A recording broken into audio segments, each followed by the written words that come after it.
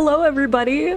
Welcome. Oh, hang on. I should go to here. Let's go to chatting. I'm a professional. I'm a professional. I know what I'm doing. Welcome to the Great Big Minecraft Dig. We're here. We're ready to go. We're gonna be finding a site first, and then we're gonna dig the site. I do know that there's a site nearby, so don't worry. Thank you so much, everybody, for the subs and the gift subs and the hype train. When did that happen?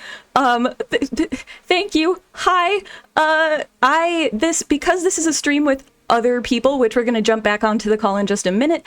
I am not going to be as able to keep up with alerts and chat and things, but absolutely feel free if you're wanting to ask questions in chat, feel free to do so. I'll try to catch them, so don't feel like you can't ask questions as we go and stuff.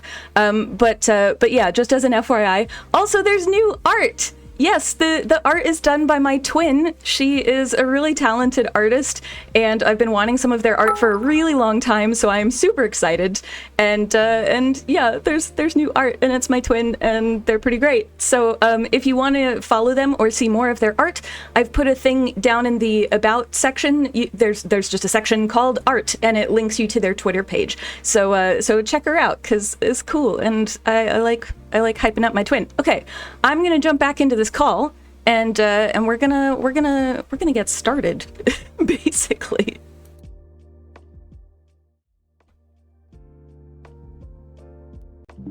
Hello. Oh, I might be the only person back. I'm early. Yeah. So we've got a dig house. I did build a house. This seed, I will make this seed available, not as we're going right now, just because I don't want anybody to end up spoiling things. But it's a nice seed. You spawn like over there. I should also get into survival mode, shouldn't I? That would probably help. So yeah, there's literally like right over there is spawn. You have like a million azalea trees all over the place. The house doesn't come with the seed, just FYI. But yeah, and there's a trail ruins out this way. So it's a really nice spawn. I'll make the seed available, or a really nice seed and spawn. I'll let you guys know what the seed is once we're done. And I'm gonna check with everybody, but I think people will be okay with me making this potentially like a world download. So that would be nice, I think, so that you guys can walk around and see what we've done as well. But we'll see, because I haven't okayed that with everybody. Hello. Hi. I'm here now. Joel and Ulraf will be joining us momentarily. Yeah. I thought I was taking too long, and then I was like, hello, and I was like, oh no, actually, I'm done first. Actually, we're streamers. We're long-winded. We all know how it goes. Yeah. My chat has an emote for when I get long-winded, because I go on so many tangents. Oh no, giving more ways for Twitch chat to bully us, surely. I go on so many tangents, and so somebody in my chat pointed out that if you go on enough tangents, you end up with donuts. So I now have an emote, an animated emote, that's just a little line going in tangents that eventually turns into a donut, and they do that every time that I'm taking too long to explain something. That's very good. Well, if you wanted more long-winded stuff to happen on stream, you've invited 2 podcasters to join you, so we're going to be here all night. That's very true. That's very true. My mods are saying that after you said donuts. Yes. Well, this is the other thing. My chat now thinks that I do enjoy donuts, but I think my chat has a misconception that I eat donuts like every day. because I use donut tangent emote all the time. But yeah, unfortunately, I don't eat donuts every time I use the emote. Be a very different life. I could eat donuts every day. I know, right? Yeah. That would be nice. Yeah. We have small versions in Canada. We've got Timbits. Timbits are good. They're like the little donut holes, and so you can get a variety. You don't have to settle on just one flavor of donut. You can get all kinds. Yeah. But they're dangerous in the same way that popcorn is dangerous. Do you know what I mean? Yes. Sure. Yeah. Yes. You can sit down with one donut, or you can sit down with 50 Timbits, which is the equivalent of like 4 donuts. Yeah. And they both vanish in about the same amount of time. I grew up 40 minutes away from the first Dunkin' Donuts ever created. And so I grew up in wow. Rhode Island, so there's a Dunkin' Donuts on every corner, basically. Like you're never more than 5 miles Tim away Hortons from a here, Dunkin' yeah. Donuts. Yeah, it's so I very much I actually worked in a Dunkin' Donuts for like a month, and it was the one I was in was not a good place to work, so I left after a month. Oh no. But yes, I became very familiar with how to fill the donuts and such. Was it a Dunkin' Donuts that there was recently a viral video of somebody like deflecting a chair that was thrown at them, or was that Waffle House? I forget. There was like, I don't know. There was some staff member behind the counter. There was like people were just kicking off, and somebody threw a chair, and this girl just like snatches the chair out of the air and throws it to the ground behind her. Wow. And I think maybe because it was like, you know, kind of aggressive conduct, she ended up like quitting or getting fired or laid off or whatever. But it was such a wild moment on the internet. That's impressive. I don't know that I could do that. I feel That's like a boss move right Yeah, there. right? Someone throws a chair at your head and you grab it and throw it out of the way and continue to walk like- towards them as you berate them, and it's like, yeah, that would be the customer's cue to leave. Yeah, there's a lot of nods of recognition and people in my chat saying it was Waffle House. Waffle so, House, okay. Waffle House, yeah. It seems to be standard procedure at a Waffle House as far as chat is concerned. I'm giving everybody 500 levels, not because we're doing just because in case you end up renaming stuff, it's like Oh sure, that way you don't okay. run out. That makes sense. It's Yeah. like Hello. one level per rename. I think we'll be Hello, fine. Hey, Ulraf. Ulraf. Hey, we are so pro with this level 500 already. I know, right? Yeah. Level 500 archaeologist is pretty great. If only you could get to level 500 in real life that quickly. Yeah.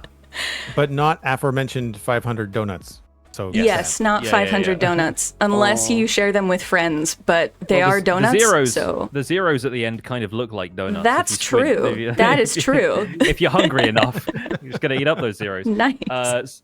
So we're here to do some actual some actual IRL archaeology, but in Minecraft. Yes. In a weird kind of roundabout way. Yeah. Yes, we're doing can we call this augmented reality? Does this or virtual? It's somewhere it's an immersive heritage experience. Let's go with that. That's the academic buzzwords. Nice. Love it. I could turn that into a conference presentation somewhere, probably. Yeah. So this was a random seed, and it happens to be perfect for what we're doing.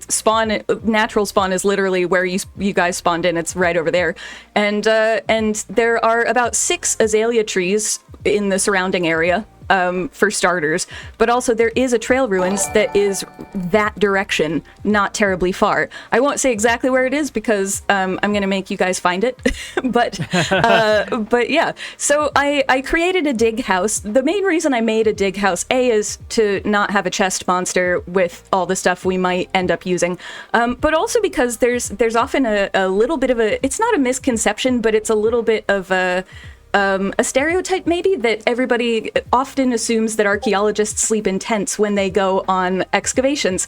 And I don't know if you have ever shared a tent with a very sweaty, stinky human who's been in the dirt for like 8 or 9 hours a day every day for a month. Only when I I went to a music festival in I 2006. just Yeah. came back 2 days ago from Sweden Rock, Just and I've done that for Yeah. a Yeah, whole there week. you go. Yeah, There you go. it's not the most pleasant experience, but also because a lot of the companies a lot of the companies that run digs or universities or museums, heritage organizations, if something goes wrong, they're the ones who are liable. And if you've got everybody sleeping in a tent, there's a lot more chance for things to go wrong. So generally, we end up staying in houses, actually. A lot of the time, they're really weird houses, though. So there's not much in here. I just did this mostly for the archaeologists and for the non-archaeologists to see what this ends up being. It's very cramped. And I am notorious for building smaller than I should, but I didn't stop myself from doing that here because this is about how cramped dig houses get. If you thought there might be space that isn't covered by equipment or boxes, then unfortunately you are wrong.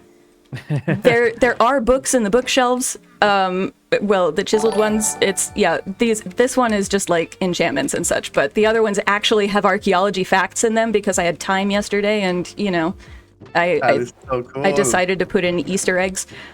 So yeah, and then there's like a weird painting in half a hallway that's like a weird thing staring you down as you sleep, because I've definitely had that in more than one dig house. So so yeah, it's fun. So yeah, a lot of the time the dig houses are not terribly far from the site, or we have transportation to the site. Although I have worked in places where we've had to hike up a mountain before we could excavate every single day, and that was rough. I'd rather not do that again. But it does happen, especially if you're somewhere like Scotland where there are a lot of mountains. It can be a little difficult.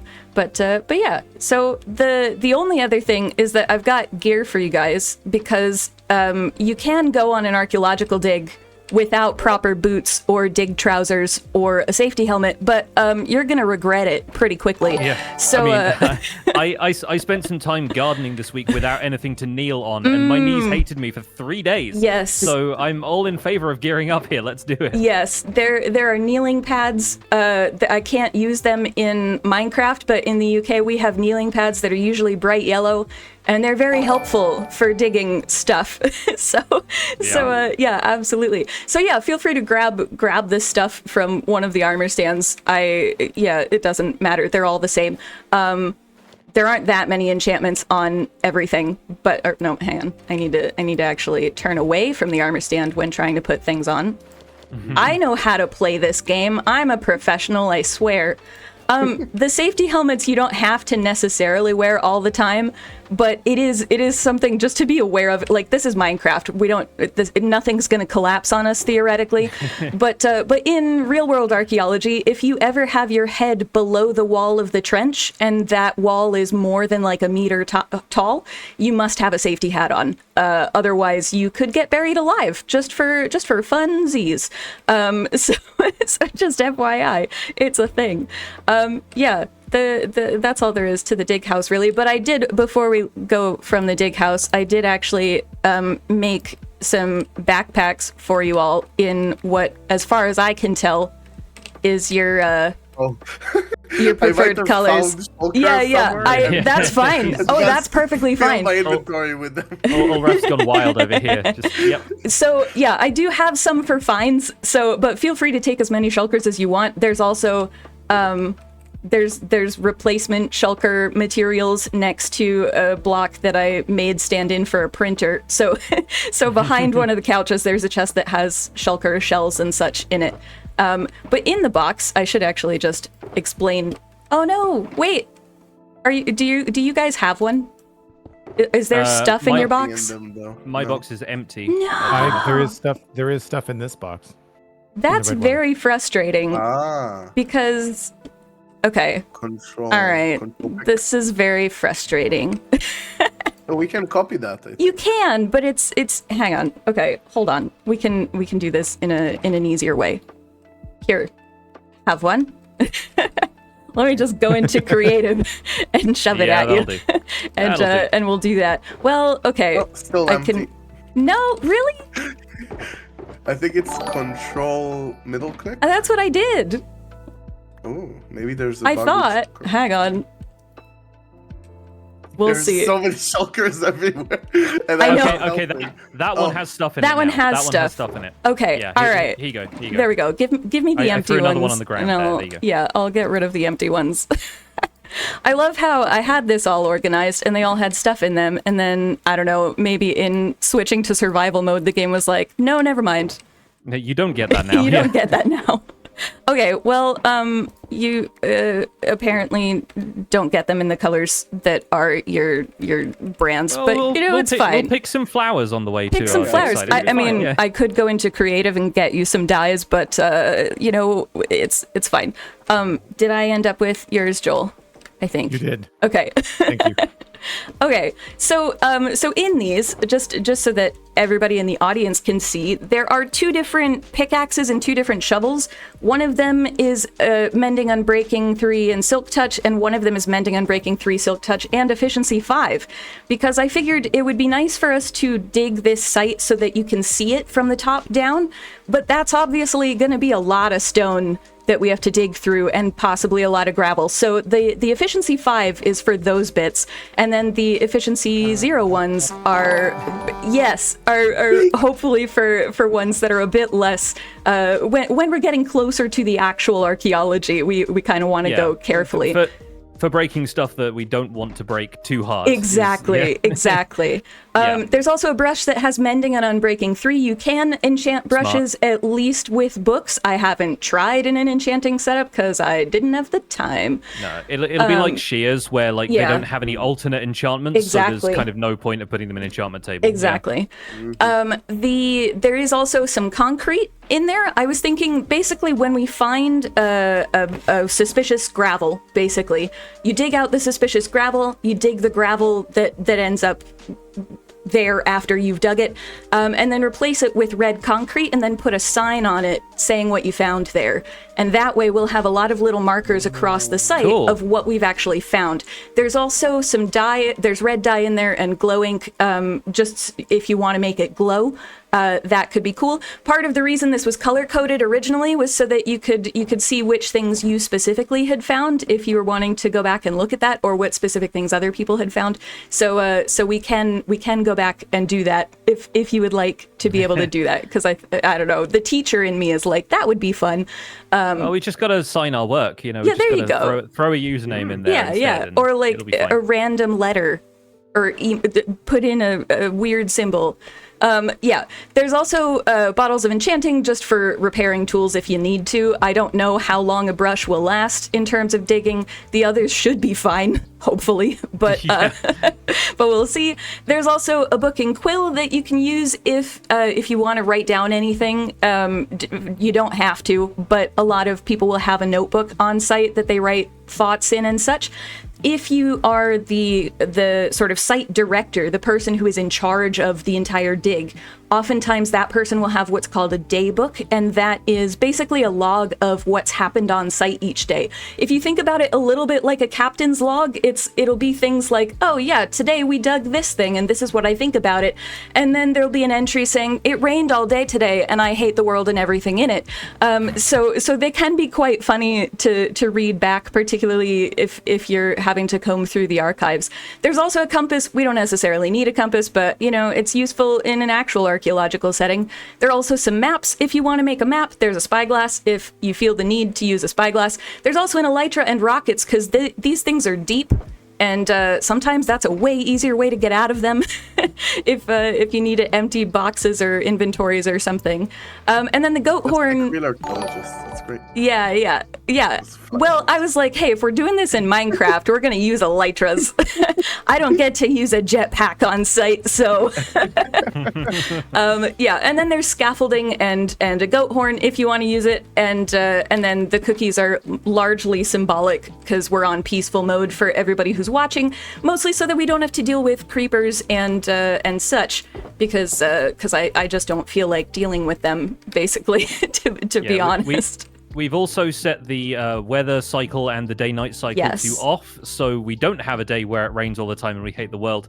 It was also because Joel logged in and it instantly started raining, so we kind of went, yay, we should probably just turn weather off. It'll be fine. Inside joke. That's like the Citadel. That's exactly what happens. That's true. That is true. It is. It rains all the time on the server, and I don't know why. Okay, so why don't we head outside and we can start with something called walkover survey. This is basically an archaeological technique that is incredibly simple.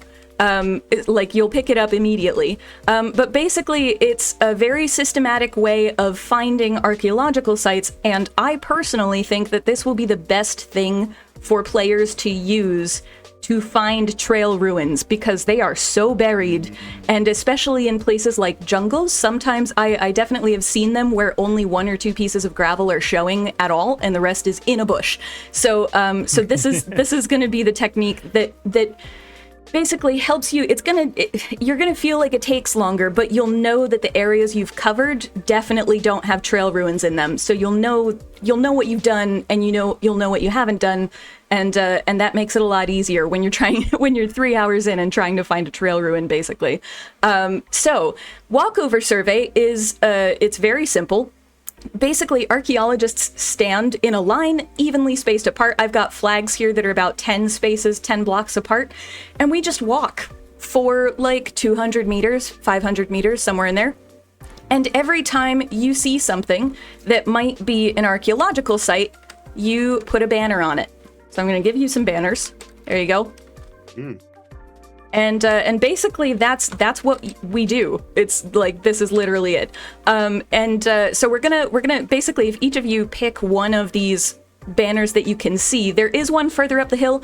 I'm going to tell you right now, that one is not going to find I'm going to take the one on the hill because I want one of you to be able to find the trail ruins because I already know where it is. There is also other stuff in here. I came on earlier and threw some very small archaeology sites down. So, and also potentially some decoys down. So don't worry. There's enough for everybody to find. One of the downsides of archaeology, field school, and excavation is that the archaeology doesn't care if you haven't found something in 3 days or 6 weeks because it's the past. It doesn't really care about what your feelings are. So it's entirely possible to do an excavation and never find anything yourself. And in Minecraft, we can cheat that a little bit. So I am, because it's more fun for audiences to see.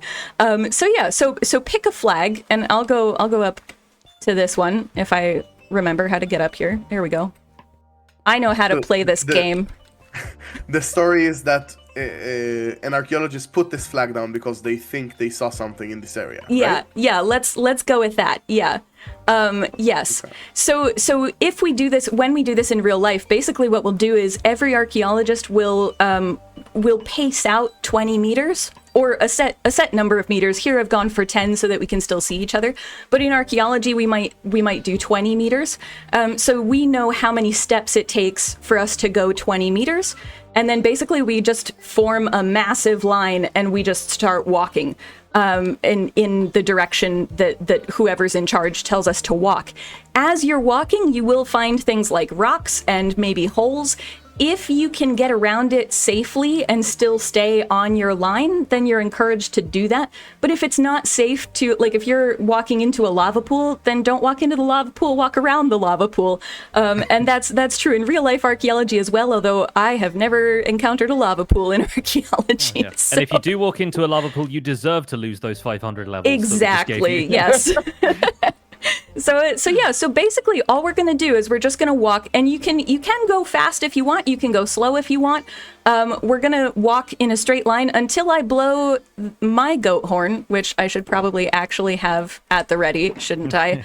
That would be helpful. And that'll tell you to stop, basically. And that's when we've probably reached the end of the archaeology that I have put here / the generated archaeology that I know is in here.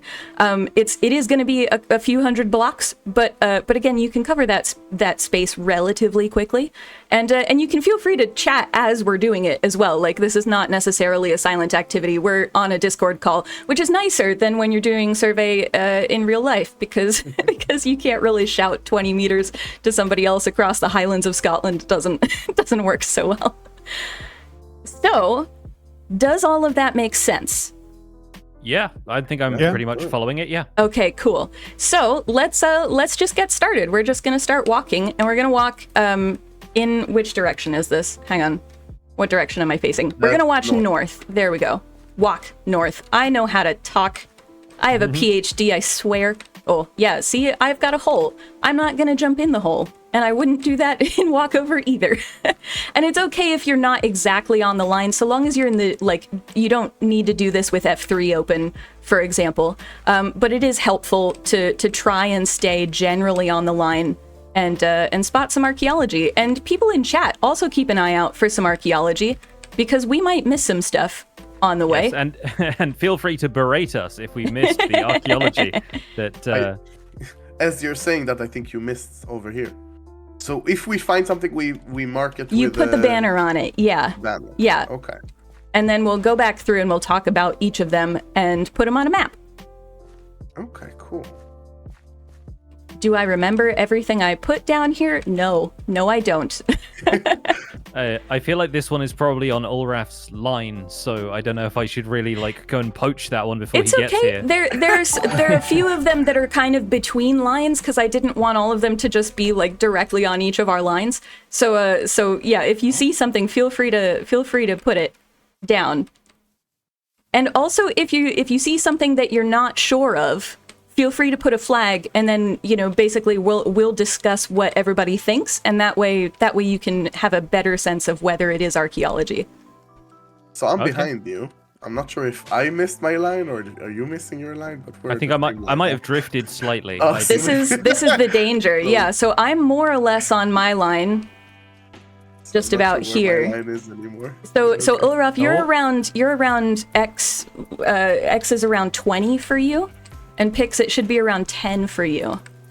Okay, cool. Yeah. So you can see how if you don't have a GPS system with you, it can be a little bit difficult to keep tabs on where people are.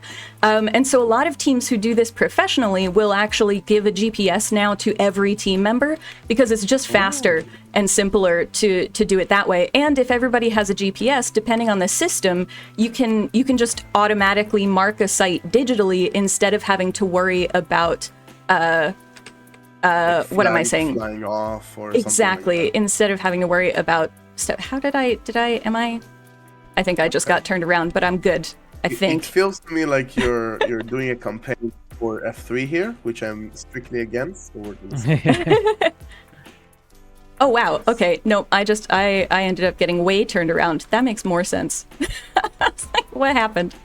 Is there a marker talking. for DM? There is. Well, no. I was gonna blow a horn, but basically, if you get to the frozen water, you're done.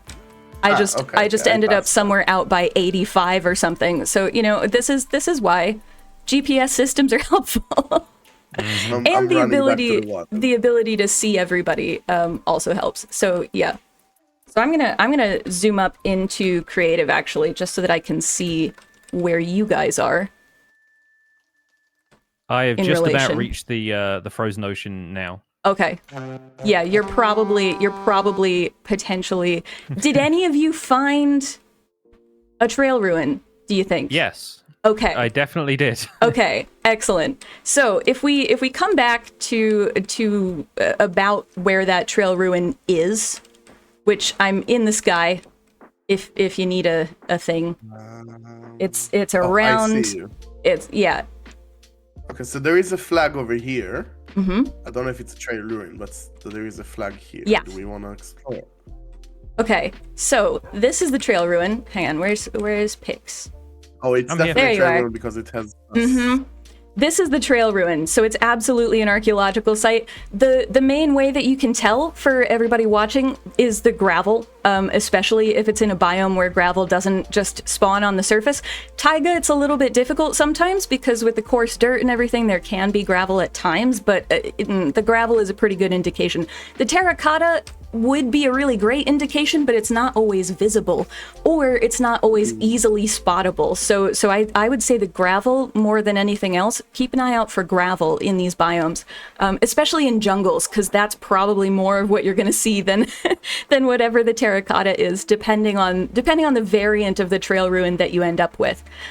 So we definitely have one here. Let me get my maps out.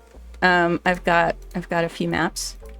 It's also really difficult to find these in biomes that have a high tree density. Yes. Because like you're walking 2 feet away from this, you can potentially miss it just because the trees block your view of it. Yeah, so absolutely. Jungles be a lot luckier finding those out in the open. Jungles are tough to find these in, especially the very sort of crowded jungles. Sparse jungles a little bit easier. Taiga like this significantly easier. So we do have a map. So I'm just gonna. Oh gosh, if I can. Hang on. Wait a minute. Can I put something in my offhand so I can actually see where I'm clicking? There we go. So we can map that. But before we deal with the trail ruin, let's go back and talk about anything else that anybody flagged. Did any of you flag anything else? Yeah, yes. I didn't. Maybe like 3 other things. Yeah. Okay. So let's go back this direction, and try to spot the flags. If you remember exactly where they are, that is helpful. I generally know more or less where they are, but I'm not going to remember all of them. Not the flag. Okay. There's one up here. Okay.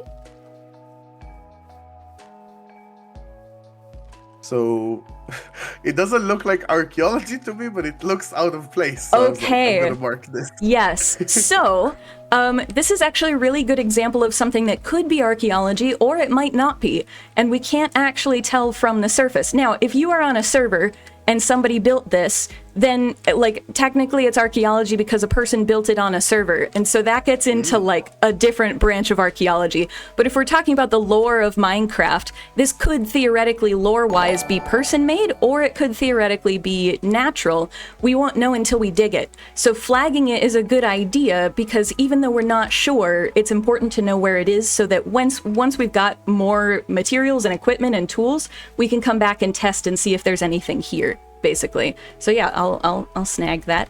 I think I spotted another one over here that's probably a similar situation, if I remember what I've done correctly. Over here maybe, or there's another just one here. there. Yeah, there's another one over here. So again, this is something that's not naturally generated in Minecraft, but somebody may have been playing Game Master kind of situation like Pix has been doing on Empires, and just be setting something up that's intended to be more of a natural setting, or there could be archaeology under it, especially because there is a cave actually literally right underneath these leaves here. So yeah, that's something we would map as well. It would be one where we're like, possible site, not sure, but yeah, that's good. There is also another site that I can see that I missed because I ended up out in the 80s somewhere, but this is a site right here. I didn't, oh, sorry, Joel, I just stuck that right in your face. This is basically intended to be like a crumbling stone wall kind of situation. It's some kind of wall, some kind of boundary. Stones don't normally just line up really nice for us. So generally when you can see things that are shaped, or things that have been put together in a really systematic way, even if they've crumbled, that's an indication that there's probably something there that's archaeological. It may be that just the wall is here, but there might also be some stuff along the edges of the wall, things that fall out of people's pockets, or we might find that this, used to be a sheep enclosure. That's a thing we find in Scotland a lot. There are sheep enclosures and cow enclosures, and there's actually a difference. If you go to the top of the hill and the enclosure goes all the way around, including at the cliff face, then that is an enclosure for cows. If it doesn't include the cliff face, then it's an enclosure for sheep, because they are smart enough to not walk off a cliff, basically. So that's... There's even sheep staying around. I saw a cow lurking in the distance when you started to talk about cows. They know. Although there is also a wolf, so the wolf is like, this is a sheep area. I know to sit here and hunt. So we'll map this one as well. I know that there are a few more. I can see a flag over here. Yeah, there was one that had a smoker over here that was okay, next to a pile of bricks in this. Yes. Ah, yeah, there's that one as well. Yeah. Okay, so it's over there. Let's start with that one. So this, yes, we've got a smoker here, and then some bricks and a bit of wood. This, yeah, I was thinking, something like some kind of a shed, or maybe a small house, the remains of a small house, or just, somebody likes to come out into the woods and smoke some meat for a while. People are weird, so never put it past a person to have a weird explanation for why they do something, basically. In fact, if your history doesn't have something ridiculous in it, I question the validity of the history, because humans are strange, and that's just how it goes. Yeah, so, I mean, if you're smoking stuff, forest is probably a pretty good way to get wood chip. I don't know about the quality of it. Absolutely. Yes. A lot of stuff around that you can smoke things with. Yeah, there's a reason charcoal makers used to live in the woods. So yeah, absolutely. There's another one over here, just over this way.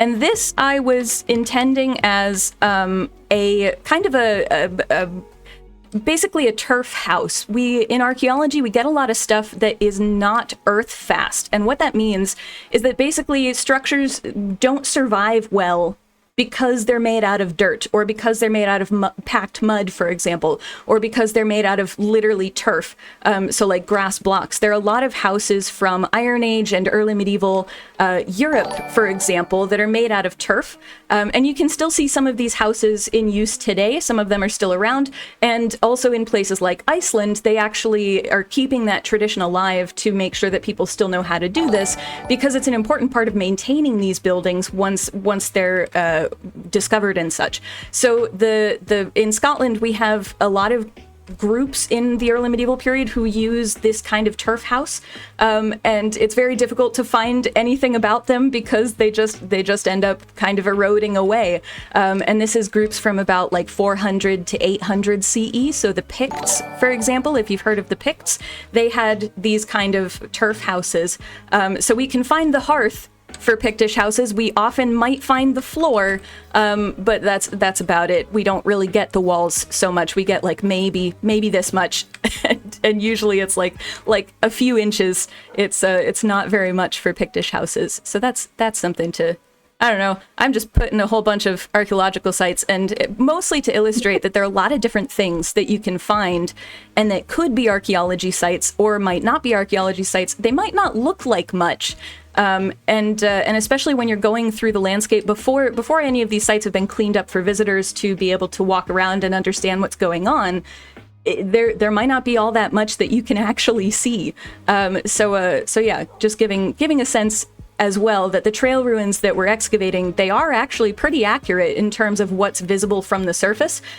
You can actually find sites like that where there's almost nothing visible, and then, oh wow, all of a sudden we've got a small city. So yeah. I don't know if... curiosity, when you are dealing with a wall of a Pictish house that's only a couple of inches, how do you discern what was the wall versus what's just dirt around it if it's all dirt? That's an excellent question. And the answer is that you end up getting very familiar with dirt. So yeah, it's a little bit of a weird non-answer, but basically, so when you start digging, and actually let's maybe go over to the trail ruins while I explain this. I can't remember if there was another archaeological site, but I think we'll move to the trail ruins just now, which is back this way. So basically, you have to get a sense for what the natural soil is. And what the natural bedrock is. Those are the two big things that you need to end up doing. And I am a professional. I know how to navigate things in Minecraft sometimes. Where am I? Right here. All right, there we go. It's like I know I'm not far. I just don't know exactly which direction I am. Okay. The danger of hills. So basically you have to start out by knowing what the natural soil is. So in Scotland, for example, in Perthshire, we have a very orangey gravel that is the natural soil for not all of Perthshire, not all of Scotland, certainly, but it's very orangey. It's a lot of gravel. It's all kinds of fun to dig in, and it's basically you end up knowing how to identify that, and so anything that is different from that could be archaeology. And if it's anything that's different to that is in like a linear form, for example, or seems like it could be in a linear form, then that's when you start thinking, okay, right, this is probably archaeology. In terms of turf houses, it's very difficult to do because they do just end up kind of blending into the dirt eventually. But the packed nature of the walls doesn't crumble away in the same way that dirt building up around it does. So you do still see the difference between the dirt around the wall and the dirt of the wall, if that makes sense. So how can I demonstrate this is there a way I can show this in creative? I think that makes sense. Does it make sense? Okay. All right. Yeah. Cool. So the reason that's important for the trail ruins is, oh, thank you. Yes. The reason that's important for the trail ruins is because and this is one of the really smart decisions that was made, not to boost Ulraf's ego, but to boost Ulraf's ego and the team. One of the really smart decisions that was made is that these trail ruins generate inside the generic Minecraft natural layers. So a lot of people have been a little confused as to why the trail ruins generate in so much stone, because stone forming around, like natural stone with no breaks forming around this site seems unlikely. And I agree with you that it is unlikely. However, because cobblestone and stone bricks and gravel and such are used in this site, the natural stone around it, and even dirt is used in this site, the natural stone around basically is a clear signal to all of us that that is not archaeologically important. Natural stone, we don't need to care about it. So we can just dig it out and get it out of here as quickly as we feel like, basically. When it comes to things like dirt, there is dirt in these ruins. We are going to end up removing the dirt, but it's something where there's dirt. There's also coarse dirt. And I have thoughts on the coarse dirt. There's a part of me that wonders, and I'm not going to make Ulraf answer this, but there's a part of me that wonders if sus dirt might be a thing, because before the sus gravel all changed to, well, the sus gravel and the sus sand all changed to sus gravel, the amount of coarse dirt to dirt ratio was a similar ratio to the sus sand to sand and the sus gravel to gravel ratio. But as I said, I'm not going to make Ulraf talk about that at all. It's an interesting theory. Yeah, so that's a mayhaps the things you notice. Yeah, either that is a true thing, or Ulraf is like, oh, that's an interesting idea. Let me do that. So because there's dirt and there's gravel and such, the natural soil basically allows the player to know they don't need to care about it. Same with diorite and granite generally. It's a little less obvious, or well, I don't know all of the variants, so I don't know if there are variants that use diorite or andesite or granite in them. There is like polished andesite in some of these, I think, but I don't think it's natural andesite. So yeah, what am I saying? Those natural stone types we can also generally ignore in terms of their archaeological relevance. Okay. Yeah, so it's going to be fairly obvious which blocks aren't going to naturally occur in Minecraft's terrain, so exactly. we can remove those just to be able to look at whatever's left. Yeah. Exactly. Okay, so let's get digging, shall we? Because it's been 48 minutes. So I'm gonna just start with the regular efficiency tools at the moment. So one of the things that we're gonna do is we're gonna end up doing what's called an open area excavation, which is just opening the entire area and digging all of it down to basically the end of this structure.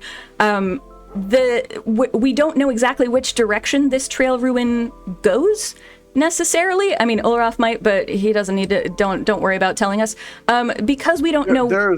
There is so much variation into this. I promise you, I don't know where it's going. That's what I assumed. So basically, what we do in archaeology is we start to dig around what we know is archaeology, so that we have a border. So basically, if I start digging this dirt and then here, so that there's at least a 1 block border all the way around. Yeah, okay. And then if you look over here, you can see that the site is continuing into what's becoming our trench wall, right? So because we want to expose the entire site, we're going to dig this out even more until we have that layer of natural between us and the wall. So you can see now it's still going into the wall. So exactly, we're gonna dig this out. Okay.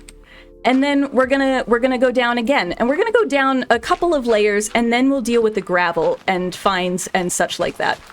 And as this site gets bigger, there will be a lot more for each of us to branch out on. The main building is pretty tall, I would say, but then it usually branches into at least a few smaller buildings, and the main building usually has like 1 or 2 offshoots as well.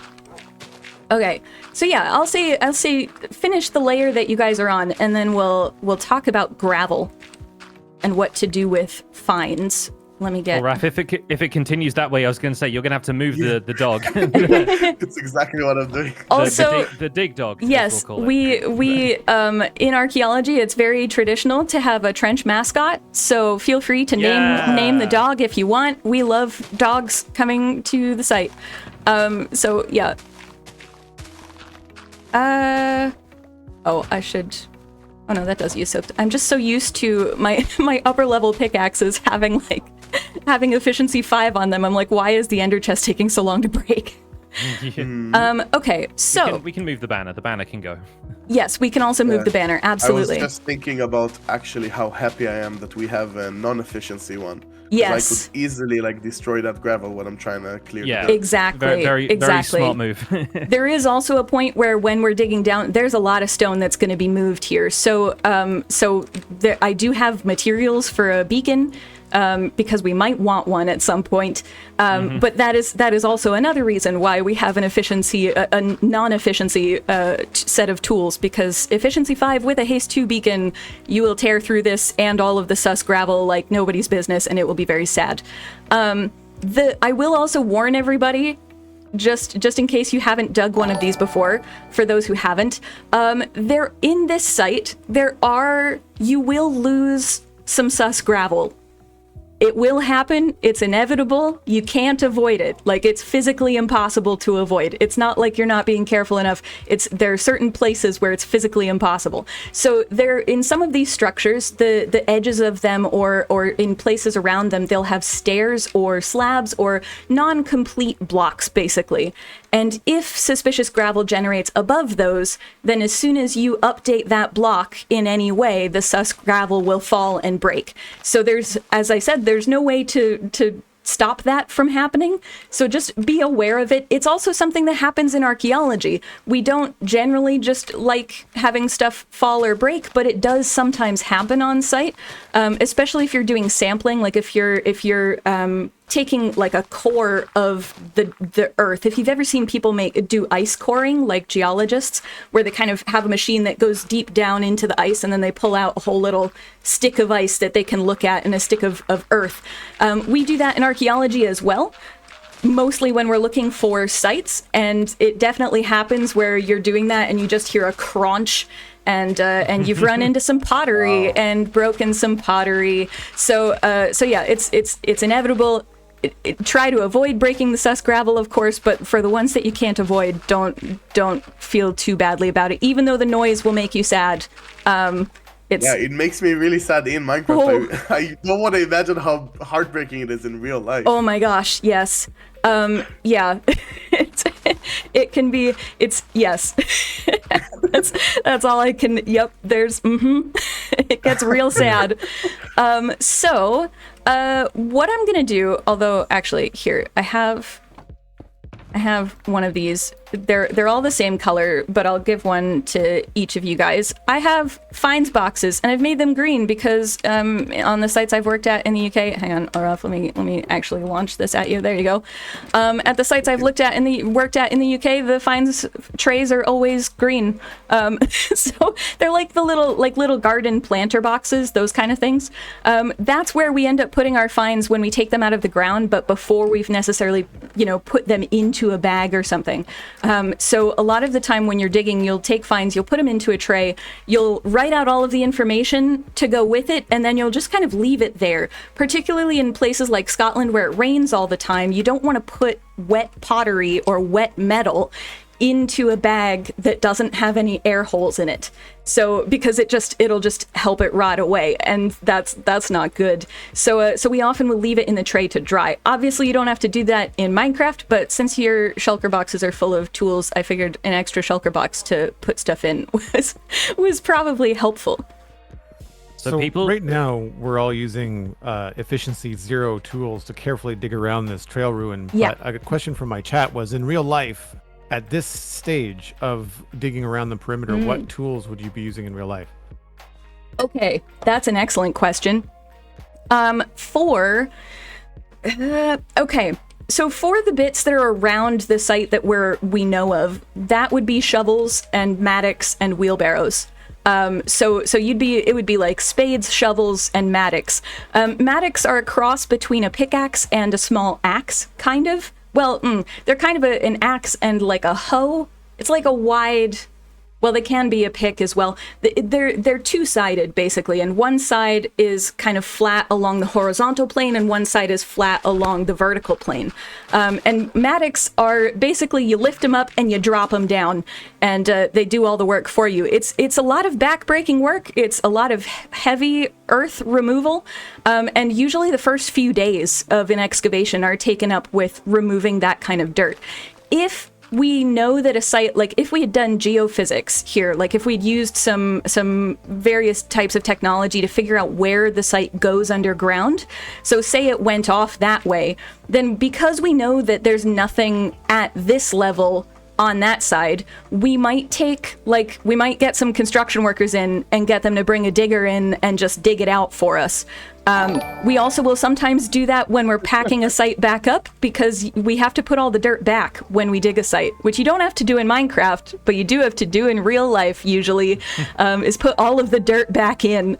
And so we'll often also get like a tractor or a digger, not to put the dirt in, well, sometimes to put the dirt in, depending on the site, but also to like wheel over the dirt to compress it so that it goes back to at least roughly the same level that it was at before we dug it out. So yeah, that's what we would use. And then once we start exposing it here, like we've now got the gravel and things, this is where we would start using a trowel. And for a visual, well, I can show my chat. So if anybody's watching on multi-stream, you can see this, but in archaeology, we have trowels. They are basically the same as like a builder's trowel that you would use for like masonry work. There's a lot of debate between archaeologists about what the best style of trowel is. British archaeologists, as I hit my mic, sorry everybody. British archaeologists like this trowel. It's about like 4 centimeters long. It's got thick edges, and you can do a lot of scraping in gravel with it without hurting yourself, basically. So that's what we use. American archaeologists have more like a 5-inch blade that is a lot sharper on the edges. Like they will sharpen them a lot of the time when they're digging. And so there's that style. There's also styles in a lot of Eastern Europe where it's a triangle kind of trowel. It's a whole discussion among archaeologists, just as an FYI. But yeah, we use trowels most of the time when we're digging through materials. Where we need to be careful. We have a lot of digging to do. Maybe we talk yes. uncovering. So I was basically going to explain with the gravel. The gravel that is regular gravel, you don't need to pay attention to, so you can just dig that out as and when. And I would recommend starting at the top and going down layer by layer. For sus gravel, it's the brush situation. So just in case any, that's not where my tools are. Hang on. Just in case any viewers haven't seen the archaeology mechanics, you use a brush in archaeology to uncover stuff in suspicious gravel. So this is suspicious gravel. And the first thing we find is a wooden hoe. Yay! Yeah, so that's fun. I know a lot of people are disappointed by wooden hoes, but I actually really like that the wooden hoes are in here. So yeah, this is, and there's more sus gravel there, but let me do this and just do wooden hoe. Right? By the way, I wanted to say one thing about the you were saying that some is unavoidable. And I am like, I agree with you. I think it's okay to, it's good to come with the mindset that you're not gonna get all of them anyway. Yeah. I want to say it's not, I don't think it's a reasonable expectation, but it's not impossible. The thing I thought, we have another one. Let's see what's happened. It's wheat. A sheaf of wheat. Hey, nice. All right. So we've got farming tools and farming results in this building so far. Seems like a farming theme. So are you saying it's not impossible to save it? So what I'm saying is that so let's say you're a master Minecraft archaeologist. You dug out so many of these that you basically know a lot of the pieces already. And when you see the top of them, you can recognize which piece you're gonna excavate. Which I think might be similar to real life, like you know the type of structures an area has, maybe. Yeah. And then in that case, you can know where there are not full blocks, and then dig in a way that doesn't update the thing above first. Oh, how would you do that? So I think I haven't tried it, but my theory was maybe you can break the stair and place a block below before it falls. Like at the same tick or something like that. But if you dig the block next to the gravel to get down, okay, so you'd have to go like out a few blocks. Side. Yeah. Exactly.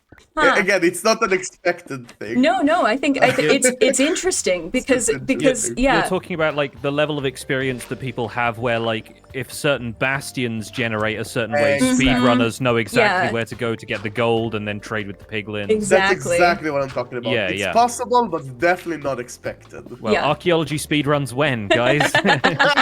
Exactly. The other thing is I have noticed when I stream or when other people stream, because we're concentrating on a number of things while streaming, there's also a higher risk of breaking sus gravel while streaming because you just didn't realize it was there and until it was too late kind of thing. So that's also a thing that streamers more have to be aware of. But if you're watching streamers and they break something obviously in front of you, it's probably because they've got a lot going on in their heads and they might not have actually noticed. Yeah. So yeah.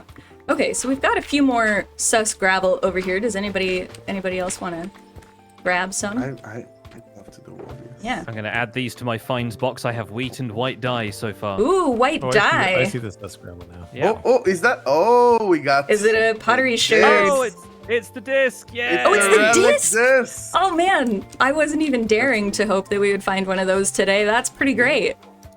Let's put a marker. Yeah. So I can try this one here. Yeah, go for it, absolutely. See blue?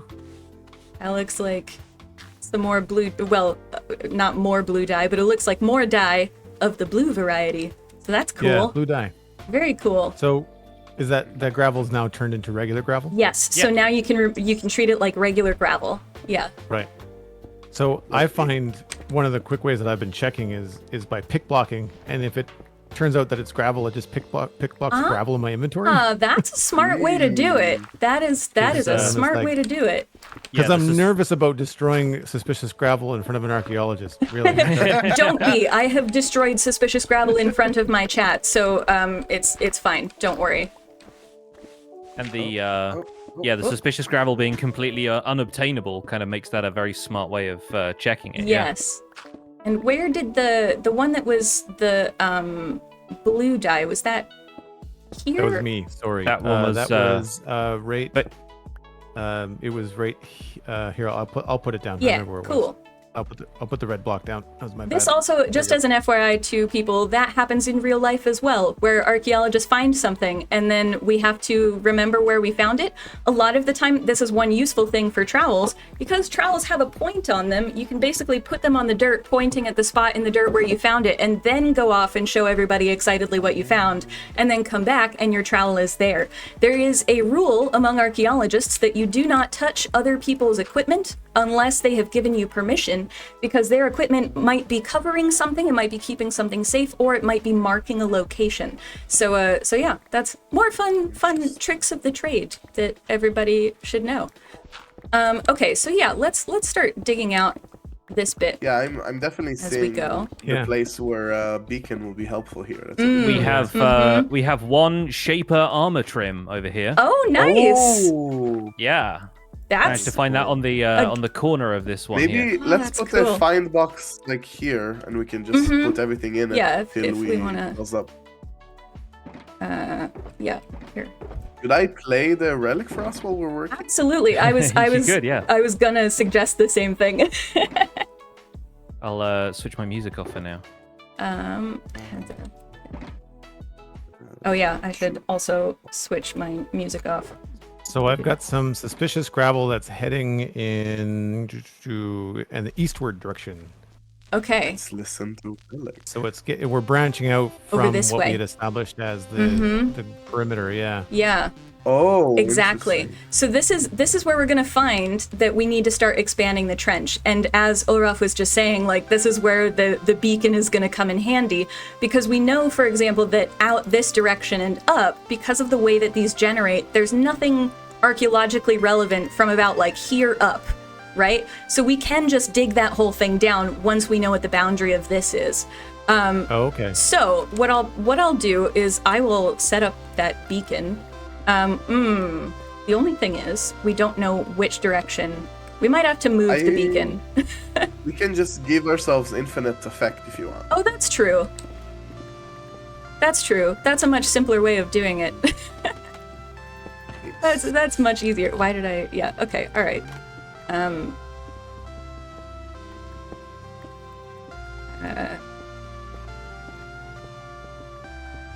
Are you doing that, Ulraf, or should I?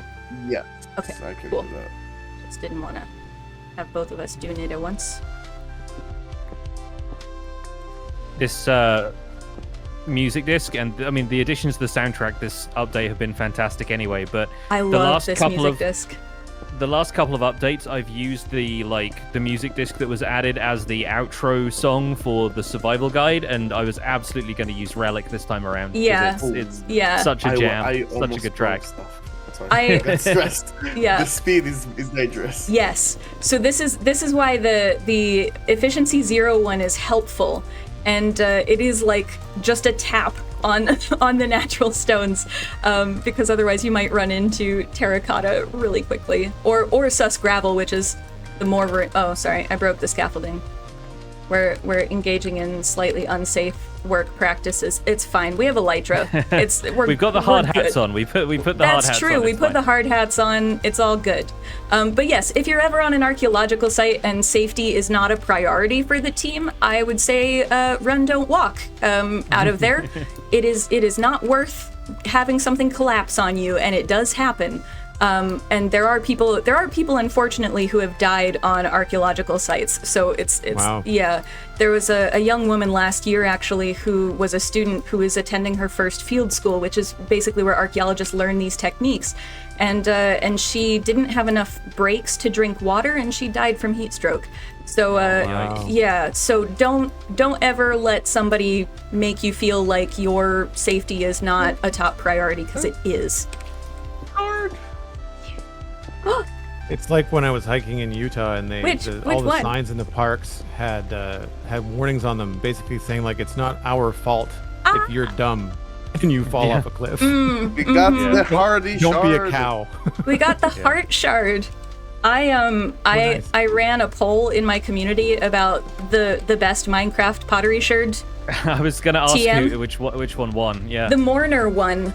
Oh, okay. Which Yeah, I was makes sense. kind of expecting, but it was going up against Danger, and a lot of, myself included, a lot of people really like that the Creeper one is called Danger. So, so what was interesting was that there were a lot of front runners for first place, and then in a lot of the groups, it was like second and third place were neck and neck and trading back and forth the entire time. So, so that was pretty cool. But yeah, Heart was one. Basically, a lot of people really like a lot of these shards. Pretty much every single. Oh, I got another Heart shard. Okay, so in this part of the building, there's a lot of romance happening. Yeah. Mm-hmm. That's what I'm going with. That's my theory so far. This is also absolutely something we do on site. We make theories. Sometimes they have merit to them, and other times they don't, but it's fun to do while you're digging in the dirt for hours at a time. Pottery I found a green Shard. candle over here, so that's been added to the finds box. Cool. Very cool. I've got a loom and a bunch of bricks and a lot of suspicious gravel down here. Oh, Wow, a yeah, couple cool. of banners just so that Oh, wow. we don't, because our perimeter is expanding now Yes, away absolutely. from where we were before, so we've got to be careful about what we do from probably about here down, I would imagine. Yeah, absolutely. Okay, so let's start getting let's start figuring out this perimeter, because it definitely expands in a big way. Mm-hmm. So I found the green candle as well. You found a green candle as well. Might be what In the dye was Minecraft, being we're used obviously- for. Sorry. We're giving ourselves some extra blocks here because sometimes Minecraft feels kind of claustrophobic. But what would be the natural meter distance that you'd go out from a dig like this? Like if this was something you found in real life, how much room around it would there be? Would it be a couple of meters? Would it be like 10, 20 meters? Like what would be the... So, generally speaking, if we're doing something this large, like a structure, it would probably be around, because it's a structure, and you want to be I've got dirt raining down on me. Yeah, sorry about that. No, it's fine. Don't apologize. I'm an archaeologist. I'm used to it. But Safety helmet. Yeah, exactly. If we've got a structure, we'll generally go a little bit further out a lot of the time. So probably like 5 to 10 meters between the where we are in the edge of the trench. But it also really depends on how far down the structure is, because there's only so much earth you can move. And unlike Minecraft, you have to put it somewhere. It can't just go into a shulker box, which, by the way, I do have. If anybody needs additional shulker boxes to stick stone and dirt and such in, feel free. In archaeology, we have to put that somewhere in the landscape. It has to go somewhere. And so if we're the more you dig out of a trench, the more dirt you have to deal with around. A lot of sites end up being in, say, like a farmer's field or something. And so when we dig in a farmer's field, we compensate the farmer for all of the crops that are damaged in digging their field, because that's their livelihood. And we can't really, like, if you're digging in a field of barley, that's the farmer won't allow you to do it if you're just going to dig up everything and not compensate them, which is also just like an unethical thing to do anyway. So in situations like that, we're trying to minimize the extent to which we're digging stuff up unnecessarily. But also, yeah, it kind of depends on the excavation method as well. So we're doing open area excavation, as I mentioned, which basically means we're taking a large area and we're making all of it open to the sky, and it's encompassing the entire site, and we're just looking at what's there as we go. There's also a technique that is more often used in North America, or in places where North Americans have like a history of doing archaeology, and that is called a box grid, where basically instead of doing an open area, you do something like you have like a set box, right? So I'm doing an example over here if anybody wants a visual. So you've got like a 2x2 square, and then you leave a square in between, and then you do another 2x2. And then you keep doing that. So you have this line in between that's called the bulk. And the bulk is basically just to give you an idea of what's going on with all of the stratigraphy, or the layers of the soil and the dirt and the rock as you go down. Open area excavation, rather than doing just boxes around, you're sort of focusing on the structures. So what we might do when we find a smaller structure is like section it, which is basically cutting it in half almost, and digging half of it, and then leaving the other half so that we can see what the archaeology, what the stratigraphy is. And that happens. It really depends on what you're looking for, what you're looking at, and what questions you're trying to answer about a specific site. If that makes sense. I hope that all made sense. Yeah, no, it makes sense. Yeah, it seems like it varies a great deal depending on the circumstances. Yes. Oh no. You break? I broke some cyan terracotta. It's fine. I put it back. It's all good. I've done that with white terracotta a couple of times. Okay, good. All right. Yeah. Chat saw nothing. Chat. You saw nothing. Chat is sworn to secrecy. Yeah. Yes. It's always one of the digs I was on. We were digging on Iona, which is a rather it's a fairly popular destination in Scotland, because it's one of the earliest sites of Christianity. So there's a monastery that was there and such. So we were doing a dig to try and find the monastery, and because it's a popular site for visitors, our trench was on full view for the general public, which is a really great thing for people who are curious about archaeology. But it also means that if you screw up at all, everybody can see it. So yes, it's a thing that happens. I found a friend shared. Yay! The friend shared also was a lot of people's favorites. Really, every shared. Sorry, go ahead. Xylephian is saying that this structure, they tried to do farming, they failed because they only have seeds. So they pivoted to making homemade candles. Yes, that's entirely, that makes sense to me. Absolutely.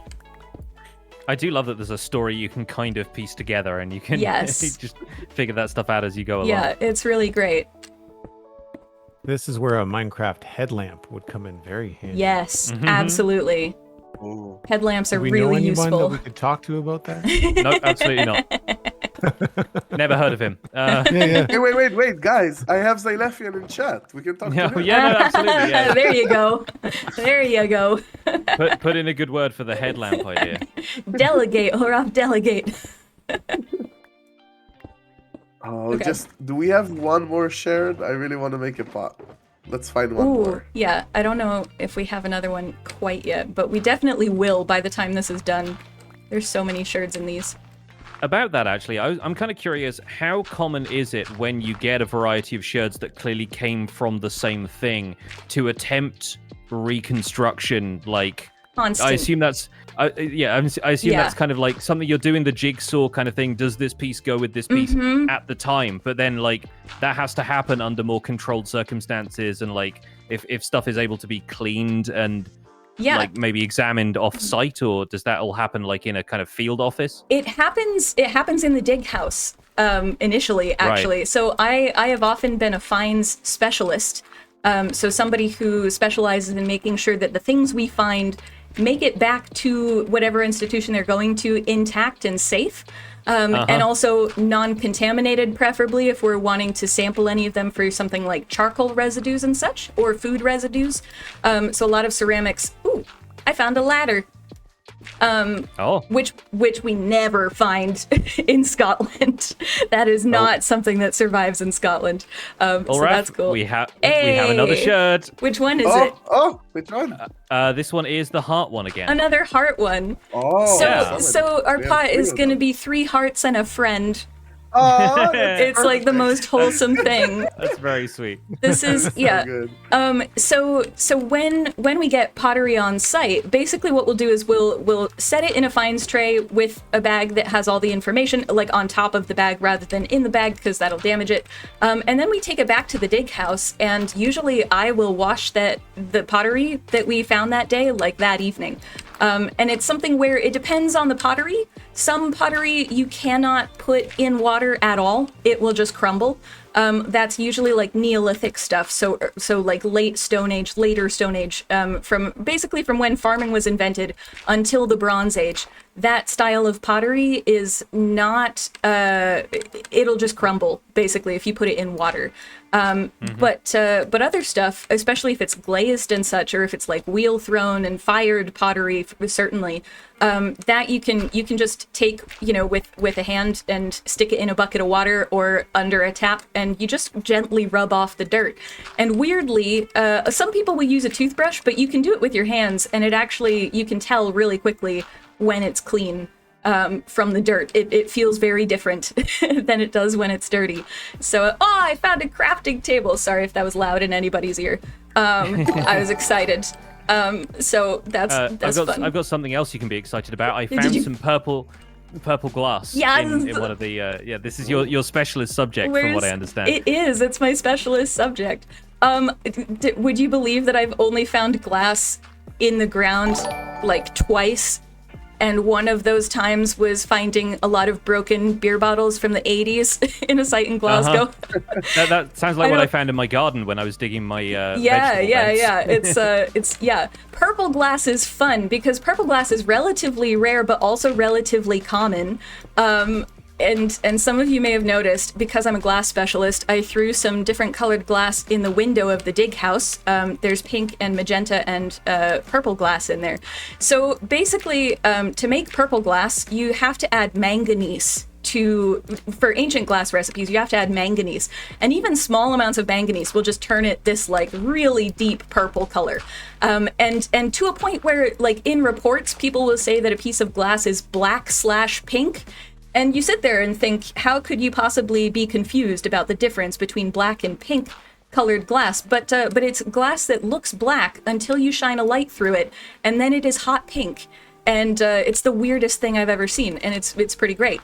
The reason that window glass will turn, if you've ever been in a building that has window glass that has been, like it's old window glass, it's been there for a couple hundred years, a lot of the time it'll turn pink to purple, and that's because in ancient recipes for glass, they could not actually make clear glass. You couldn't get all of the color out of the sand. So when you make glass, you make it from sand, as people know playing Minecraft. But naturally, sand has a lot of iron and copper in it in different levels.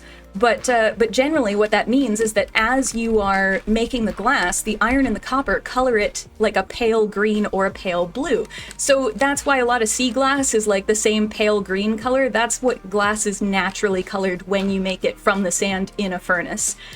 And to make the glass clear for windows, manganese, tiny amounts of manganese will turn glass pink or purple, and pink/purple cancels out green to human eyes. So that's how they would make clear glass prior to like the 1930s, basically. But as glass gets exposed to the sun, it oxidizes like copper does, except through sunlight instead of oxygen. And so basically the oxidization of the manganese turns. Oh no! No. Oh. What? I heard it. I felt it. Yeah, no, that was one that could have been avoided, and I was distracted talking about glass. Yeah, sorry. No, it's. Oh, I feel like I'm partly responsible. Not at all. Not at all. This is.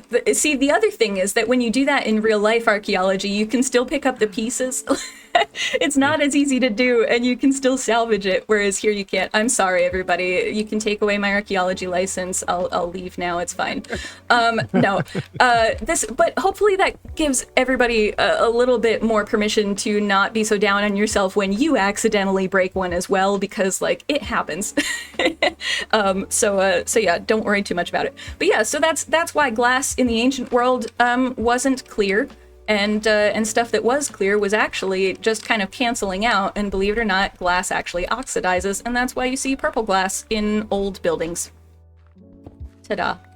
That's pretty fascinating, to be honest. Like, by the way, I found a hanging sign in one of the things, and so I added it to the side of the block instead of putting a regular sign there. That's pretty great. Just a hanging sign that says a hanging sign. I might write that on the back as well. Yeah. You can do that now. Yeah. Hanging signs are such a game changer. They're very good. Remind me, what are we doing with the coarse dirt? Are we leaving that in the... No, I would say dig that out. Just because it is a different... So if we were doing this in like a super archaeologically accurate way, we would be taking a lot longer. We'd be here for weeks, which is why we're not doing it in the super archaeological way. But basically, every time that the thing you're digging in changes, so say you're digging in the gravel, you've got a patch of gravel, that would be what we call a context. And a context is basically just a patch of soil or stone or something, basically. And you give that a number, and you keep track of that number. It ends up in drawings and photographs, and when you find stuff in it, part of the information for the find is what context you found it in, so what bit of dirt you found it in, and basically every time it changes, that's a different context, right? So, and that's vertically but also horizontally. So for people who are seeing my screen right now, if I'm digging this gravel here, that's one context. The sus gravel that's here, technically, because it's sus, it would technically sort of be a different context, although you could lump it together because it is Minecraft and there's a lot of wiggle room. But the dirt would definitely be a new context, okay? And this dirt would be a different context to this dirt because they don't connect. So people who've followed my chat or my streams a bit, you guys will know this. If they don't connect, then they don't get the same number. So you end up with a book that just has like a million numbers for different contexts in it. And the coarse dirt, the reason this matters for coarse dirt is that those would definitely be a different soil type to regular dirt. But because we're digging in Minecraft and we're not dealing with context numbers, because I would like us to have a normal bedtime today, we don't need to worry about the coarse dirt so much. Okay, cool. As somebody who would also like to have a normal bedtime, I am incredibly appreciative of that. Yes. Yeah. It is impressive how big this is. Yes. Yeah. Like I'm now heading, what is it, south? Yeah. Mm-hmm. Yeah. And it just keeps going. And we've gone in various different directions, and the notion of opening all of this to the sky has kind of it's going to need a lot more excavation from the top down. Exactly.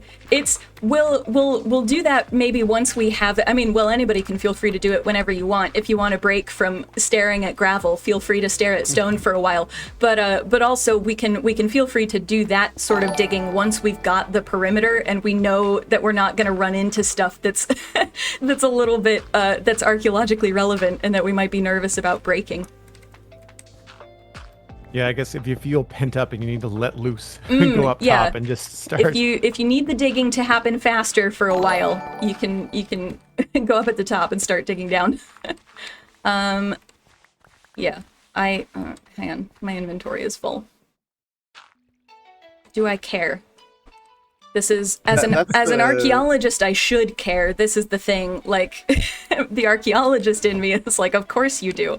This is how it works.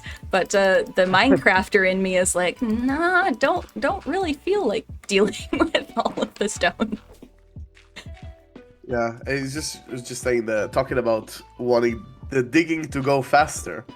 So years ago, when there was just the first explorations of what archaeology could be in Minecraft and learning around it and stuff, I had these sort of pillars that sort of outline the vision of what it should follow and what's the intended feel of it.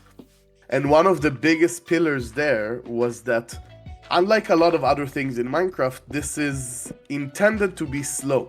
Yeah. So basically in Minecraft, like, progression is always faster, right? You get better tools to go faster, you get a beacon to go faster. And here, there was even a point where we are playing around with the idea of better brushes should be slower, and somehow that's better. Yeah. Right? And that got scrapped for simplicity's sake, but still the point that we have efficiency 0 tools is because they're useful here, and I think that was really core to the vision, that in archaeology you could come with a, how you call it, a shovel, not a shovel, like a huge machine with a like an excavator, like a JCB digger kind of thing, right? Yeah. You could come with that thing and it will dig it a lot quicker, but it definitely won't achieve the goal you want. So that was really, really part of the vision here, which is really cool. Yeah, I really like the mechanics that were put in to make you go slower and more carefully.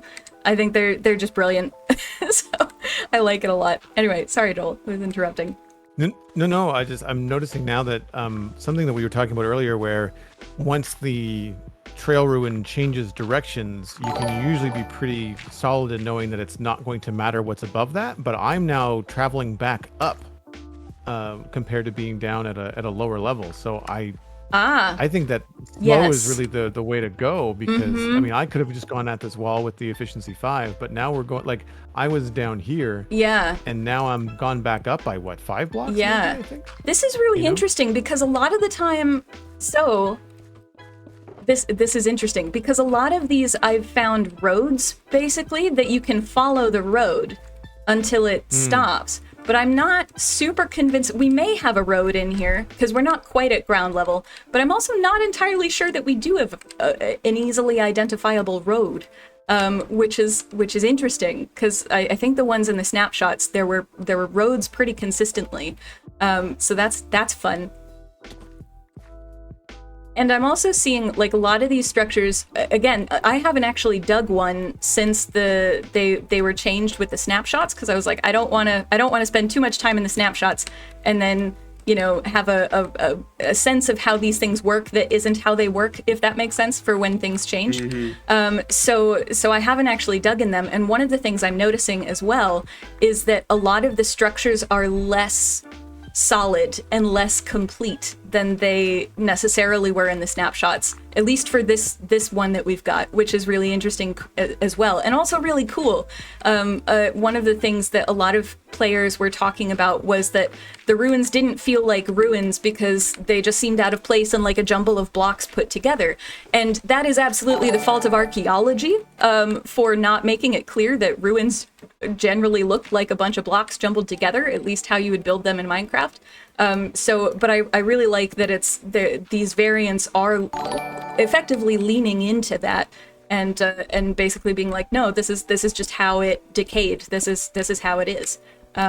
And it's not necessarily an easily identifiable, I mean, we can tell that this is a structure that I'm walking around here, right? Because we've got walls, they're the same color, same pattern. So this was definitely a structure, but in terms of the exact shape of the structure, like the shape of the roof, we can guess that this half of the roof was similar to this half of the roof, but we don't know for sure.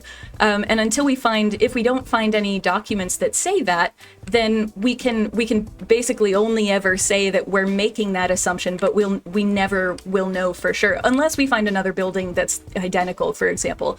Exactly. That's exactly what I was gonna say. I'm obviously it's not exactly the same in real life, right? Like, because no structure could be perfectly the same. But I love the idea that if I find enough of these, I could start sort of rebuild the structures in my head because the holes are randomly generated. So absolutely. Again, it's not the same as in real life, but I feel like it's like a representation, right? In real life, you slowly learn what the architecture looked like by looking at enough of them. You can kind of superimpose them on each other mentally until you end up with a complete picture. Yeah. I found an armor trim. Yay! I found the Wayfinder armor trim. Wayfinder? Yes, okay. Just making sure I hadn't, completely read that incorrectly. Oh, I ran out of signs. This one is a gold nug. I'm gonna leave my brush here. Don't touch it. Okay. I will not back up. That's cool. Yeah, I really like that there is enough similarity between a lot of these structures that you can start to get a sense of what these civilizations were like, what these peoples were like. And not just with the trail ruins, but also with the ocean ruins and the desert pyramids and even the desert wells. There is a unifying structure to them, or unifying kind of culture to them, and it's really, really cool to be able to see those similarities across the different sites, which is what I plan to do when I make YouTube videos about archaeology in 1.20, is basically excavate a bunch of them and say, what are the patterns that we can see in this world between the different trail ruins. I do have a question, Ulraf. I noticed in the version of the trail ruins that I dug in the snapshot, the main building was shaped like a bunny. And I'm very curious if the trail ruins, if there are main building structures like other animals as well, perhaps maybe a panda or something. One of the, talking about the pillars of this, is one of the main things with this is it was very important to me that anything we go with doesn't have, we are not the holders of the truth. That's cool. Yeah, so I like that. I like that a lot. If you think it's a bunny, in your world it is a bunny. That's cool. And I'm excited for you to find the panda structure.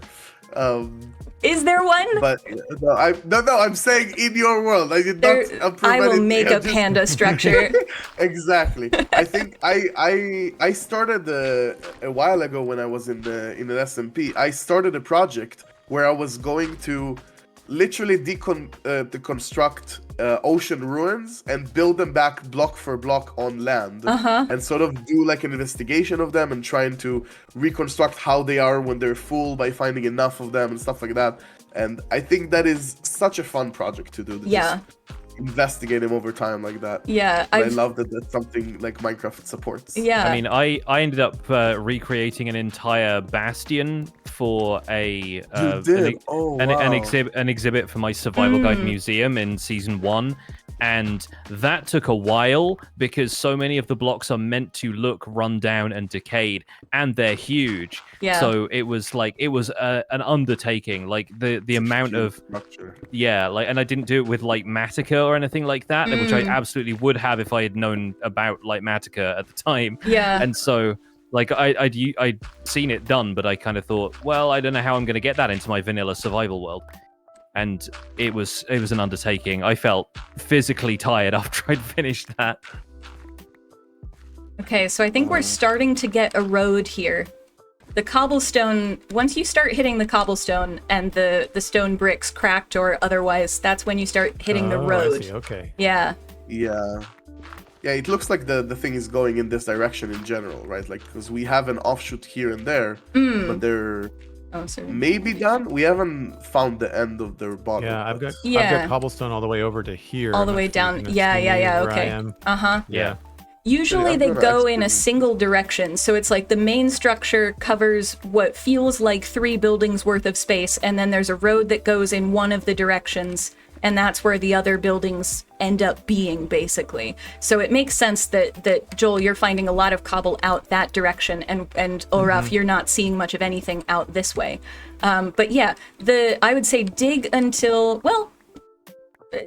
you hit natural stone in the bottom, basically. yeah, like you've got there, Ulraf, exactly, yeah.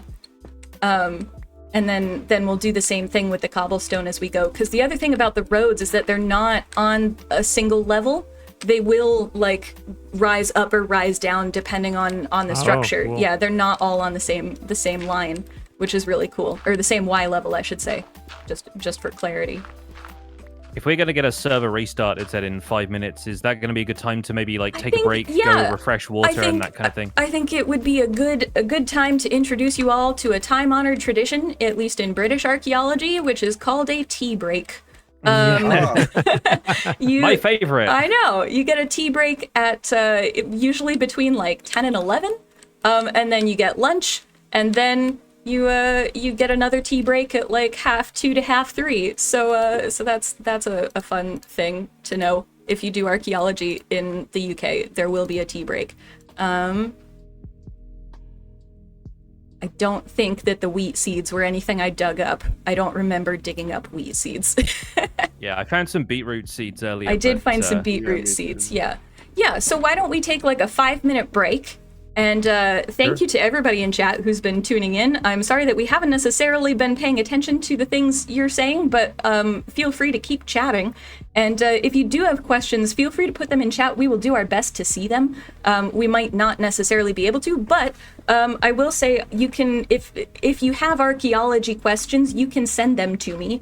I exist on Twitter and such, so there are, in my chat, I'm putting in my social media links, and also a link to my Discord server, just in case you're wanting to do any of that. And also, I would highly recommend, if you haven't already, following all of these 3 lovely people on their socials and YouTubes and Twitch and Discord and Spawn Chunk stuff, etc.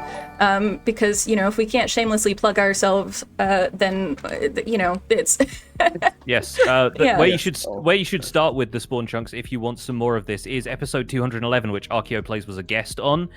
Really fascinating conversation before all of the archaeology stuff was more fully developed. Yeah. It was kind of the early days of archaeology in Minecraft. That was a good episode. We didn't even know that it was coming in this update. I remember finding out that archaeology was being added, and I felt really badly because Pix, you were on holiday, but I was like, I need to warn him. Yeah. So I ended up just saying, I don't mean to alarm you, but yeah. Mm-hmm. So yeah, it was a good day finding out archaeology was coming to Minecraft. It was a good day. Yeah. It's a good update. It's really cool. And the other thing to remember about the archaeology stuff for everybody who's watching is that, and I'm not going to make any promises on the team's behalf because I can't and I'm not part of the team, but I think it's important to remember that if you're sitting here feeling like there isn't enough in the archaeology update, which I'm going to tell you as an archaeologist, this is more archaeology than I've seen in any game ever. So there's a lot here. But if you're still feeling like, oh, well, trail ruins are a little difficult, I don't know if I want to deal with drowned in ocean ruins, there's a lot of scope for adding more archaeological sites and more sus sand and sus gravel in more sites in the future. Doesn't necessarily mean it's going to happen in every single structure that you want it to happen in, but this is a whole system, and so it's entirely possible for it to expand, just as a thing to remember. I'm sorry to everybody for standing on the fines boxes. I'm being a wonderful fines officer, just trampling on the fines. It's fine. But yeah, I think why don't you took the words out of my mouth though. That's really good. Like the point was to make it as a system, and as anything in Minecraft, nothing is ever done, right? We can always iterate and add more in the future. Exactly. And the same is true for the armor trims, which is if you're interested in the spawn chunks and you happen to catch my episode already, I would highly recommend watching this week's episode where Pix and Joel discussed the notion. Oh, yeah, we should have. There we go. We got Whoops. But anyway, where Joel and Pix were talking about how the armor trim system, for example, is an expandable system. It's not necessarily going to go into everything in Minecraft. But it is something that has that scope, and it's something to remember that, you know, if you're not necessarily feeling some of the armor trims, this isn't the last time that armor trims will ever be added, probably. So just things to keep in mind with this update. There are a lot of systems that got added. But anyway, since the server is kicking us and such, why don't we take a 5-minute break, and everybody refresh your water. Have something to drink, because at least in the UK, we are dying in the heat right now. And, get up and stretch, get something to drink. Get up and stretch, get something to drink. Take care of yourself. Take medications if it is a time of day where you're supposed to take medications, for those of you who are chronically ill like I am. Yeah, we'll see you guys in about 5 minutes.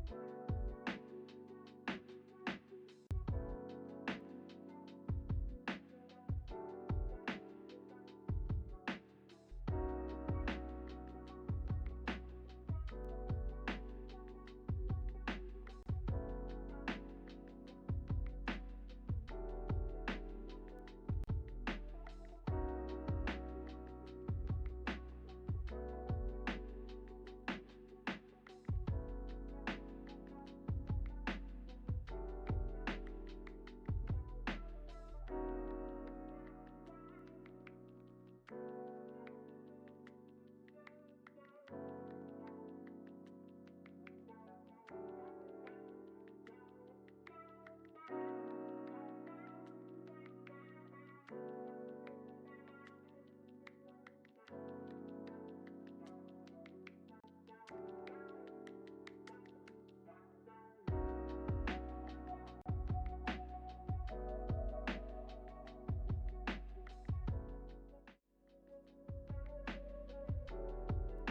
everybody, welcome back. I'm gonna just undeafen, not to rush anybody, but yeah, welcome back. Hello to everybody who is following. Oh my goodness, there's so many of you. I am hearing all of the noises. Thank you for all the follows. I will read them out at the end of stream. And I'm glad you guys are enjoying this so much. It's a lot of fun. I've been so excited about archaeology coming into Minecraft. And it's one of the things since I have a soapbox, and I can, one of the things that is really important in archaeology is how archaeology is represented to other people. And some of that is the responsibility of archaeologists. In fact, at least 50% of that is the responsibility of archaeologists. But a lot of the way that archaeology gets represented is by people who are not archaeologists, who are doing their best to try and figure out what archaeology is. And so what ends up happening... I'm back and I have... lemonade. You have lemonade. I was about to say, I remembered that I made iced tea earlier today, and it's been sitting in the fridge, and I am so happy about it right now. So, you know, it's actually a tea break, but with significantly colder tea than you would normally have on site.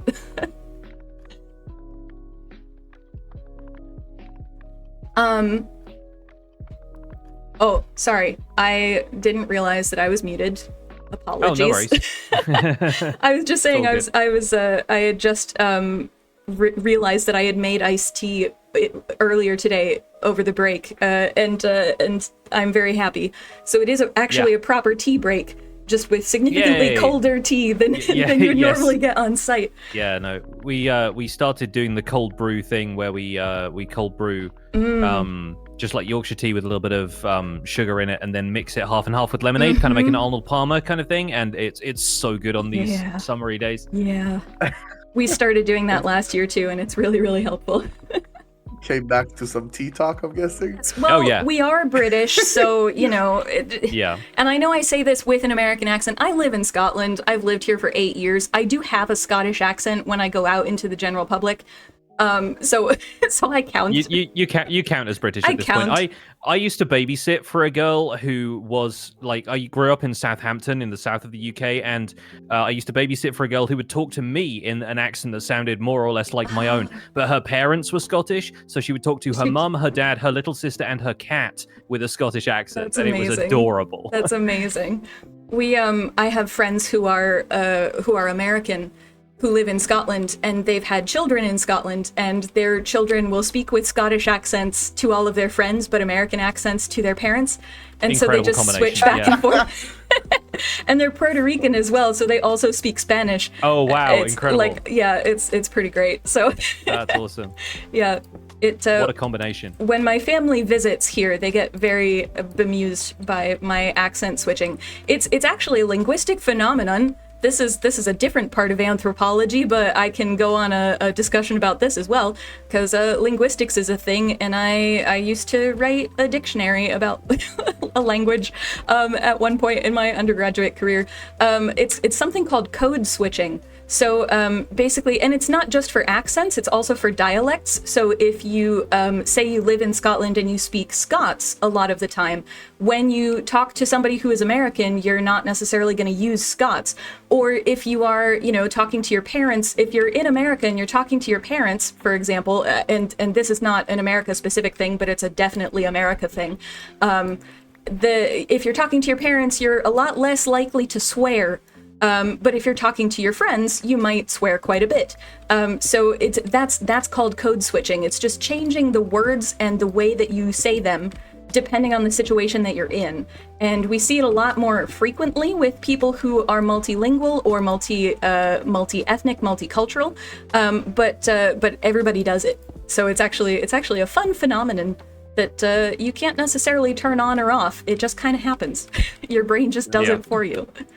Yeah, my partner occasionally tells me that if I sounded like in normal conversation to them like I do on stream, then they would have filed for divorce years ago. It's like the presentational energy that you affect is a form of code switching. Yeah. And it's like that's the kind of thing that, I couldn't do in my personal life, because talking to people, even with the relaxed kind of energy I have on stream, I'm trying to be like more precise with the way I talk and a bit more vocally present. They'd be like, what are you doing? Like, this doesn't feel natural at all. Yeah.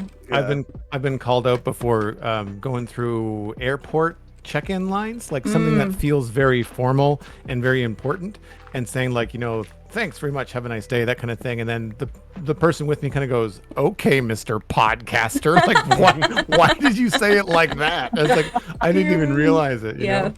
Or like teacher voice. Teacher voice is definitely a thing that happens. Yeah. Teacher voice, parent voice is also a thing. For those of you who are parents, I'm sure you're aware.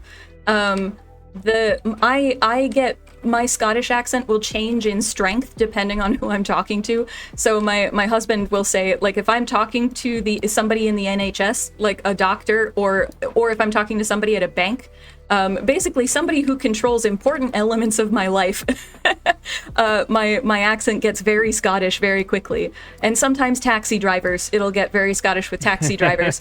And why? I can't change it. It just happens. I have tried to control it, and it just leads to even more of a jumbled mess of words coming out of my mouth than already happens. So for all of our sake, I use whatever accent comes out at the time. But it was weird. It was one of those things where when I started making YouTube videos, it was a conscious decision to use the American accent, not because I don't like the Scottish accent, but because it can be very difficult for people who are learning English to understand a Scottish accent.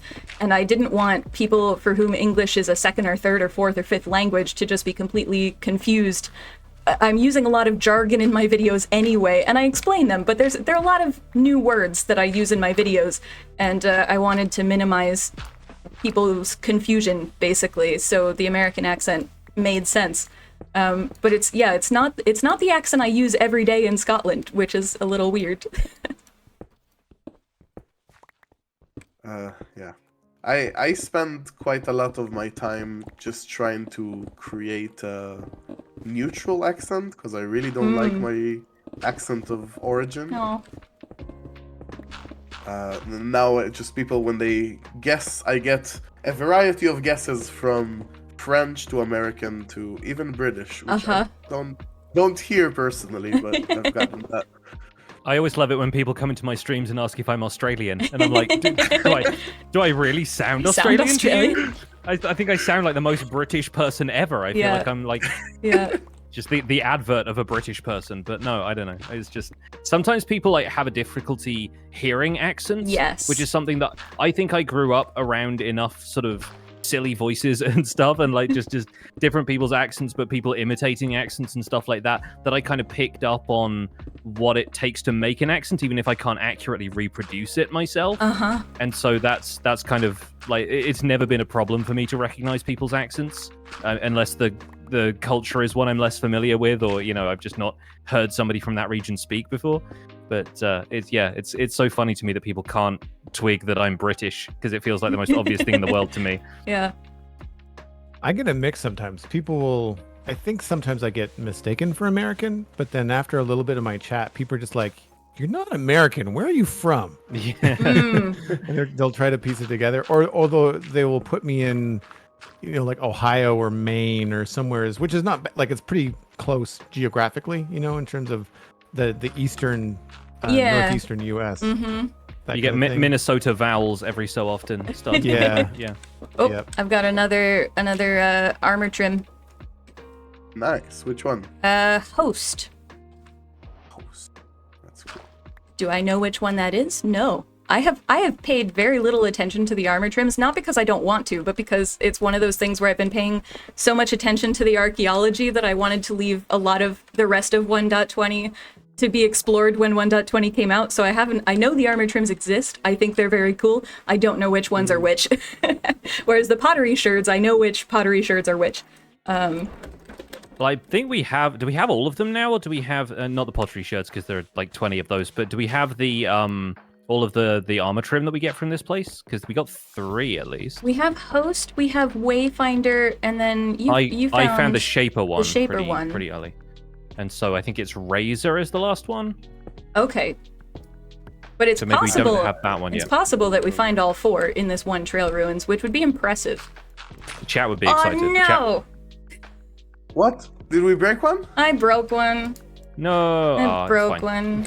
Was it up top? I don't know. Don't tell me, chat. Don't tell me how badly I screwed up.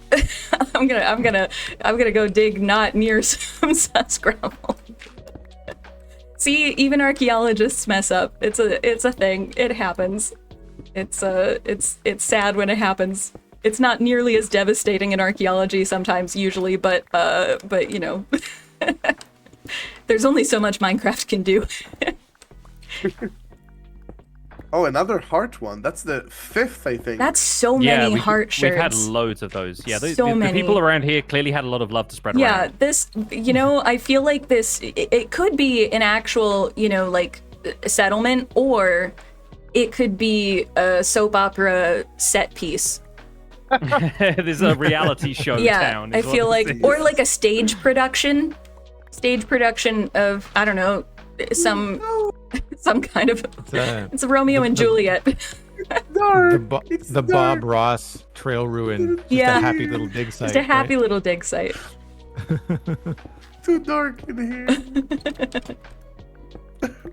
Yeah, I can see why you'd want to daylight some of these digs, because like I'm just constantly having to put torches down to see what I'm digging to make sure I'm not digging up something that's not suspicious gravel, you know? Yeah. It's that's another reason why having it exposed to the sky helps, but that is a lot of digging. So it takes a while to do that. Another tick for the headlamp, if you ask me. Absolutely. Headlamps are useful things. I mean, and Minecraft tends to lean a little bit on the medieval side, but like, I mean, I know what a cobalt is. I know I can't take the candle. I think that would be an excellent way to bridge the gap. From technology to usefulness. Absolutely. Shout out to all my World of Warcraft fans in the chat. As a medievalist, I fully approve of medieval things ending up in Minecraft. Oh man, I cringe to think what you might be thinking in my chat when you hang out in one of my streams when I'm building West Hill. No, like, you're fine usually. No, you're fine. Also remember, I do like very specific early medieval stuff, so there's a degree to which castles. I studied the period before castles really happened. We're in the hill forts age for me, hill forts, and also like the Picts. So I do a lot with the Picts.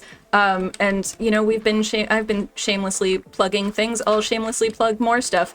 For the last like year and a half, I've been working on a project called Carved in Stone. Thank you, Clara, for putting that in my chat. I've been working on a project called Carved in Stone, which Pix, you might be interested. Well, any of you might be interested in. It is a system-neutral setting guide for tabletop role-playing games like Dungeons and Dragons or Pathfinder or 13th Age, and it is for the late 7th century in northeastern Scotland. You get to play as the Picts, and I have been the lead researcher on that project. We are starting to get artwork done. It's really exciting to see all of the spreads coming together, and basically this is just a setting guide, so they're no like specific like D&D rule sets or anything like that. It's literally just like, this is the setting, and there's also an adventure that is going to be in the final book as well, where you are trying to help a blacksmith prove his worth to the king, and there's a lot of shenanigans that go with that. And the king in question is King Breedy III, or Breedy MacBilly, who is the king who fought at the Battle of Nectansmere. If you've ever heard of the Battle of Nectansmere, you may not. If you're not an early medieval Scottish specialist, this might be very niche. But the Battle of Nectansmere is where the Picts fought the Northumbrians and got control of southern Pictland back from them, basically. So, oh, sorry, somebody just put sorry, Ulraf. I will light it up for you. Thank you. It's a very interesting setting, and one of the things that's been really interesting, and Ulraf, actually, you may well have run into this in a slightly different way you and the team, for the various sites that you're doing in Minecraft. There's Okay, how do I say this? In archaeology, we are very, oh gosh, this is a structure. We're very content to say when we don't know something. We'll be very honest about it and be like, yep, we have no idea, and we have no way of knowing right now, so we're going to leave that there and we're going to move on. And we leave that gap of knowledge because there's no reason really for us to say much if we don't know anything about it.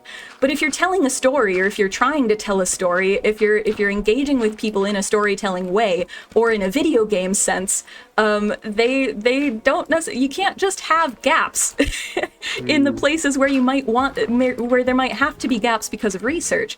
So the things that we've been dealing with is, what do we say in those moments where we don't know what the answer was for the Picts, but we still have to tell the players something that they can do in their game.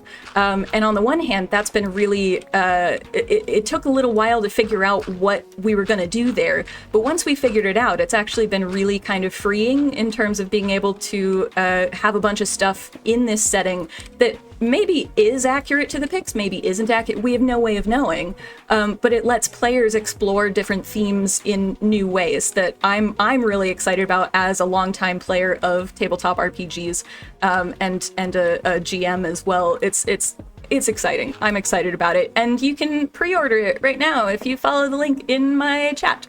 So, or you just Google Carved in Stone. It's very cool. It's very, very cool. Yeah, my chat just keeps getting confused by the fact that you keep saying Picts, and I'm like, no, Picts with a CT, not with an X. Yeah. You know what's also fun is that if you try to Google the Picts, P-I-C-T, in a Scholar, like if you go to Google Scholar and you type in Picts, P-I-C-T, and you're trying to figure out literally anything about them, so it's like any noun plus Picts, it assumes that you mean pictures, or a very specific like medical biological thing that is PICT. I have no idea what it stands for, but I know that it is a thing that Google thinks I mean that I definitely have never meant. It has been my life for a year plus. So I just saw gravel, and I immediately dug it, and when, like, after brushing, I mean, and then a gravel fell from atop. And if that was sus, I would break it. And I was like, I am so silly, why am I doing this? And then I noticed you are here, and you did the obvious reasonable thing of going up and starting from here. This is, yes. The only reason I do this is because the first time I was digging a trail ruins, I started doing the same thing you just did. And then the same thing happened, and I was like, "Oh no!" so now I start from the top. Why? Yeah, that's exactly why the mechanic of it falls, it breaks. Exactly. That's why we put this mechanic in. Yeah, it's beautiful. It's a fantastic mechanic, and this is a thing. Like, a lot of people have seen my video where I was talking about the shards to sherds thing, and how sherds is the correct term. And another thing I said in the video was that we use brushes in Minecraft, but a trowel is more what archaeologists use. This is why I say that those two things were far more of a nitpick compared to what the system actually is, because the simple fact that the way that sus gravel works, I would take that any day and have pottery shards and brushes than to have pottery sherds and trowels and not have the mechanics of sus gravel. I like the sus gravel, sus sand, they're beautifully done. And I've never seen a video game do it like that. And it's really cool. And yeah, I think when I found out what they did on stream, I was silent for like a solid minute, just like jaw hanging open. It's a clip on my channel, and my chat likes to remind me of it. But it's really, really cool, and it's not something that you see in video games. A lot of video games, it's like, destroy the pot and you get what's inside, and it's like, yes, but then you've also destroyed the pot. And I really loved that this focused a lot on the destructive nature of archaeology and how difficult it can be to really preserve everything. So yeah, now that I've gushed about how great this system is, it really just is, though. Like, Ulraf, you and the team deserve so much praise for this, because it's just really cool. And it's really cool to see that the best-selling video game of all time has done archaeology like this, because there's so many times where archaeology doesn't get represented terribly well in video games or in media. So to have such a big game do this, the archaeologists have come out of the woodwork in support of it. So I don't know if you and the team have seen that, but I've seen it. Oh my goodness. Archaeologists are all over the place getting really happy about these mechanics. So yeah, anyway, I'll stop singing praises, but the praises deserve to be sung. I mean, you had that story a little while back about how this is in one of your videos, I think, where you mentioned the fact that the realistic like beekeeping stuff was added to Minecraft to an extent, and the fact that like honeycomb can be made into candles has changed whenever you talk to kids at like museums and stuff. Yeah. And you ask them where you think they get all the wax from to make candles. And now they know that wax comes from bees because of Minecraft, right? Absolutely. Like it's one of those like really early ways of teaching kids about like just basic facts about the natural world. Yeah. You don't necessarily you kind of take for granted.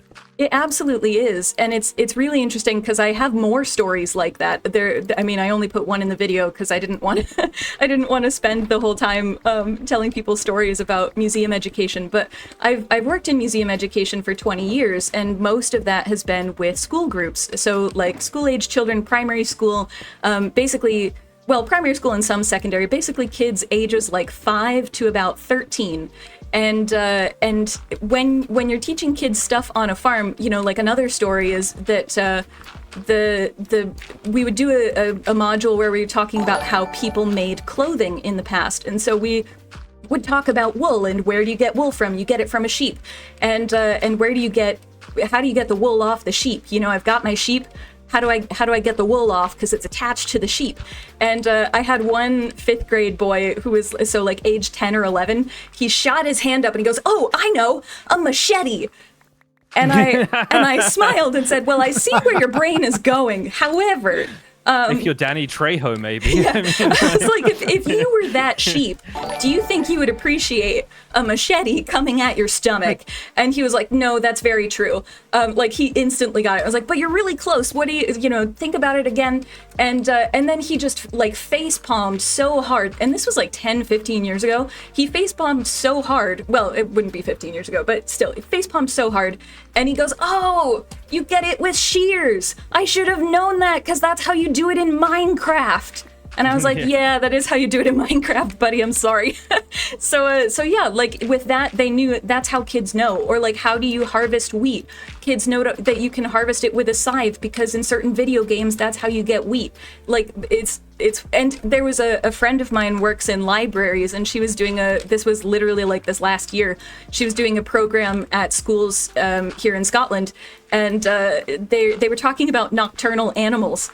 And there was a group of first graders or primary twos, I guess, so age 5. And she asked the group what kind of animals come out at night. And this one little boy goes, "Zombies."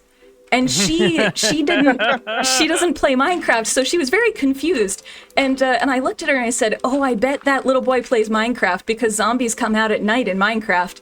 And she was like, "Oh, that makes so much more sense." And it turned out that was exactly what it was. He was talking about nocturnal creatures in Minecraft. So yeah, the kids learn so much from so many things. And the shift from earwax as candles, sorry everybody, but I'm gonna say it even if Pix spared you. Earwax as candles versus beeswax as candles. That shift was so obvious when it happened, because it was literally night and day, and it's just kind of wild to see. Yeah, I think that's. I'm sorry. I'm happy I don't have a face cam right now because all the time you were talking, I'm just blushing and I can't really. You deserve it though. But us as exactly. A team, of course. You as a collective. I'll use the Scottish term. Use deserve it. It was so important to me that I just remember the time before I was working in Mojang. And I remember the change. Do you guys remember the change that was done for parrots? Where they originally had them eat cookies, and then that was changed to seeds. As a player, and I think a lot of players sort of don't like that change and don't understand that. And me as a player, I was half saying the same things like, "Oh, it's just a game. Why does it matter?" Right? And you could say the same about archaeology or anything in Minecraft. Why does it matter? And then when you get here, you sort of see the amount of people that you have impact on. Yeah. And you're like, this really matters. Yeah. Like the same with parrots, the same with frogs. I got dozens of messages privately from pet shop owners saying, listen, people already make this mistake and they hurt their pets, right? Like, I thought when just starting to design this, I played like dozens of video games and mobile games and so many games that are like themed around archaeology, or I mean archaeology, paleontology, and all the ologies together. All of the ologies, really, yeah.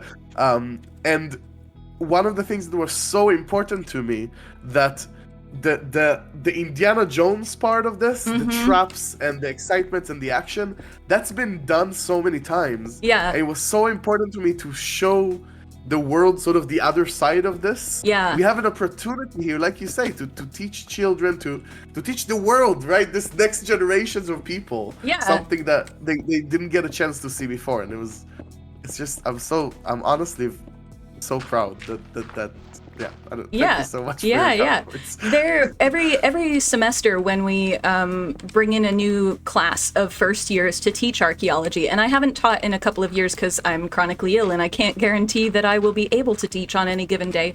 But when I used to teach, and certainly still, we ask them why they chose to study archaeology, because it helps us understand, what they're hoping to get out of it. And a lot of them will talk about movies that they saw growing up that inspired them to study archaeology, or sites near their home that they want to learn more about and stuff. And a lot of them do talk about popular culture in terms of that being a reason why they want to do archaeology. So what I'm saying is, Ulraf, I don't know if you've realized this, or if you and the team have realized this, but like in the next few years, starting in the next few years, there will be people going to university and studying archaeology because there was archaeology in Minecraft and they liked it. Oh my god. Like, that's, yeah. I know for sure that will happen. That is not even questionable in my mind. Given what I know of students and how they come into archaeology, that's absolutely going to happen, and it may already be happening. Or it may happen, like this semester, there may be students who decide to study archaeology because, actually, it was kind of cool seeing this thing in Minecraft, and they decided to keep it going. That's incredible. Oh my god, I can't speak. I'll stop heaping praise on you and the team. I promise. I'll stop embarrassing you. There's water. I'm just there's a lot of things that are sort of like not exposed to the outside, and all the things inside and stuff, and like we've all been waiting for this to be released for a while. Yeah. It's been tough on the inside as well. Like in Mojang, and I'm so proud to be here. Yeah. I'm really happy about it. Joel, I noticed you just found a pottery sherd. I didn't want to cut anybody off, but I found the Howl pottery sherd. The doggy. We got the doggy. The dog. So where are we putting these? Does this just go in my find box? Yeah, you can put it in your find box. You can put it in any of the. I'm gonna be honest. I don't know where the find boxes are. They still over by the scaffolding? They ended up by the scaffolding. Yeah, on the way out. Yeah, that's fine. I think we might have enough for another pot. I made one pot from the ones we had. Very nice. Very nice. I think we have a few more. I apologize for all the stone everywhere, but I decided to start opening up the surface a little more. Now we have an idea of the never scale apologize for digging. It's I mean, it's what we've been doing so far on the stream anyway. But I should also say it's less the digging and more just the leaving stuff everywhere that's going to line people's pockets in a sec. Oops, I fell. Yeah, I stopped picking up as well. I had enough of it. I will also say, for anybody who's wondering whether finds boxes end up halfway up a wall in real life, not quite, but it's not as far off as you might think. Yeah, metaphorically speaking, perhaps, yeah. Oh, I picked up a gold nugget from somewhere, but I don't think I dug that. Oh, maybe the inventory was full. Maybe for somebody around here. Did okay. a zombie pigman come through? That's fine. I'm guessing somebody else might have dug it up. It's fine. This is another thing that happens in archaeology, is that sometimes you find stuff like this gold nugget. This is now a stray find. That's what we call a stray find. It is a find where we reach the finds boxes and we realize we don't actually know where it came from. This happens more often than you would like to think or than we like to admit necessarily, and it happens all the time for glass beads, which is my actual, like, my specific specialty. I love glass beads. They're a long distance trade item. So they're actually one of the most popular long-distance trade items in the entirety of human history. They're super important, but they're also super tiny. They're mostly less than a centimeter in diameter. In fact, most glass beads in history are called seed beads, which I can get some examples out for people in my stream or who are watching in the multi-stream. Let me find. These are not real archaeological beads. These are replicas. I do have one real archaeological bead in my possession, but there are reasons for that. But these... because reasons, it's all you don't legal. get to know any more than that. It's legal, is all... Well, okay, so technically it was a bead here. I can get that too. Where is it? This was a bead. This was a bead that was found in a survey, basically. So when archaeology is done, when people want to build a building, there has to be an archaeologist brought in, certainly in the UK and also in the United States, also in Canada. There are a lot of countries that do this, where archaeologists need to be brought in to make sure that any of the construction isn't just destroying archaeology in the way. And if you have been paying attention to the news, potentially you may have seen that there was a case this week or last week in France where a company just bulldozed over a stone circle that was like 7,000 years old to build a DIY store. And the community is furious about it, so that store is not going to stay in business long, probably. But yeah, so in the reason that is such big news is because it's actually illegal in most countries to do that, and so it's clear that like somebody got paid off to allow that to happen, which is why it's such a big story. And also 7,000-year-old stone circle that's just been bulldozed, which is absolutely awful. So a lot of archaeology happens when construction is going to happen somewhere, so that we make sure that either we don't dig in somewhere that is really archaeologically significant, or if there is something there and we need to build stuff, because you can't just rope off the entire nation because there's archaeology there. There's archaeology everywhere. A lot of the time teams will go in and dig everything before the construction happens. So basically they're going in and salvaging everything that's there so that when construction starts, they're not damaging anything. So the bead that I have in my possession is a bead that was found on one of those sites, and they brought it to me. It's a nice, here, I can actually maybe get it out. They dug a part of the structure, no. I was like, that was either a I'm falling noise or a something has broken noise. Yeah, so it's this lovely bright blue color. But basically they sent it to me, or they showed it to me and said, what do you think about this? And I was like, well, based on the color, it's probably closer to modern than like medieval. And this was found in the spoil heap, or the topsoil. It wasn't really, they don't have any context for it anyway. So basically, as soon as they found out that it was probably closer to like 19th century, they're like, oh, okay, we have a lot of those. So if you want to hang on to that, we don't have space to care for it, really. So I was like, all right, okay. So that's why I have this in my possession. And this is a normal thing that happens. It's not like, this is not a bead that is missed necessarily. It is not undocumented. It's all there. But that's why I have it. But also why I also don't have other beads in my possession at the moment, because there are rules and regulations about what archaeological stuff you can have just sitting in your house, basically. But back to the beads, because I've started on a bead donut tangent, which is the largest of the donut tangents, and I promise I will not keep going for 3 days straight, but I could, because like I wrote a PhD on beads, guys, so it's like 700 pages. I could go for a while. But anyway, seed beads, the most common bead size is this. For those of you who are on my stream, they're called seed beads, and they are less than 6 millimeters in diameter, usually about 2 or 3 millimeters in diameter. And the bit that I was just showing you guys, these right here, there are about 250 beads on this string. So that's 250 objects. Imagine 250 sus gravel. That's what we've got on this string here. So that's why they were really important trade items, because you could travel with them really easily. You can fit 250 on a single string that I can fit in my pocket. In fact, I can fit multiple strings in my pocket. And the nice thing about seed beads is that they're monochrome, or they're a single color. So basically, you can bring a whole bunch of a single color of seed beads to wherever in the world you're going, and people there will decide that they like beads of a certain color, and they will trade for them. And in fact, seed beads were one of, because there are stories. I have a story to tell you about this. All right, I promise this is the last of the glass bead donut tangent.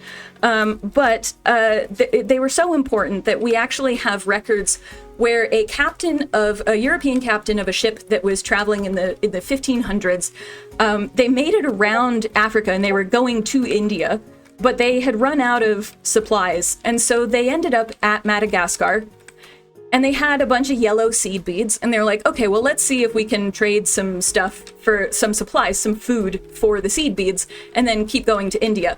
And so they went to the locals, and they were like, well, we've got these beads, we've got like a knife or something, and the locals were like, yeah, but do you have red seed beads? And they're like, well, no, but we have yellow ones. And the locals were like, yeah, but do you have red seed beads? Because we don't care about the yellow ones, we like the red ones. And they were like, well, no. So they're like, well, we're not trading you anything until we get red seed beads.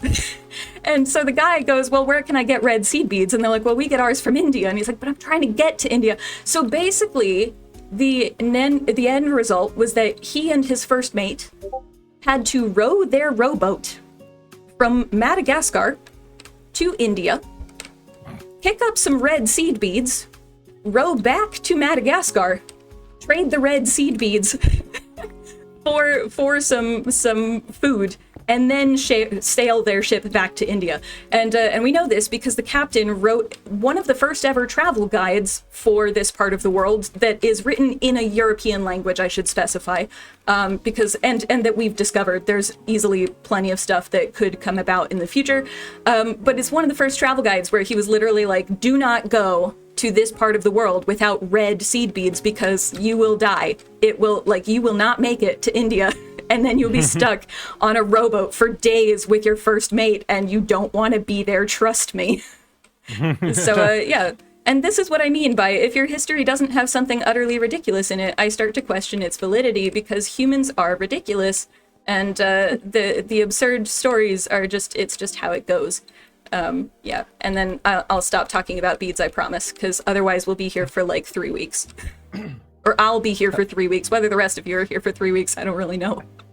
I apologize if I didn't have much to contribute there, but I was having a giggle fit over what it looks like if you hold a map in both hands and try and mine when you have infinite haste.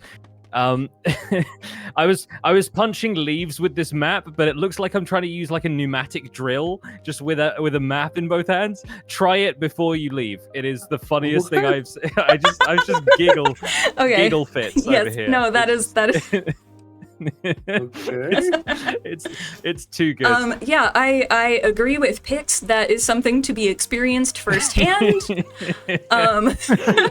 My chat is just like creasing up over here, and I'm just trying to keep it together because you're telling these really cool stories, and I'm just like, I don't want to sound like I'm just like suddenly bursting into laughter at you telling these awesome stories, because I'm just like over here cracking up at trying to punch leaves with a map at like Mach 3 speeds. It wouldn't be a video game if you didn't have something like that involved, so yeah, it just needs the Woody Woodpecker sound effect. Yeah.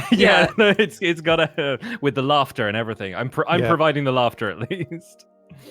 Okay, I'm running out of space in my shulker box. I've finally picked up enough stuff. This shows how much talking I've been doing rather than digging, that I'm still on my first shulker box of debris.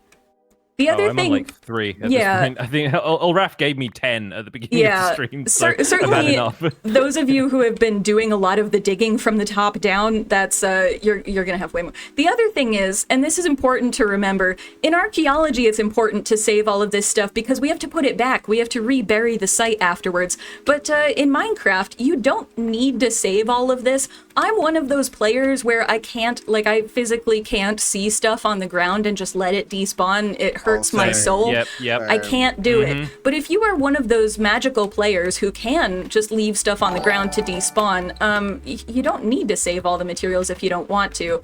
But yes, I am an archaeologist. We save everything, so it's a thing.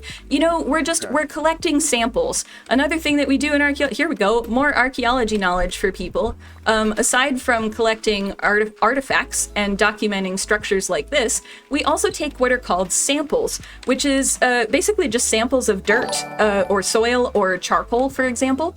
And sometimes it'll be samples of bone, like if we're digging a pit where people threw out the bones from a feast, like if they had a feast on boar or something and they threw the bones out, we might take a sample of those bones rather than take all of the bones necessarily. It depends on how much. Usually a sample happens because there is either not very much of something and we're trying to save as much of it as possible, but it's crumbly like dirt or coal or something like charcoal or something like that. So we're putting it in a tiny sample bag, or it's because we have far too much of the thing and we can't save all of it because there is no space in the entire world that would hold all of it. So we take a representative sample basically, and those are treated separately to finds. They're a separate category of evidence, of archaeological evidence. Specifically called samples. And a lot of those, what we end up doing is something called flotation. So we'll take samples, say like the structure where we were finding the wheat, certainly. If we could do this in Minecraft, which we can't, but if we could, what I would do there as an archaeologist is take a sample of the dirt in that structure, and then we would do flotation on it to see what kind of seeds come out of that. Because it's possible that the building that has the wheat in it is a storage area for wheat. It's also possible that it's a drying kiln. In Scotland, in the UK, in general, the UK and what is now the UK and Ireland and a lot of Europe, it's a very wet place. Oops, sorry, put my Yep. Yeah, it's very wet. It's very difficult to dry anything. If you're lucky, you can dry your bed sheets on a day like today when it's just absurdly sunny. But in Scotland is one of those places where they predict rain pretty much every day because they're probably going to be wrong. But if they're wrong about there being rain, like if they're wrong about predicting rain, then people are happy because it's sunny. But if they predict sun and they're wrong, people are upset. And it's Scotland. The weather changes every 5 minutes. So yeah. So basically, in much of the UK, there are structures called drying kilns or drying mounds or furnaces and that kind of thing. And those are literally just to dry out the grains so that they can be stored safely for future use. And they had to be lit, you know, like a furnace kind of thing, but they wouldn't be so hot that they would actually cook the stuff. And that's a structure. So a sample would help us figure out what's going on there. The other reason we might do a sample is if we've got like something that is clearly funerary remains, but we can't find any skeletal remains. So basically, if we find something that is probably a grave, but we don't find any bones, in Scotland, that can happen quite frequently. We have very acidic soils in a lot of Scotland. Not all of Scotland. Oh, there's water. Not all of Scotland, but a lot of Scotland has very acidic soils. And so people who have been buried for a while, the bones dissolve in the acidic soils. So you can really just see, like, you'll get the outline of the grave maybe, and then just maybe a slight difference in color to the dirt that was in the grave or that fell into the grave. And that's about it. So what we'll do is we'll take a sample to be able to test for certain chemical compounds that will tell us that there was a person who was laid to rest in that grave, or it'll tell us if the grave was empty, or at the very least, if nothing survives from the grave. And that's really important just in general, but it's also important in Scotland because in a lot of time periods in Scotland, people didn't really bury their dead with much of anything. They just bury it, like, so in the early medieval period, they didn't bury their dead with any grave goods. They didn't put anything in the graves. The Picts did not. The Picts are a complicated a group of people because they didn't like writing stuff down. They had 2 alphabets and they used them occasionally, but they're like, yeah, writing not terribly useful. As far as we can tell, they focused more on oral tradition as a society. So that's really cool, but it also means we don't have any historical records from them really. Well, we have like a few, but not many, and most of it is just lists of king names, and that's about it. The Picts were aceramic, which means they didn't have any ceramics. Hey, speaking of ceramics, oh, somebody got a danger shirt. What's the other one? Yeah. And burn. I also just found the other armor trim as well. Oh, so cool. Like, so we've got a full set. I think somebody had already found one that I didn't see before, but yeah, we do have all 4 of them in there. Cool. I found it while we were talking. And duplicates of a couple of them. Very cool. Yeah, I like these. They're good. What was I saying? I don't remember. It's okay. The Picts being complicated. Yeah, so they didn't really write anything down. Yeah, Picts being complicated. I am a complicated man. You're a complicated man. There's a lot you don't know about me. Yeah, so the Picts were also aceramic, which means they didn't have ceramics. They didn't really use ceramics. They had some that were like imported Roman amphora, which is a very specific type of ceramic that the Romans really loved keeping wine and oil and also a weird type of fish paste in, because the Romans loved fish paste. Why? People are weird, like I said. Apparently it was very tasty. It was a fermented fish paste. The Romans loved it. And so they would ship things like wine and oil to other people across Europe in these amphora. So we do have some of those in like really important Pictish sites, like where the kings were.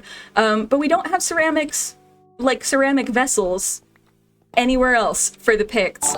We do get ceramic molds for like silver working. They liked a lot of silver, and they turned it into really pretty things, such as like chains and penannular brooches. If any of you have seen Rings of Power and you've seen Elrond with his beautiful little brooch on his shoulder that I have slight beef about, but that's a penannular brooch. Elrond is wearing it in a way where it's functionally useless. It's just for decoration, which is very sad. But penannular brooches, they were worn on the shoulder with the pins sticking out. He's wearing it correctly. The only thing that's potentially wrong about it is that it doesn't seem to be serving any purpose. And penannular brooches were very much there to keep your clothes fastened around you. So they're a functional garment, accessory. But yeah, the Picts had a lot of penannular brooches. As I'm just jumping all over the place. I keep looking around for things to dig, and I think we're kind of getting to a point where there isn't huge amounts left to dig, unless I have failed to explore a certain part of this. Of course. I've been around the perimeter a couple of times, and I think we've got it all sorted out in terms of the edges of the trail ruin. Yeah. Cool. So yeah, and then the Picts, they were aceramic. They didn't bury their dead with anything. They weren't the biggest fan of writing. They didn't use it all that much. Again, like they knew what it was. They knew how to do it. They used it when they wanted to. They just didn't want to most of the time. And yeah, they also spoke a language that was different to a lot of the surrounding peoples, and they were often at war with their surrounding neighbors to varying degrees. Everybody was often at war with each other in various ways or another, but it means that literally everything that was ever written about the Picts by other people is biased to a certain degree, particularly if the Romans wrote about the Picts. The Romans hated the Picts. So basically it's and the Picts also built in turf houses, those non-earth-fast houses where you can only maybe find the floor and you can't find much else. So when archaeologists say that the past doesn't care about how much they leave behind for you to find, I like using the Picts as a prime example of people who lived their life. They didn't care how much of it got preserved in the long run. I mean, maybe they did, but like it didn't. So a lot of it didn't. So a lot of it did, but there are lots of things that we would normally look to for a society that we can't use in Pictish areas because they just didn't use it. And they're only one example. There are lots and lots of other societies that are similar and just as, you know, really interested. Every society is interesting. Every culture is extremely rich in what it is and what it's done. Every history is worth knowing. And that's a really important thing to know with archaeology specifically, because a lot of the time when you're digging with archaeology or you're studying archaeology, you're studying everyday people, because that's what the majority of people were. And every single story is important, and every single story has meaning. Every single person from the dawn of time, well, the dawn of people being people. People have been people for as long as people have existed, which is something I say to my chat a lot, but I'm gonna keep saying it until I'm blue in the face. So people have been just as intelligent as they are today for as long as people have existed. They've also been just as you know, cunning and just as sly and just as mean sometimes. Like any adjective that you can apply to humans today, you can apply to people in the past. It hasn't changed. And the main thing that's changed is the materials that we're able to work with and the ideas that we are able to build upon because of the work of the people who came before, if that makes sense. So like, you know, talking about ancient glass, modern glass would be nowhere without ancient glass doing what it did. Like, ancient glass, to figure out how to make ancient glass, it's not a stable reaction. It will blow up in your face if you do it wrong. So somebody had to figure that out, and that's a difficult thing to figure out when nobody's made glass before. So yeah, anyway, I know I'm rambling and I'm on a soapbox, but I have a captive audience, so so yeah. I thought it might be fun to go together and maybe go room to room, looking at what we found in each room and see if we can like piece together what the people here were doing, what are the room's goals, or something like that. Absolutely. Let's try it. Let's meet in the center building over here. On the subject of the way ancient people made glass and it blowing up in your face, do you remember? Does anybody remember how glass used to be made in the very, very early like inf dev stages of Minecraft? Ooh, I don't know this, so I'm very intrigued.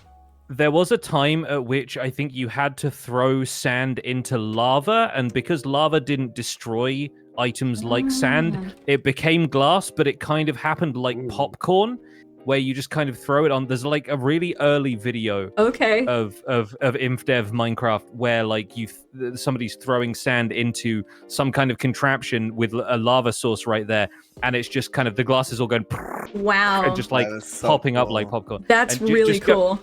I'm pretty sure you can just Google like Minecraft glass popcorn or something and it'll show up. It's a really neat look at the way some of this game's mechanics used to function. That's really cool, because what's interesting, okay, I'll stop talking about ancient glass in just a second, I promise, but look, I've studied it for like 15 years, it's cool. But anyway, I keep telling myself that and eventually somebody else will believe it. But what's interesting about that is that the reason that ancient glass was so unstable is because ancient furnaces couldn't get hot enough to melt sand by itself. So you had to add an alkali into it, which made the reaction unstable. So you had to add a stabilizer into it so it didn't blow up in your face. But if you're using something like a lava source, then it can get hot enough theoretically to just melt the sand by itself.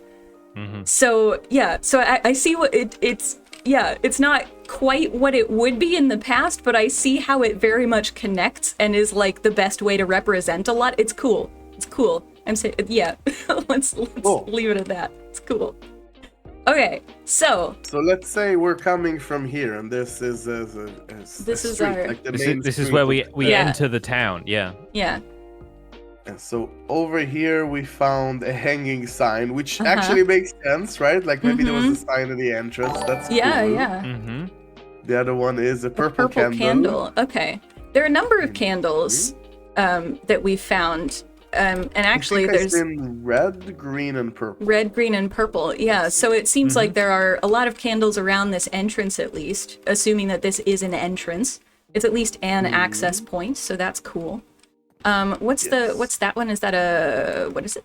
A brick. It's a brick, yeah. Okay. And so there's obviously like around here is where we found a lot of the sherds. There's The heart ones were all found around here. The friend one, there's 2 heart ones in close Red proximity. candle. So this is the love shack, is what I'm hearing. Exactly. Mm-hmm. Red candle, purple candle. And also, you've got the campfires in the middle of the room kind of makes me think like it's either pottery kiln or it's sauna at this point. Right? I was about to say it's a sauna. That's so cool.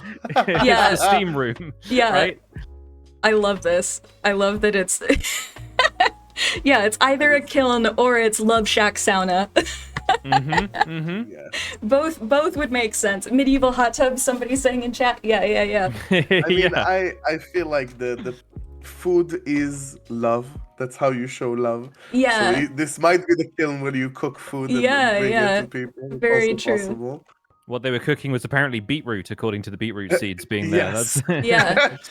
I had somebody in chat ask, how would you know that the diorite isn't part of this ruin? Some villages are built using diorite, and I noticed that there's diorite in the walls of the dig site. So how do you know that the diorite and the andesite and the granite aren't part of this? And I would say, having dug, this is now like the 3rd one that I've dug, I have not seen diorite, andesite, granite, or stone in their natural forms used in this structure.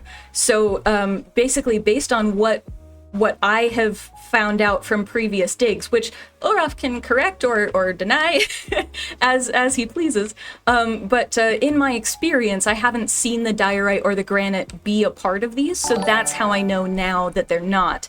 But certainly the first time that I dug one of these, I left all the granite and the diorite until I could see like this. If you see this patch of diorite, something like this that's really big and amorphous, so it doesn't really have a specific shape to it. It's just kind of a blob. That's one way that you can tell it's natural and it's not part of something that people have made. Because people, generally speaking, don't just put a whole bunch of a single material into a blob form unless they're throwing something out. For example, they might, like, it is something that people do sometimes do, but chances are if it's this close to a building or like this diorite, you can see it would be wrapping around this building, whoever excavated this bit, they can tell that, you know, that's not part of the structure because it's kind of just all over the place rather than being in line with the structure here. So I think what I like about that question and that answer is that exactly the first time you do this, you can't know, right? The reason you know, I think, is even not because you're a real-life archaeologist, it's because you learned Minecraft archaeology. That's like a separate skill, right? And after excavating a few of these, you started being like, okay, this society, they are using these type of materials. Yes. And you could have gotten to a different conclusion, theoretically, right? You could have found different structures, and you could have found get to a different conclusion. But looking around here, I think we all reach the same conclusion. Yeah. That's what it feels like. Same with the gravel and dirt, right? At the beginning, we could have thought that it's part of the building, but the more we cleared it, it looks like it's more like debris and leftover of things rather than proper part of the building. Absolutely. And I would say that for people who have dug one of these out on your own or who are planning to, I would recommend, you know, trying to identify what that debris is and digging it out, because what you'll start to see is that the structures have a lot more coherence to them once you take out the gravel and the dirt that isn't a part of the structure itself, and you'll start to see the shapes a lot more clearly. Now, we do have a lot of concrete all over the place marking where we found artifacts, but if you wanted to, you could take those away and see the overall overlying structure, underlying, you could see the structure of the main building and the smaller buildings around it. And that's one of the reasons why in the snapshots I actually realized that the one I had dug looked like a rabbit. If I had left all of the gravel in, I don't think I would have recognized that it looked like a rabbit, because it was literally after I was staring at the thumbnail after having published the video, and I was like, oh gosh, that's a rabbit. So yeah, I recommend, you know, looking at the structures with the gravel and dirt as you go, but also digging that out and seeing what the structure is outside of it. And connected to that, I think it's another really good argument or a point in favor of these sites using a lot of materials. A lot of people have said the materials are not necessarily local, and there are a lot of reasons that people would build with non-local materials. One is a power play. If you want to display how influential you are in a landscape, build in a material that you can't find in that landscape. That's why Stonehenge is impressive, because the stones are not from that part of the world. They're from like several hundred kilometers away. They're from far away. They're same island. They're still from, you know, what is now the UK, but well, they're actually from near Wales basically, but they're not from the site. So part of the interest in Stonehenge is how they managed to move those stones, because they definitely did, and they had techniques for doing it, and it's just really cool.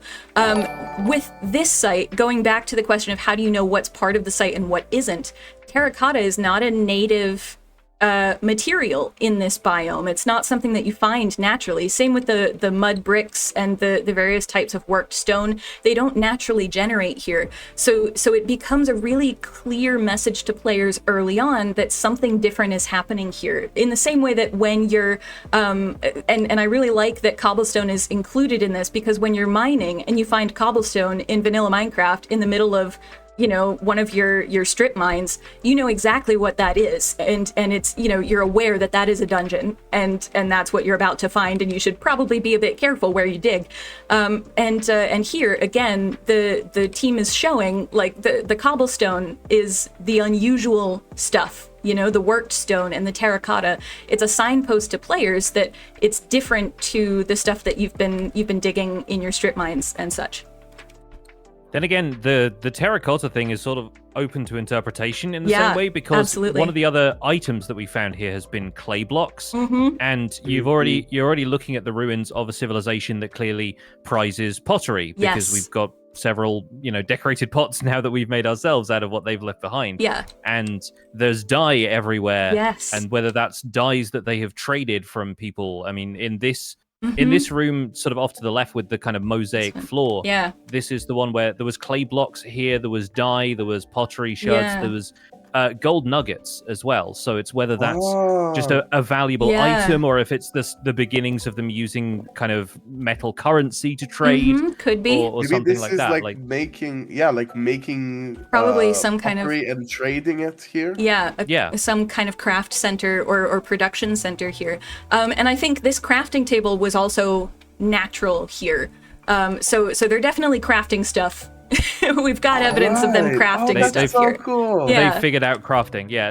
I think of this little booth here as like a little kind of counter, like a shop counter that they could be, you know, you're interested in buying some local wood, some birch signs. Exactly. These nice, we're doing a deal on these nice yellow banners. There you go. We've got a lot of spruce. What else have you got?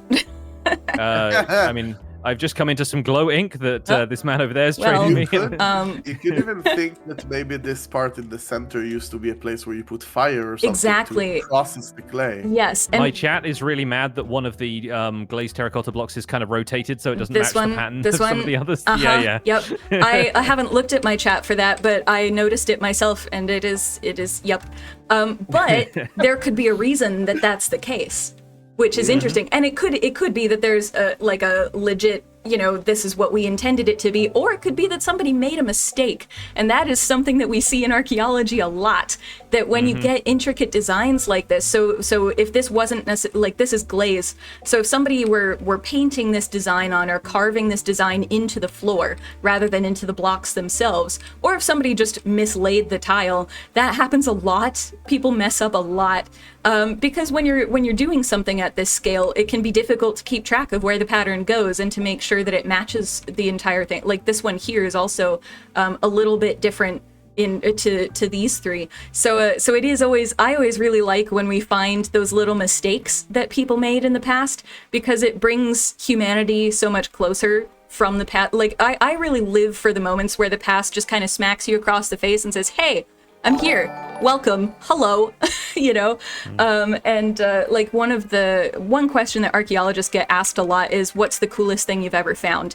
And a lot of us have answers that are not necessarily the answers that people are expecting. For me, the coolest thing that I didn't find it, but I took it out of the ground. It was a hearthstone from an Iron Age house here in Scotland. And so this house was about 2,000 years old, and there was a hearthstone. And we needed to take it out to see if there was anything underneath it, to see if there was archaeology from before the Iron Age in this site. And as I lifted it out, the stone itself had been worn. There were divots in the stone that had been worn from hands and knees that had kneeled on that stone 2,000 years ago. And then the stone was buried for 2,000 years, and I was the next person to touch it. And that's one of those things where, like, the past is just like, hey, hi, how you doing? I exist. Congratulations, welcome, you know, welcome to my world. And I love that. Or like moments where we find pottery that has fingerprints in it. And I love doing that with students, handing them a piece of pottery, because they'll look at it and they'll be like, cool, this is a piece of pottery. And then you show them where to put their hands. You're like, yeah, put your hand like this.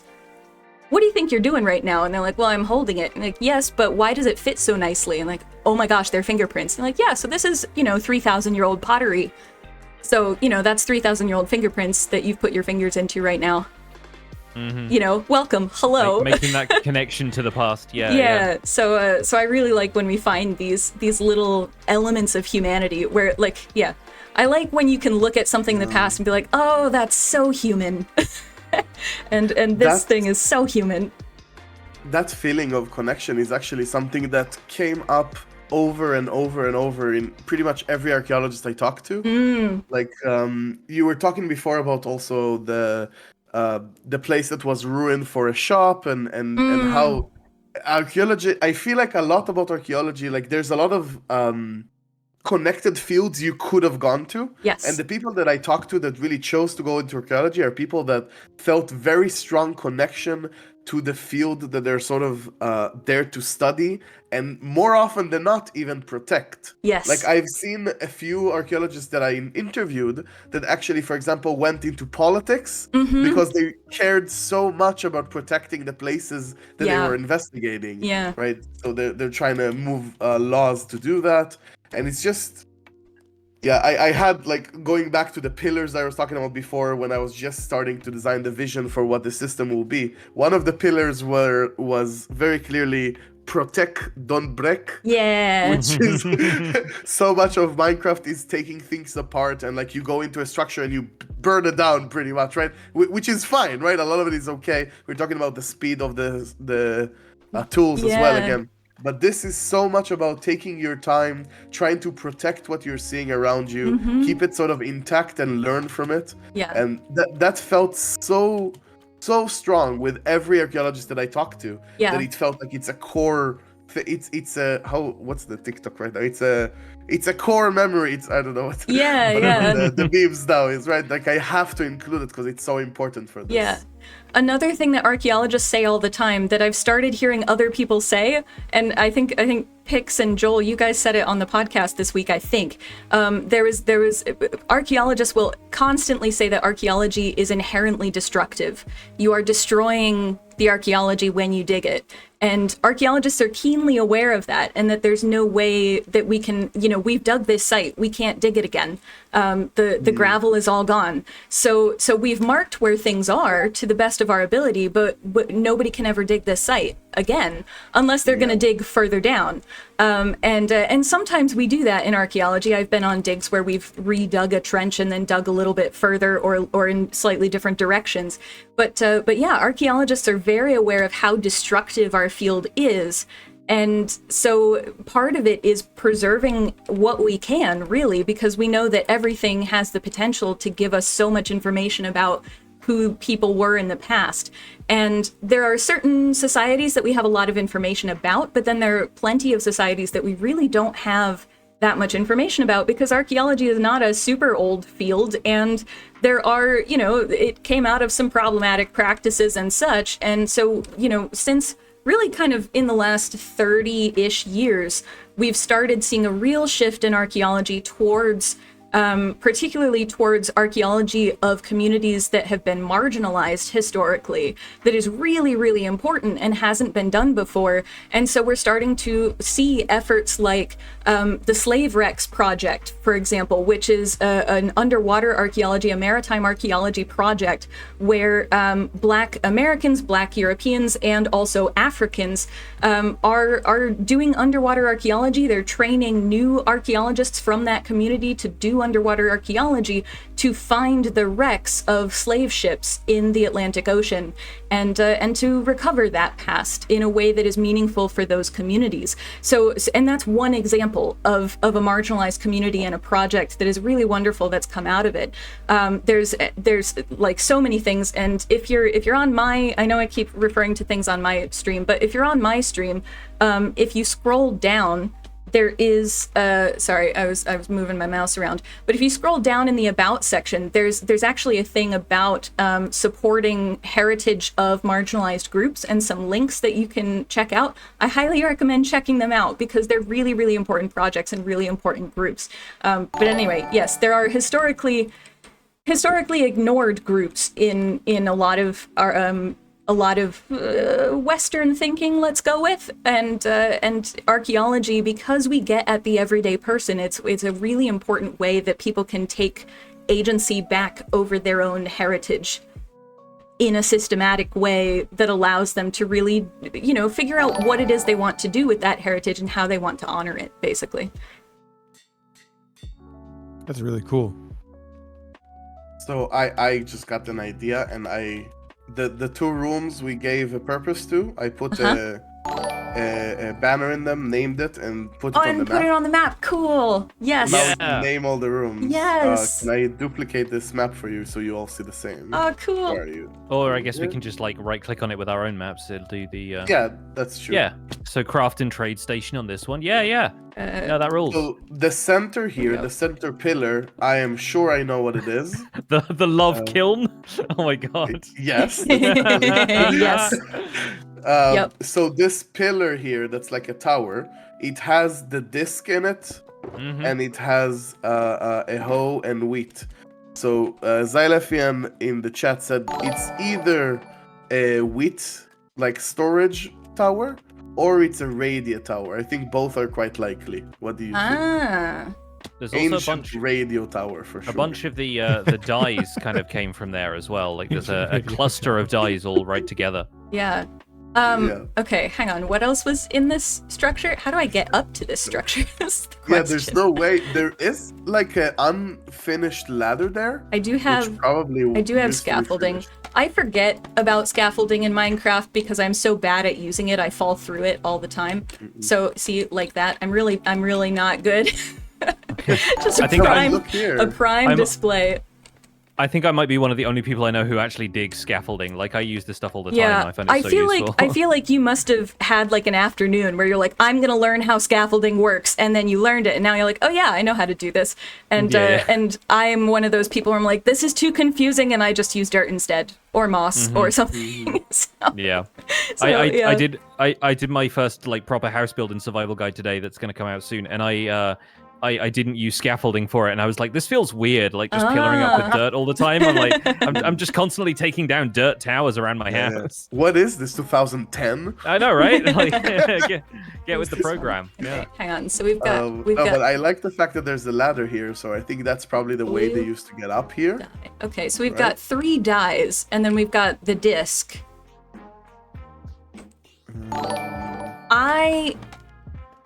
No, there is also wheat and a hoe. There's also wheat and a hoe up at the top. It could be separate things. So this could be like different rooms. Yes, right? and also, and this is something that happens in archaeology. It could be from different periods, which is not something that we can check for in Minecraft really, but it's something that happens in archaeology a lot, where we'll see a group come into a site that's like very clearly still standing from the Bronze Age, and it's the early medieval period, and they're like, oh, this is cool, so they'll dig a hole in it and put stuff in the hole and be like, yeah, sweet deal, and then they'll move on, and the stuff in the hole is from the early medieval period, but it's inside the structure of the Bronze Age building.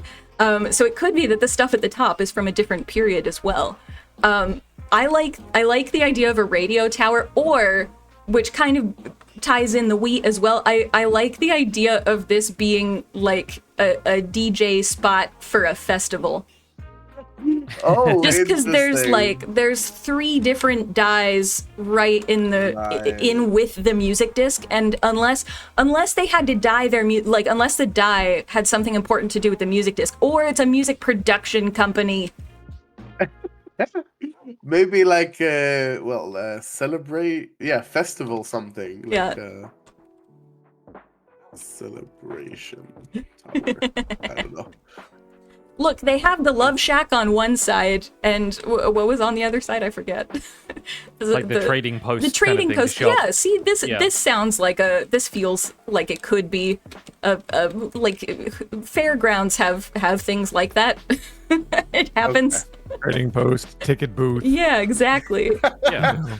Exactly. Like ancient rave site. This is the gift shop. This is the gift shop. Yeah. This is the festival ground. Yeah.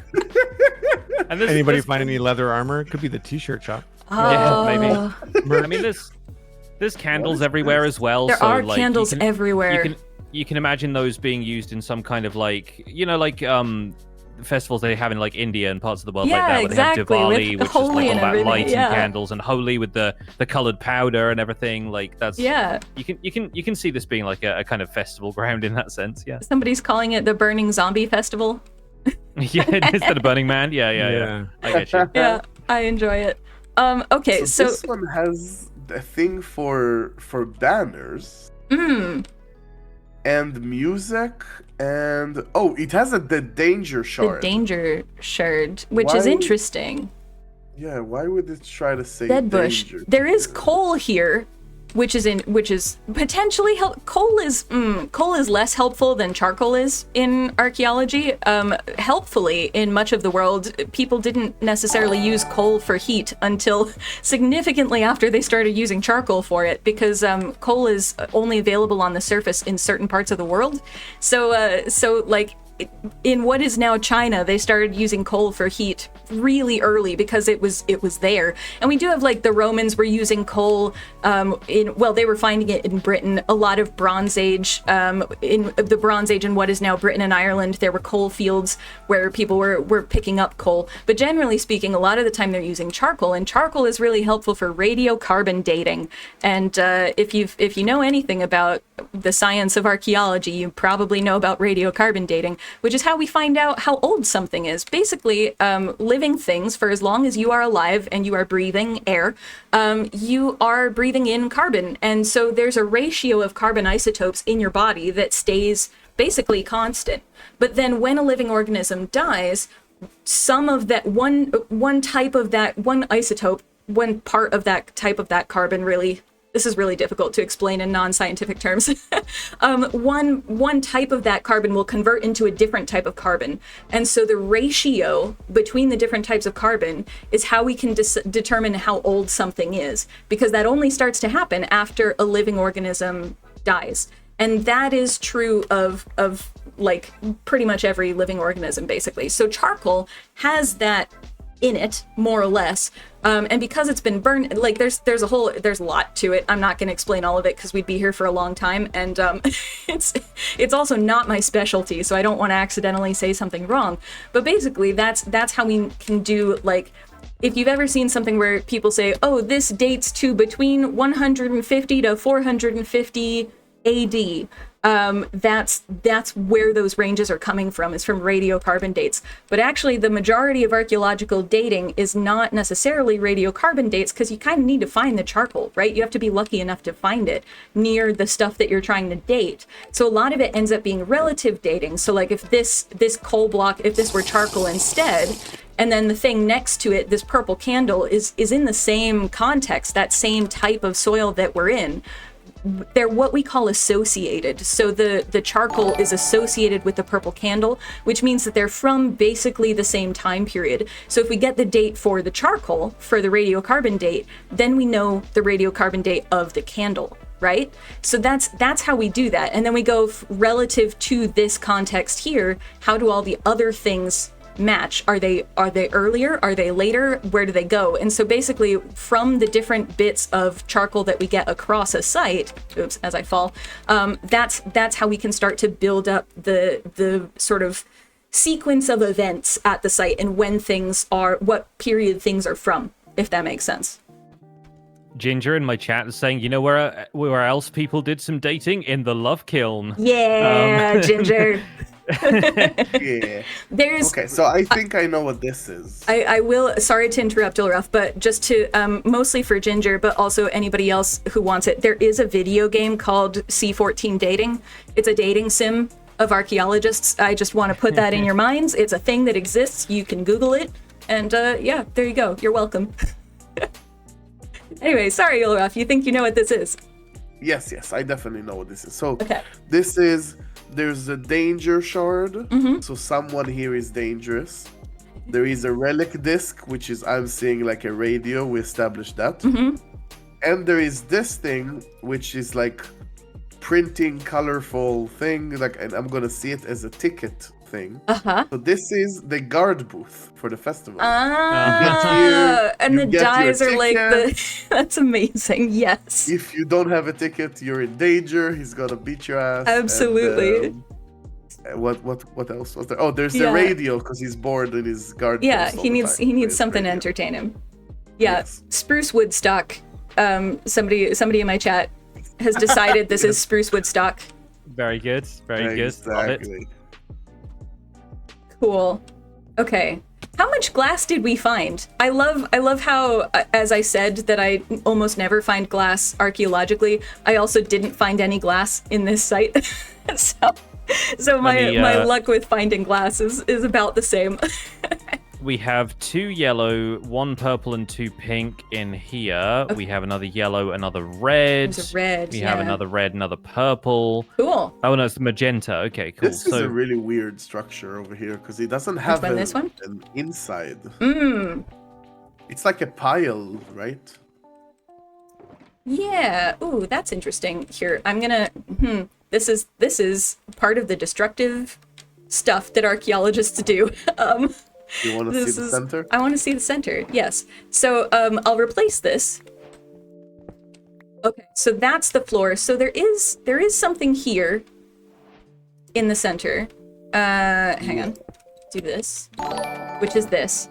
But you're right, there isn't really, like, the red, well, the regular terracotta layer is effectively the floor. So there, yeah, But there are a lot of finds.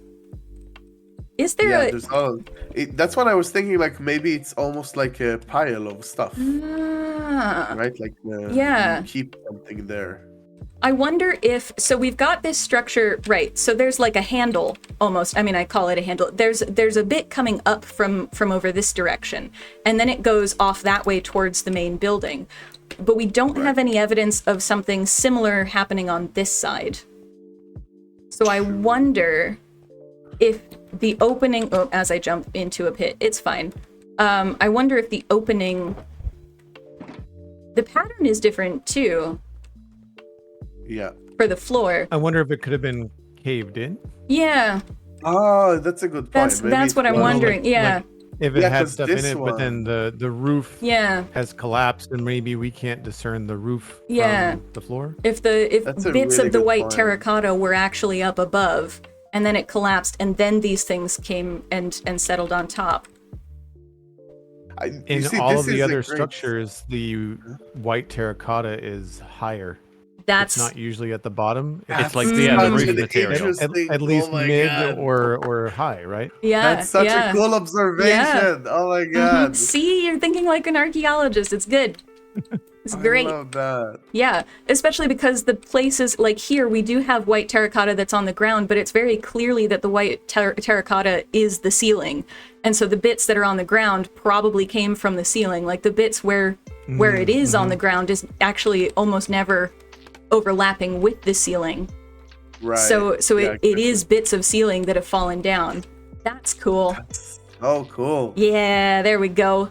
This is another argument for excavating one of these with friends. Like if you have a server and you want to get people together to excavate one of these, I highly recommend it. A, because it's going to take you a lot less time, and B, because you're going to be a lot more entertained while digging with people, but also because, and this is why archaeologists, I mean, there are a number of reasons we do this as a team, but it is very much a team effort, and part of that is because people have different observations and different ideas. So like Joel spent a lot of time digging out a lot of these structures, whereas, you know, others of us were spending a lot more time digging up above or getting little fiddly bits. Joel was figuring out the footprint of this site, so he's a bit more primed to be seeing those patterns of where the roofs are that I might not have seen because that wasn't something I was focused on while we were digging. So it's really important to do this with other people who are going to be able to bring other insights into what's going on.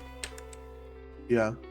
By the way, I just wanted to say, I got very aware of how it sounds when I am excited about this structure. It's like almost like I'm saying, just to be clear, I did not make the structures specifically. We had someone who made them.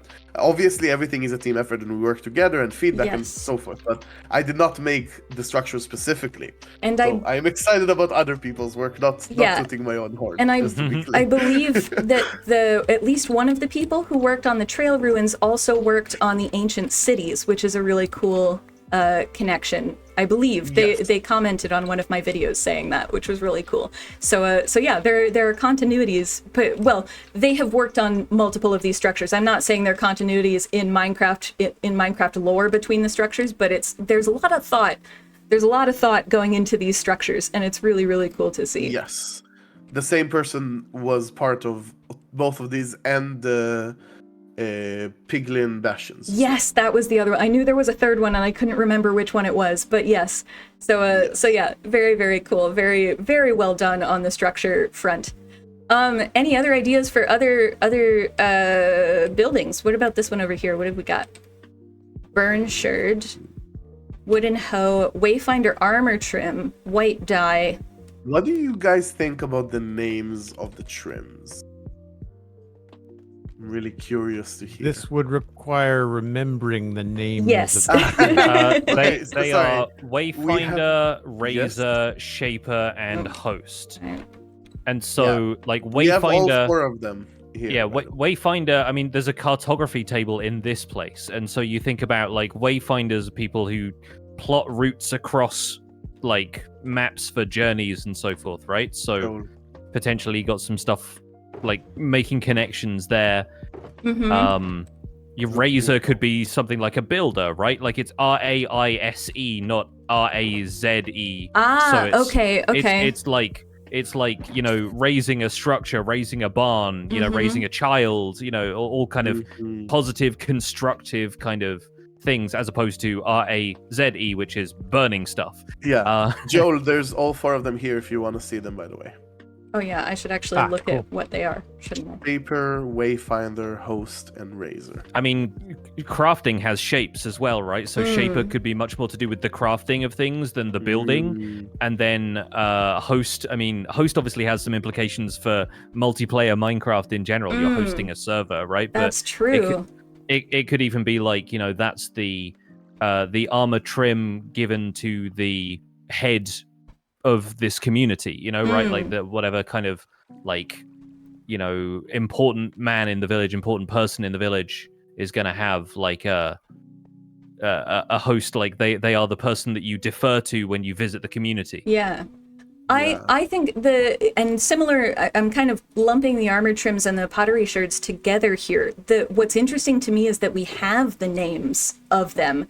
And a question becomes, are these the names that we ourselves are giving to these things in our current Minecraft time? Or are these the names that these societies gave to these objects at the time that they were using them?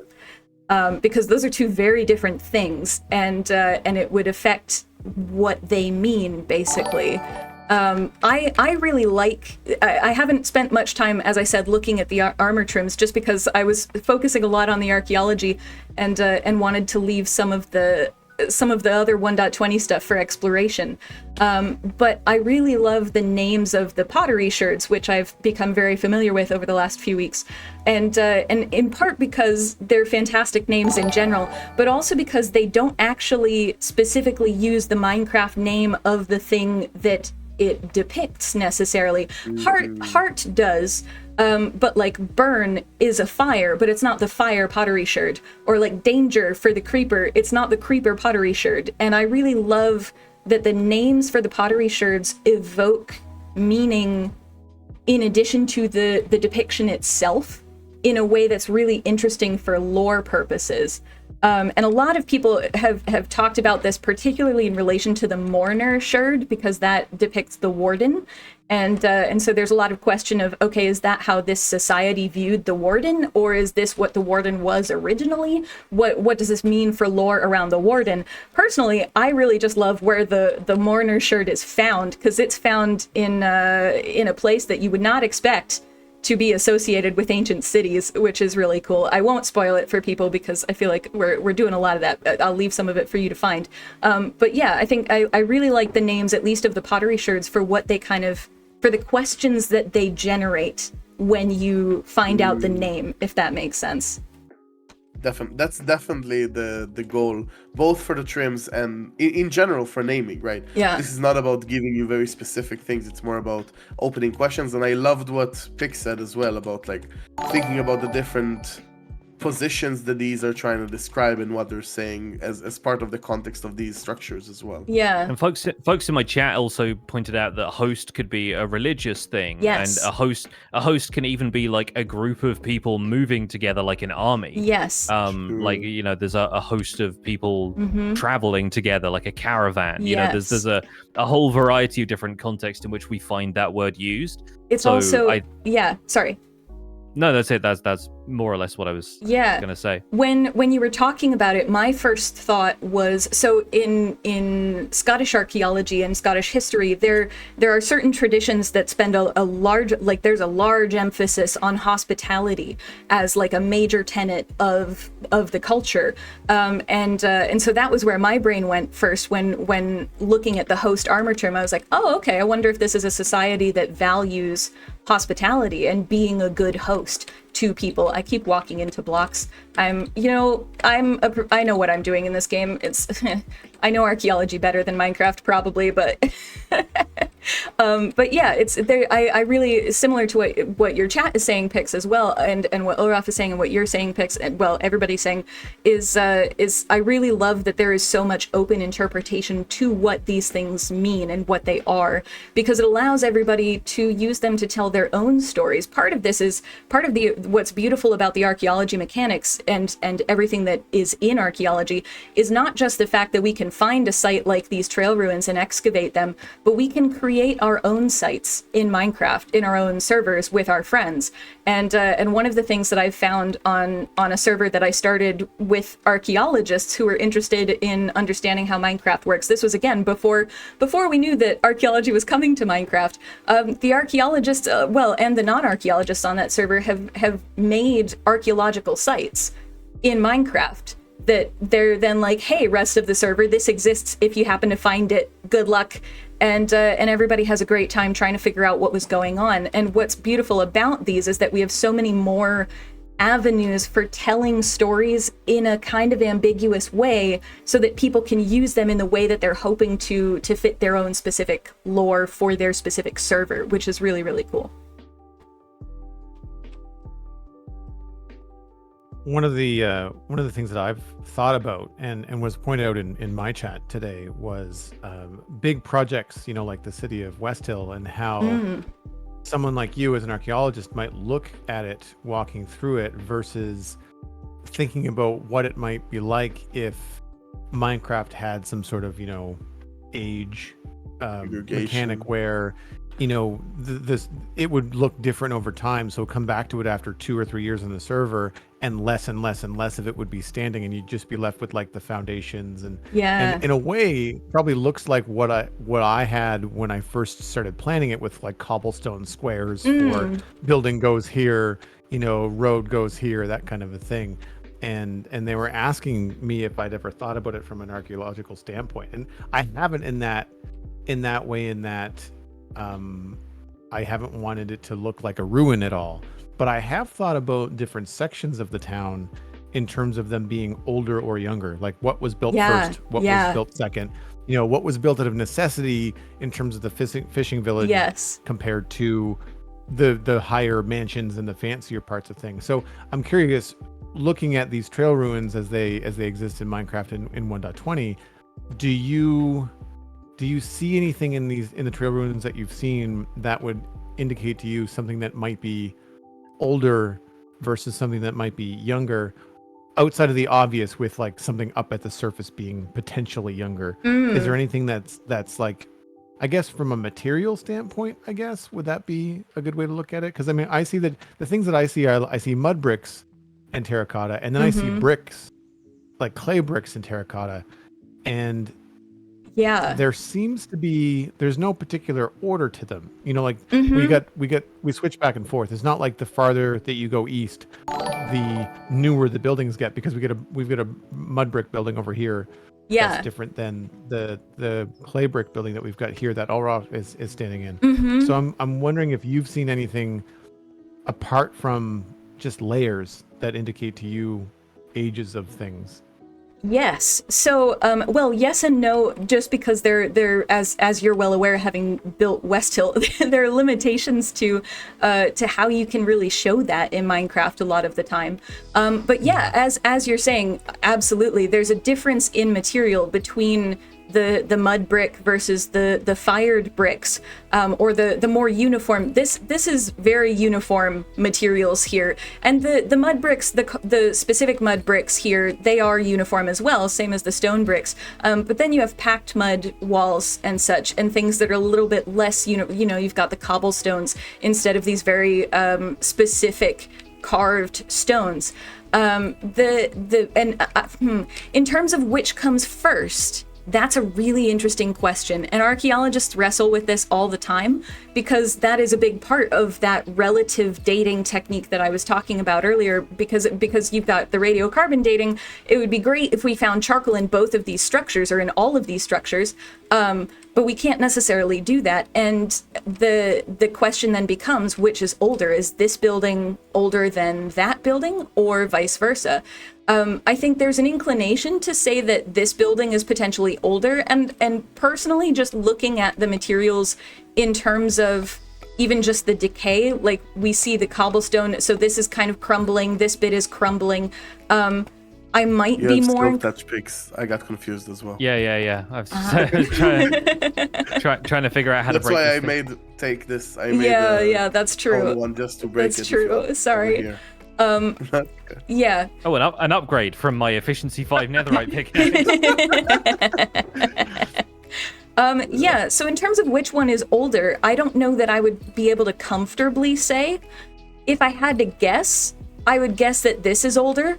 But that might just be my own biases kicking in, is the other thing. That's another thing that we have to be aware of as archaeologists, is how biased our own perceptions of things are. Because everybody's biased, like, full stop. There's no escaping it. The question is just how much can you minimize it? The goal is to minimize it as much as possible. So on the one hand, my inclination is to say that the stuff with the mud bricks, because they're larger bricks and they're not as like uniform as these smaller ones, that these would be later than this. However, I would also be inclined as an archaeologist to look at these structures and say, well, number one, there's bricks over here. So this,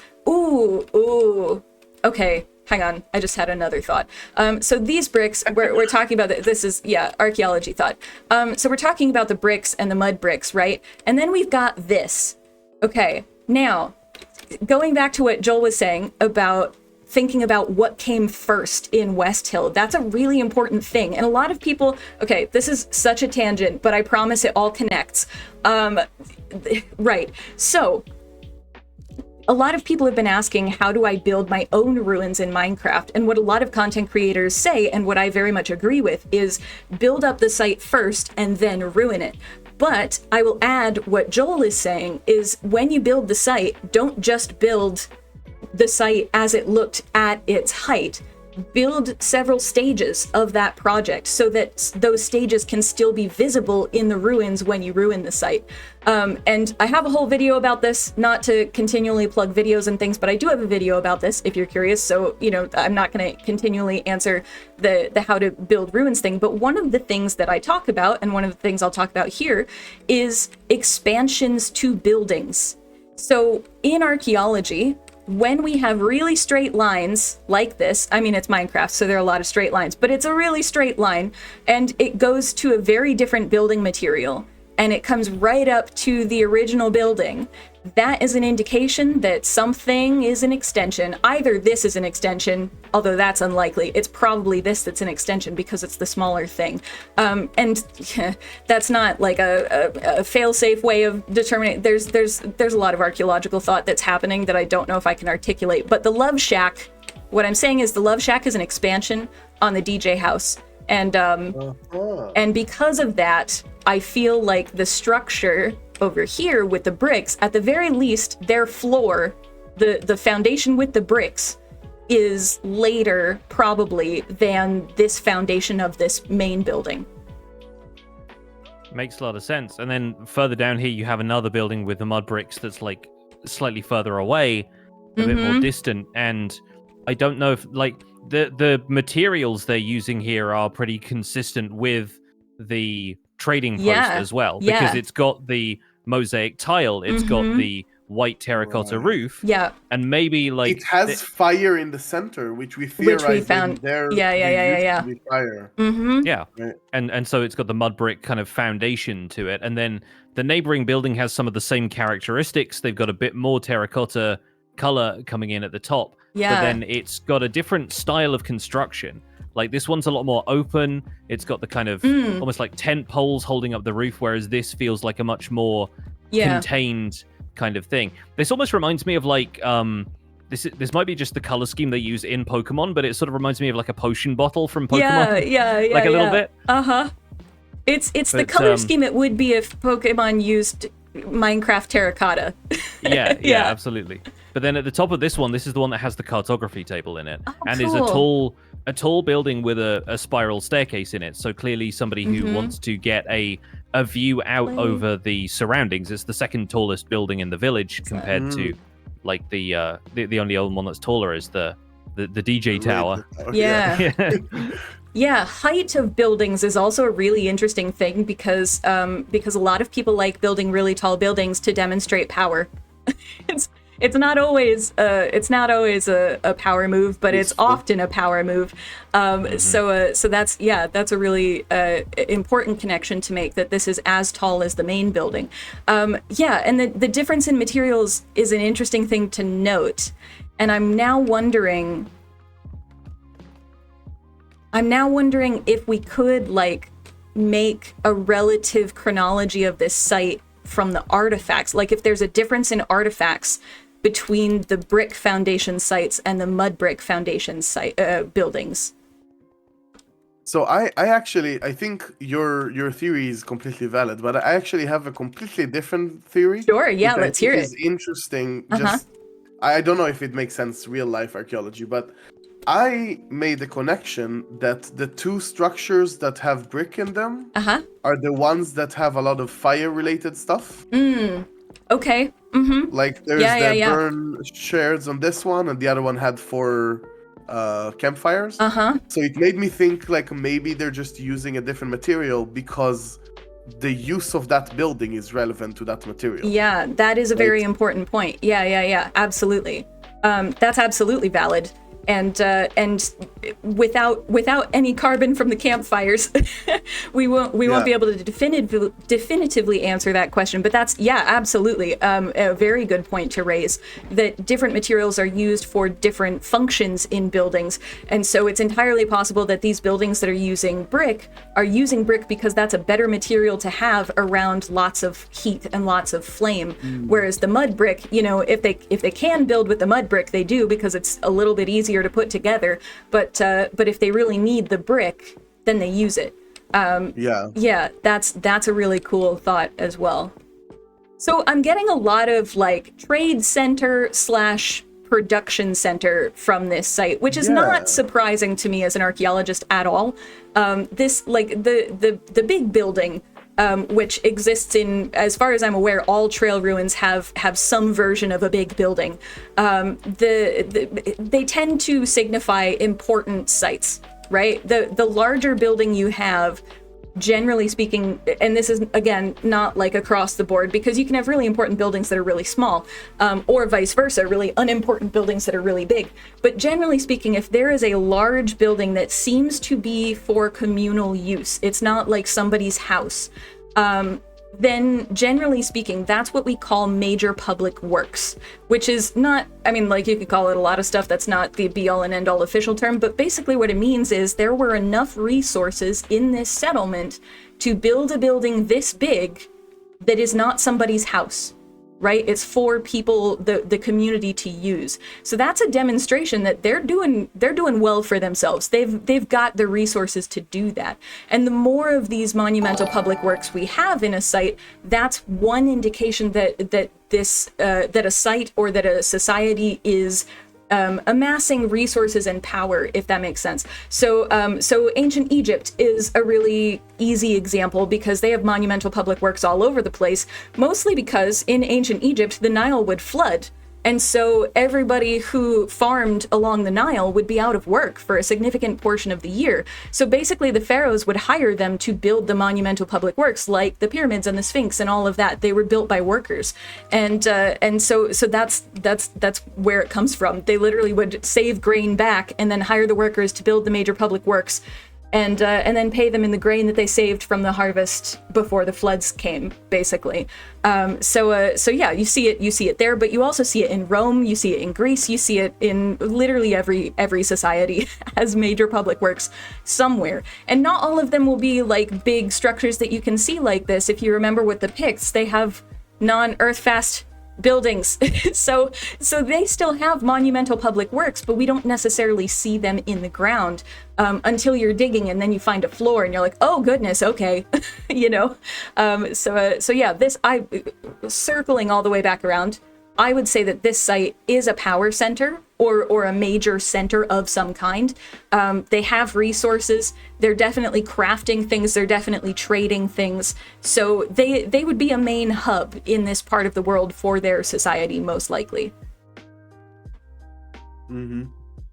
I looked at the structure here at the end, and I'm getting strong, like, communal vibe from this. Yes. Like, it seems like just a meeting place, or like maybe where you come to eat together as a group. Yeah. There's also the host and razor trims here. Yeah.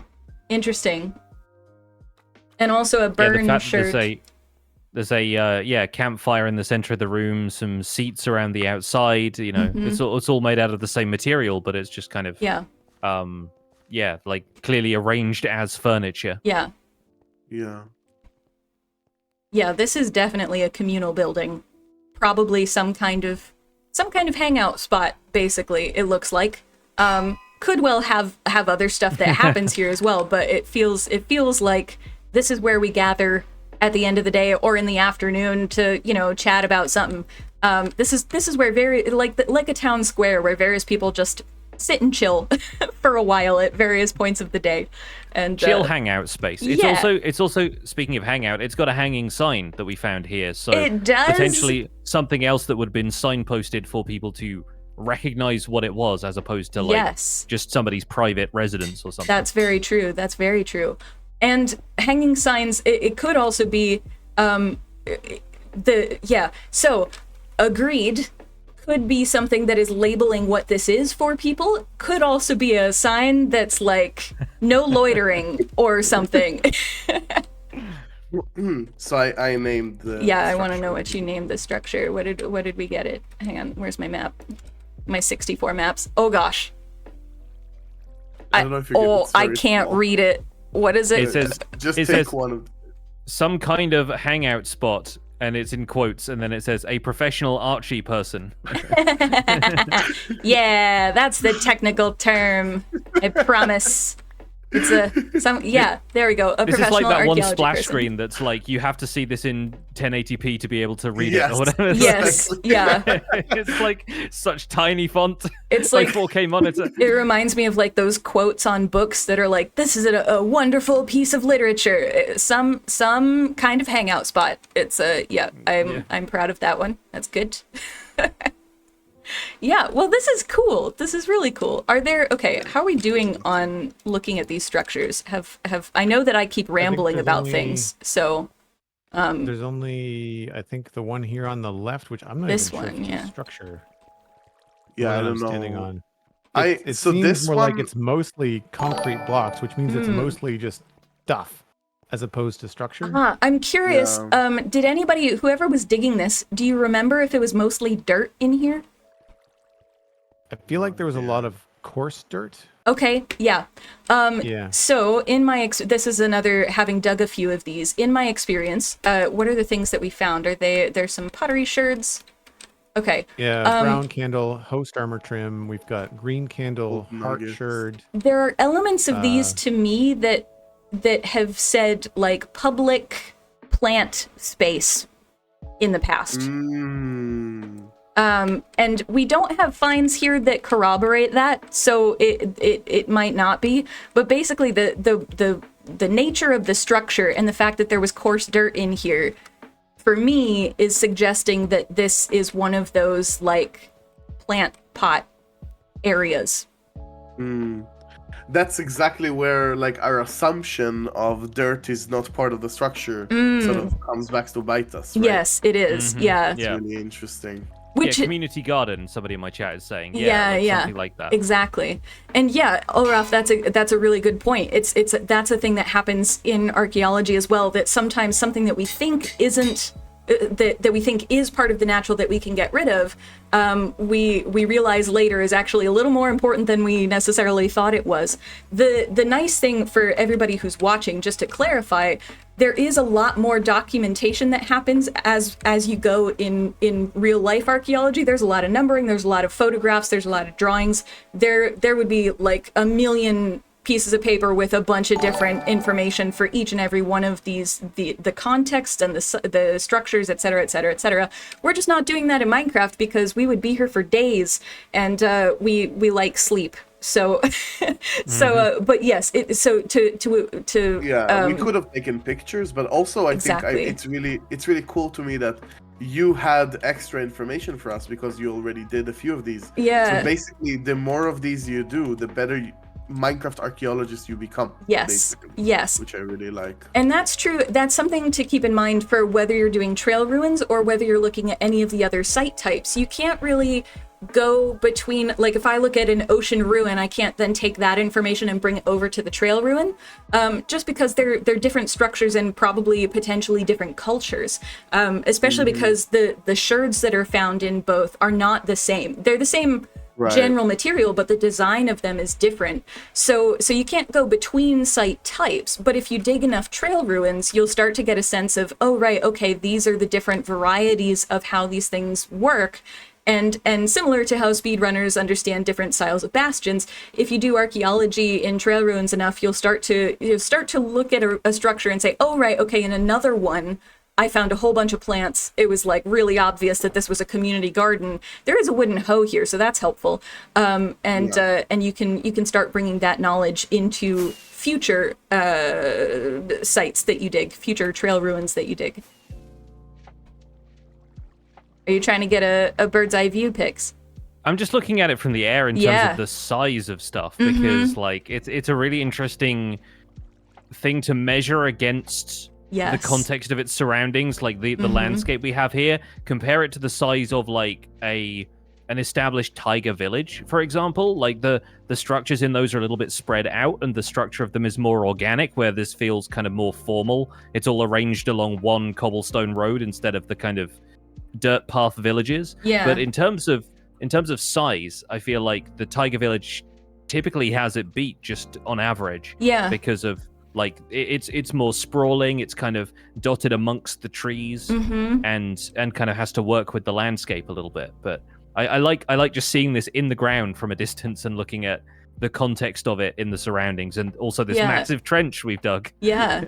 I was also thinking, and just as an FYI for people, I was thinking of also trying to make this, so a bunch of us, or well, I at least, will be publishing a VOD of the stream for people who couldn't make it, or for people who came late, you can catch the VOD.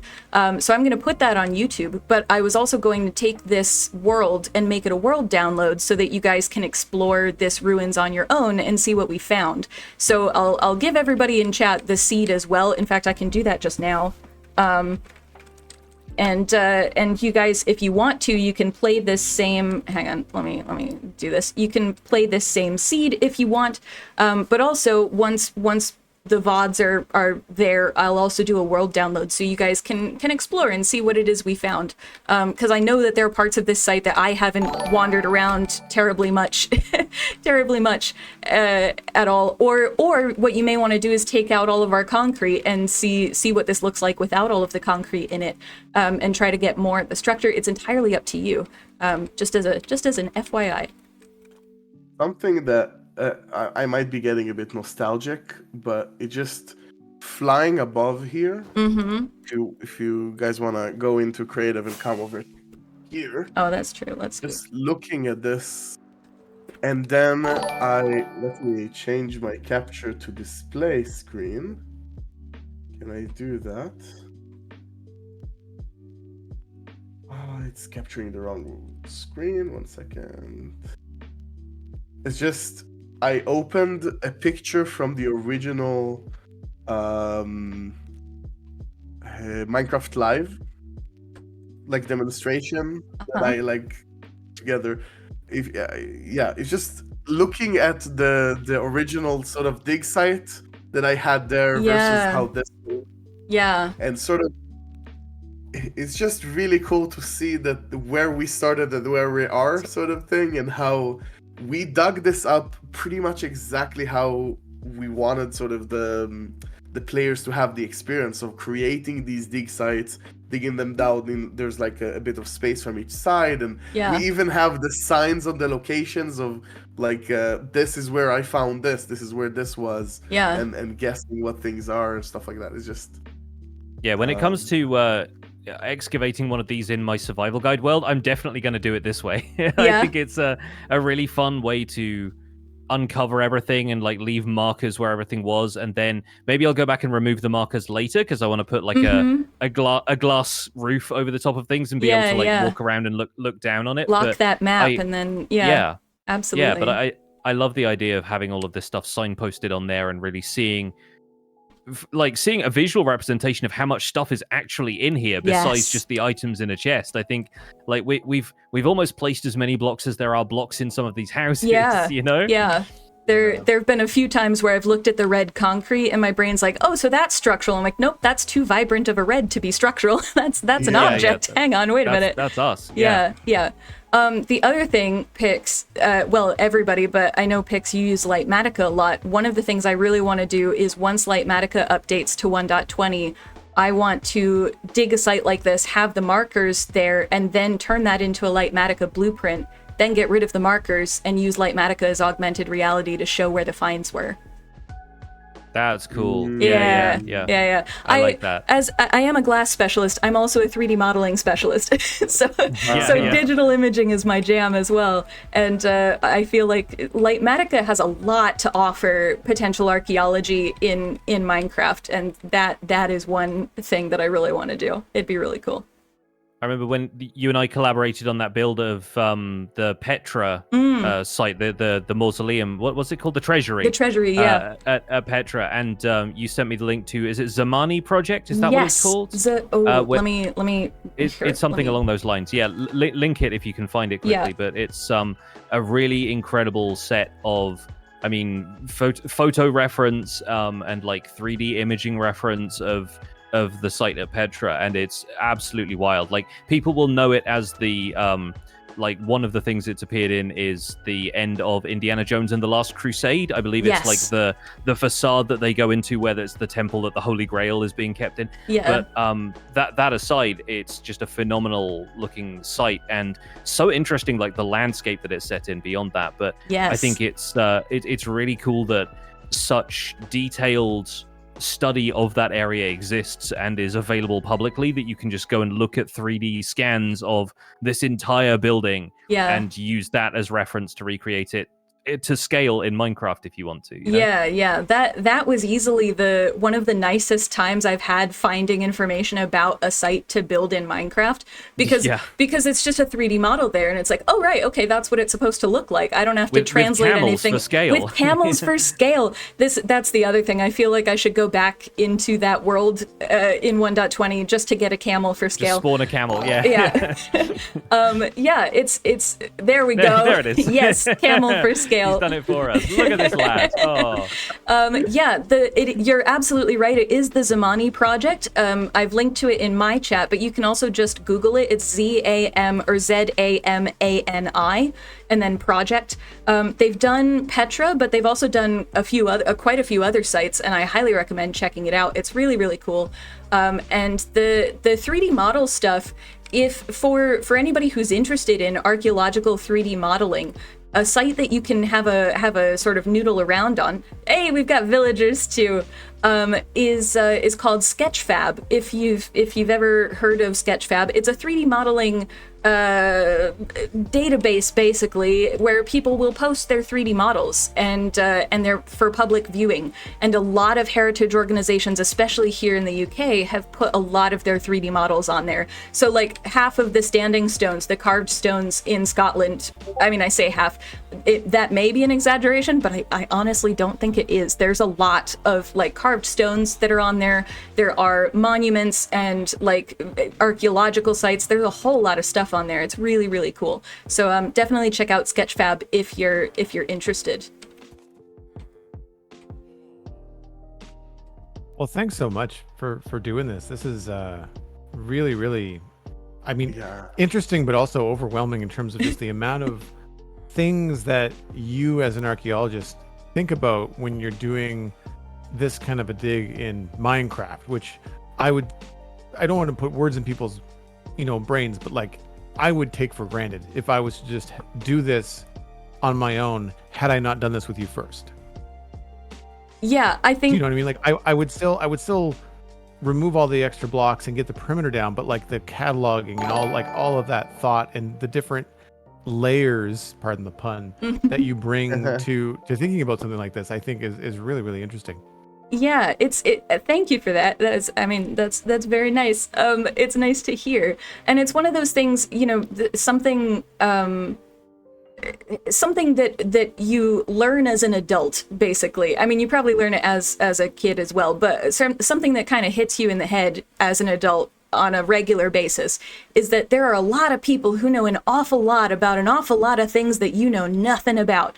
And I'm saying this because, like, Joel, you're talking about all of this insight into archaeology that you've just got, but literally like 2 or 3 weeks ago, or maybe slightly more, on the Spawn Chunks, you were talking all about sightlines and an artistic approach to building in Minecraft in given your experience as an artist. And like, those were not things that I knew or thought of. And it's just really interesting to see people bring their own expertise into Minecraft and to explain it in a way that the rest of us can start to actually understand what all of these things are and appreciate the expertise of all of the people around us. It's really, really cool. So tune in for Joel's next stream uncovering one of these where he does the color theory of trail ruins. Yeah. And, do it. What it says about the sightlines and the shapes. Absolutely. I mean, it'll look and sound an awful lot like, hey, look, I found dye here and dye here. Yep. Hey, look, more dye there and more dye there. Yeah.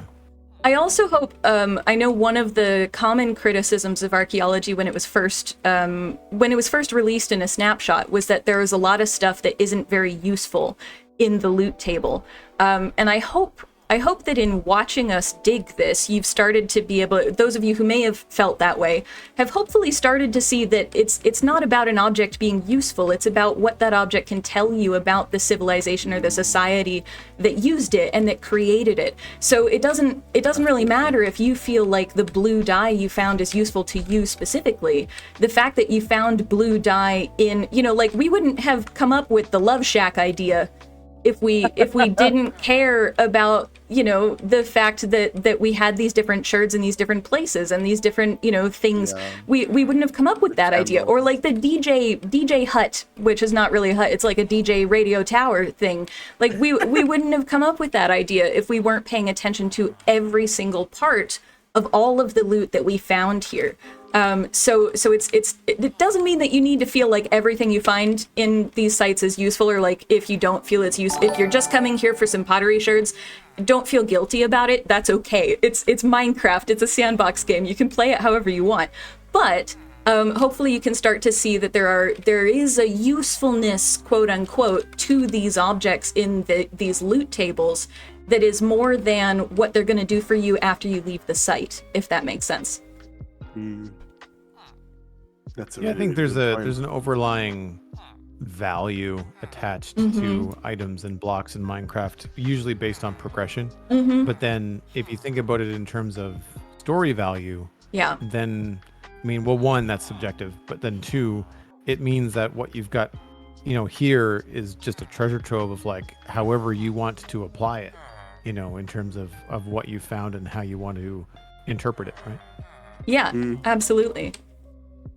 Sorry, I just got shoved by a villager for several blocks, and then they turned away and walked away from me after staring at me for a few seconds. So if I sound like I'm laughing, that's why. Footprints. I've got footsteps of a sheep that were happening behind me, and I just like, it's creeper. I was like, oh no, wait, we're in peaceful mode. It's not a creeper, but your brain just kind of like tweaks on that. It goes into it, like, sound that's not me walking. What's going on? Yeah. That's another thing, like people, if you're wanting to excavate one of these sites, absolutely don't feel self-conscious about just going into peaceful and doing it in peaceful mode. If you don't want to deal with creepers while you're trying to do all this, then don't deal with creepers. There's no rule saying that you have to have creepers available at all times. I'm a chronically ill, disabled person. There are days where I cannot process enough information to get away from a creeper fast enough before it ruins my day. So there are days where I just turn off the creepers, or I turn off mobs, or I turn off mob griefing or something. It's perfect. Yeah, I feel like we end up in, I mean, I've been on a soapbox for a while now, but there are often times where we think about, you know, where people talk about Minecraft and the right way to play it or the wrong way to play it. And there is no wrong way to play Minecraft, in the same way that there's no wrong way to dig one of these trail ruins. Like if you don't want to go through and document everything, that's fine. It's your world. I'm not your mother. You know, I'm not your personal archaeologist or whatever. I mean, it's okay if that's what you want to do. Or if you're like, oh hey, I could really use some relatively easy to get terracotta, and I'm in the middle of nowhere where it's difficult to get this much terracotta. You know what? I'm just going to dig the whole thing and use the materials. We see that in archaeology all the time. That is a valid response. I mean, it's not a good response in the modern world. Don't do this in real life. It is illegal in almost every country. But it's something that, like, it's a Minecraft world. You can absolutely do that. So don't, if you're looking at this and thinking, oh gosh, how am I going to deal with, you know, the weather, differences in weather and differences with, you know, mobs or like phantoms. How am I going to remember to sleep in the hole every night? Like, you don't have to if you don't want to. You can just turn those off. It's okay. Yeah. Yeah, Zalefian says that sometimes he doesn't want me in his server, so he just bans me out. Very nice. No, but I think I 100% agree with like everything you're saying about the usefulness and about the story of things, and I've been thinking a lot about what our role as designers of this game is. Recently, you've seen the King's tweet about it and stuff. We've been talking about it a lot, and I think for me, a lot of what I see our role is to give players, like the thing that is most common about Minecraft. Many people do many different things, but there is one activity that is sort of the most common activity that most of us do, and that is building. And I think that sort of giving motivations and inspiration and sort of nudges to building is, I see it as one of my main roles here as designer. And I think that's exactly this. Like, I see my chat is full of people saying, oh, I could like rebuild these things, or I could build a base around this, or how cool would it be to take this and see, like, expand it and see how a full city would look with this style. Right. So these are just, I see that as overwhelming success as a designer of me inspiring you to build cool things and have interesting experiences in the game, basically. And that's also like that, and also of course exploring it is gameplay. It's trying to tell your own stories around it is gameplay. All of these things are things you're enjoying to do in the game, basically. Yeah, absolutely agree with all of those points. Yeah. All right, well, that seems like the perfect place to wrap this up, because it is getting a little late here, but yeah, it is getting late. This has been spectacularly fun, and I hope everyone who's watching has enjoyed it. I know my VOD's going to stay up on Twitch. I'll probably post it to YouTube as well. I'm at the very least, people have demanded that I make a short out of me laughing at punching a tree with a map. I mean, I feel like that needs to be a short. That's just too funny. This is definitely going to make its way to YouTube in some shape or form, or at the very least, I'll like refer back to it when I'm eventually digging one of these out solo in my single player world and having a lot of fun. But thank you all so much for taking the time to join us. It's been phenomenally fun. Yeah. And like let's Thanks go out and find some more ruins. Awesome. Yes. Yeah, totally. Thank you for agreeing to this plan of mine. Thank you for agreeing to me putting you down for some hard labor. Of course, always. And if anybody in the chat needs to find links to the various other people, they're all in my Twitch title, so click on all of those, drop everybody a follow. Same. Listen to the Spawn Chunks podcast when we talk about more stuff like this, I guess, on Monday. And definitely go watch that episode of the Spawn Chunk that I was in. It's such a good episode. Go and be nice to Ulraf on Twitter. Nice words only. So all right, thank folks. you so much. Yeah, this has been great. Cool. Thank you all. Have a good one, and we'll chat soon. Yeah. Yep. Absolutely. Bye-bye. Okay, I'm gonna switch to just chatting, guys. And I'm also gonna turn off my headset mic. So that was that. Hi. I'm sorry. I was kind of trying to catch things people were saying, but obviously with lots of people in ears and chats and things, I know I missed a bunch of you. So many of you followed. I don't even know how many of you followed. It's a lot. Here, I'm gonna disconnect from the server before I forget to do that. Thank you to everybody who's followed. Thank you to all the new people. Welcome on in to all the new people. I'm the archaeologist. Hi. Yes, I'm the archaeologist. I do have a Discord for anybody who's new. I know that I'm sure I've seen the mods putting everything there. And oh yeah, the new transition art, that's by my twin. My twin's an artist.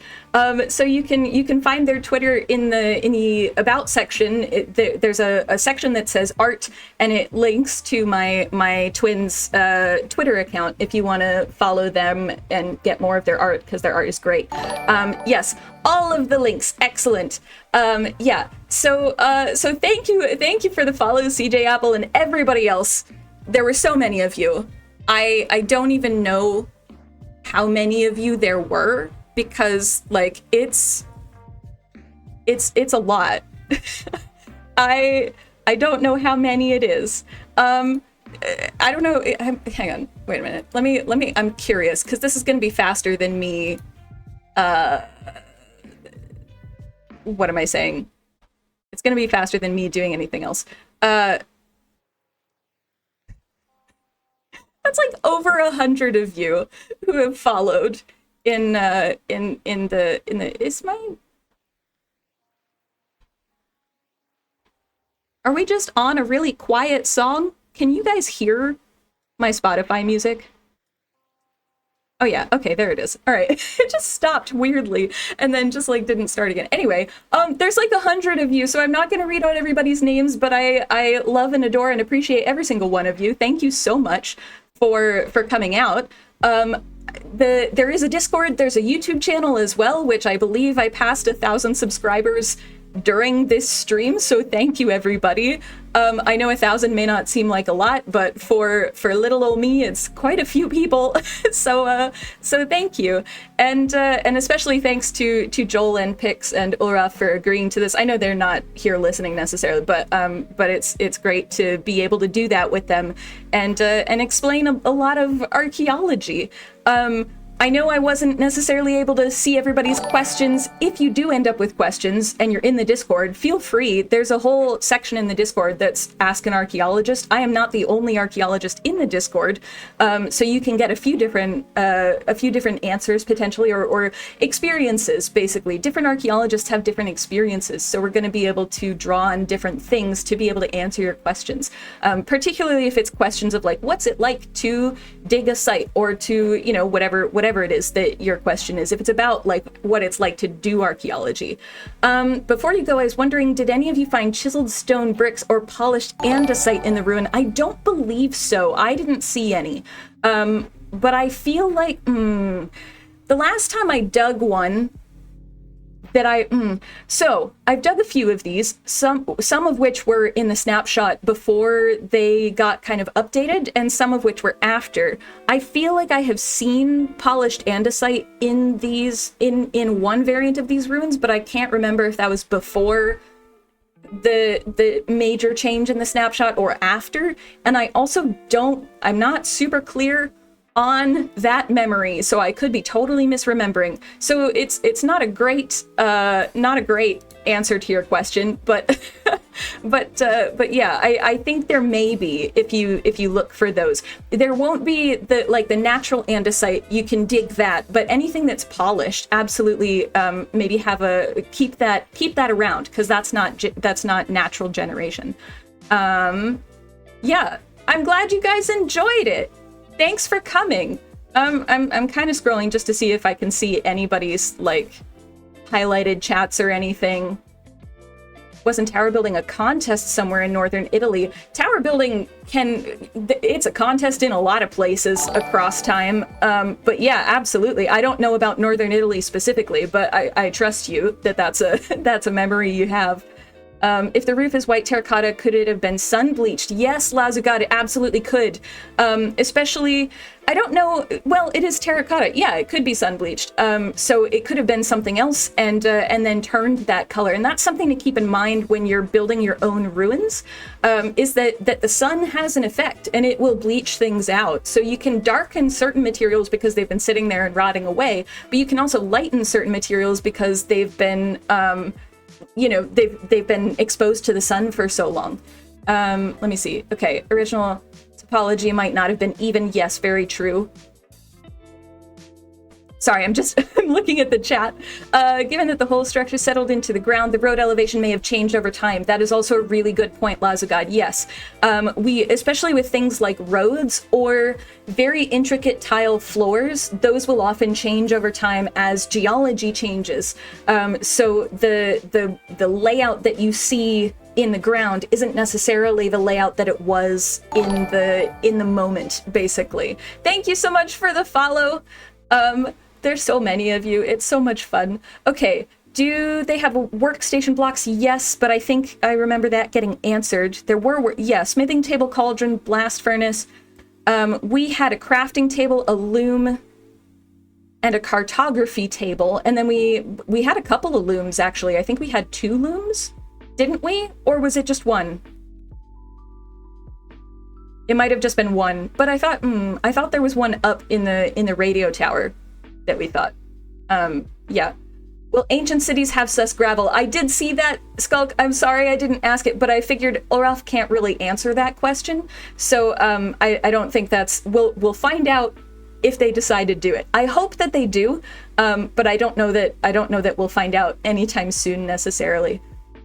Solid structure with odd patterns makes you think of a collapsed statue. That's a good point as well. Yeah, absolutely.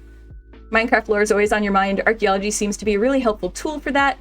Yeah, I'm glad that you enjoyed seeing my process and my theories, even though I know I wasn't the most active in terms of digging, because I was often talking about various things and realized that there were a couple points where I was talking and dug through sus gravel, and I realized if I kept doing that we were going to lose a lot more sus gravel than I wanted us to. So I wasn't digging terribly much, but I'm glad that you guys were enjoying watching the thought process and the decisions and the sort of ideas that were happening and such.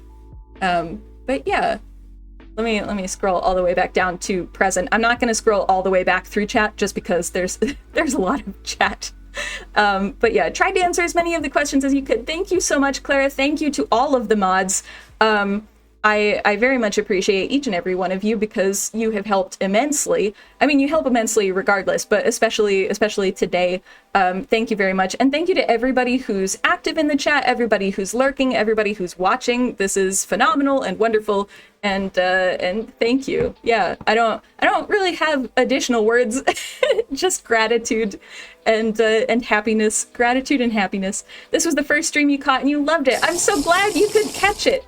Everybody take a drink. There were so many of those that were redeemed, and I tried to visibly do it whenever I heard them, but I didn't want to interrupt what people were saying. But yeah, take a drink of whatever you fancy. But I live in a very warm house right now, so I'm gonna opt for water.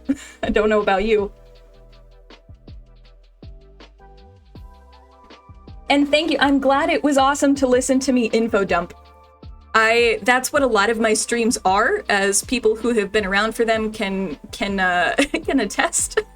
I do a lot of info dumping, hopefully in a good way. People stick around for it. So, but yeah, hence the follow. Thank you so much for the follow.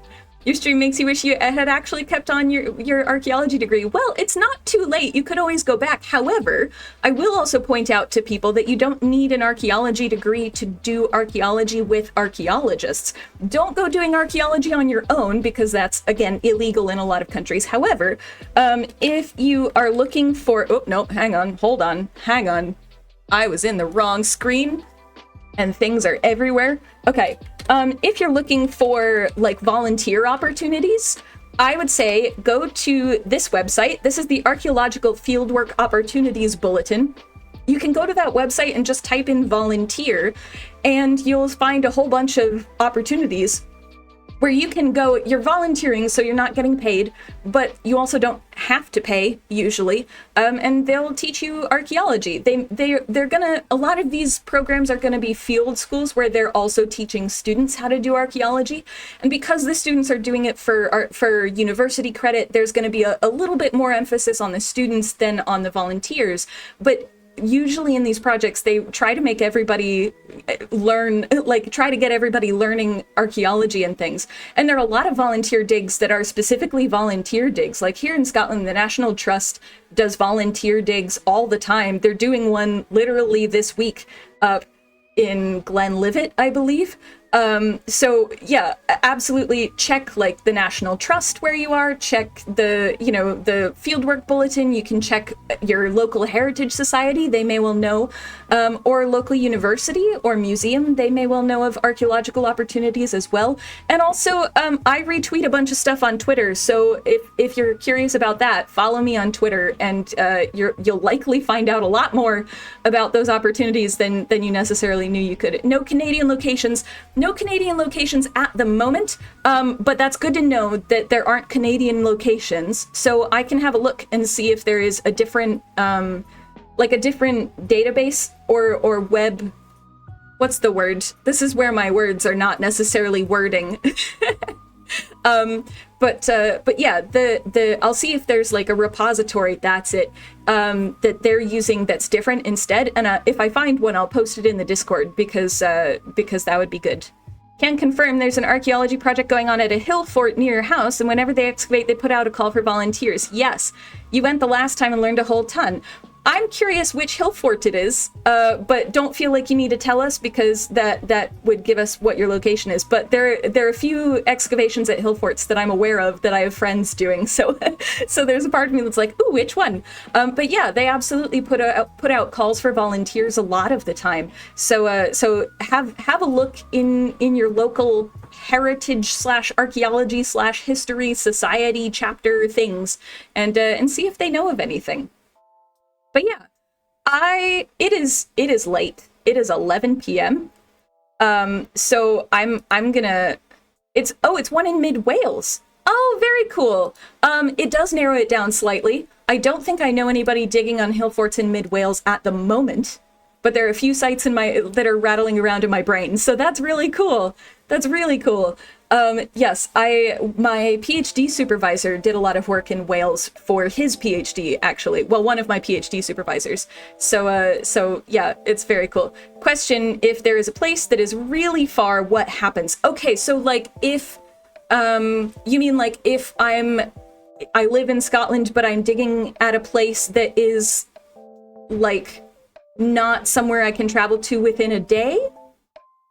Usually what'll happen, so like in Scotland, for example, I've done digs on Iona, which takes 6 hours to get to, because you have to do multiple ferries and you have to get across multiple islands to get to it. So we rent a house basically on Iona that the team lives in for the month that the excavation is going on for. So everybody lives in the dig house, and all of the artifacts and everything are in the dig house. And then at the end of the dig, everything gets packed up into various vehicles, and then we drive it back to Glasgow, which is where the university is based. If it's somewhere that is international, if it's, you know, like we're from Scotland, but we're doing a dig there's somebody in our department who does digs in Iraq, in Kurdistan. They travel and they organize digs in Kurdistan with the local authorities as well. That's like mandatory everywhere. Even if you're doing if you live in Scotland and you're doing a dig in Scotland, there's a whole lot of paperwork and organization. But yeah, they travel to for the volunteering. Okay, that's fine, Skulk. Don't worry about it. So if you're going for volunteering, you can often stay in like a camping site if you want, or you can stay in a motel. It is something where they're not going to necessarily be able to give you accommodation if you're a volunteer. However, if you would like to attend a field school, you can do that. And they will it depends. In the United States, they don't necessarily give you accommodation. In the UK, they tend to give you accommodation in a field school. So it depends, but you can look at field school opportunities, and that gives you university accreditation. So it's like you've done a university course for archaeology field school. But that does cost money, basically. So there is a fee for that, because it's basically like taking a university course over the summer. So yeah, it's a little difficult if there's nothing near you. And in places that have like large rural areas, that can be really difficult to find opportunities. But it is something where I would suggest, if you're looking for something and there's nothing in your area, if you have family somewhere else that would maybe let you crash with them for like a month, as you do an archaeology day, or even like a week. Some of these things, I keep saying a month. A lot of these things, the volunteer opportunities, you can come and go. You can come for 3 days, learn for 3 days, and then go off. You don't have to. You're a volunteer. You don't have to be there the whole time if you don't want to. So you can maybe look for things in places where you maybe have friends or family that might let you crash there if you're not able to acquire accommodation yourself. But you're definitely able to also go and camp. Not much archaeology going on in Missouri. Yeah, I'm sure there's some, but another difficulty with archaeology is that only some digs can take volunteers. So when I was digging on Iona, for example, I know I keep talking about it, but it's a scheduled monument, or a scheduled monument, which basically means that it's a protected site.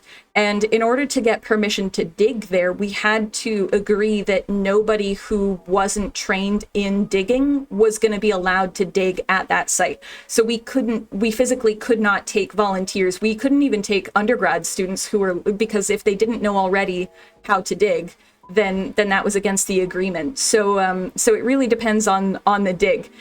But yeah, the other thing to keep in mind is that there might be archaeological digs that you can visit. So you may not be able to take part, but you can definitely, turn up and ask them what they're doing. So that's another thing to think about. Although that's not, in the UK, they'll advertise like visitor days or like a doors open day kind of, or just an open day kind of thing. I don't know about North America, how that's advertised necessarily, or whether that's advertised, but it is an option.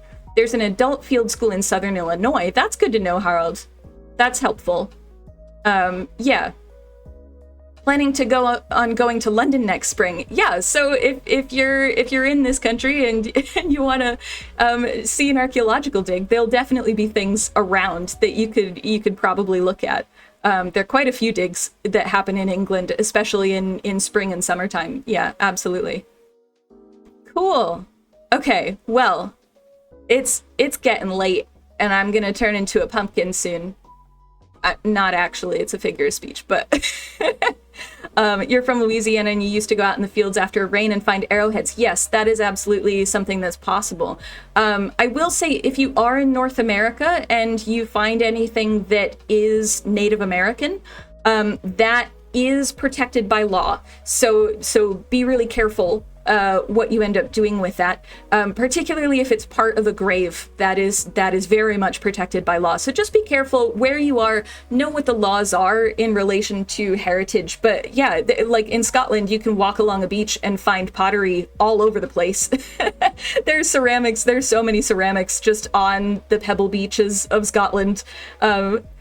Next stream, my avatar is a pumpkin, yeah.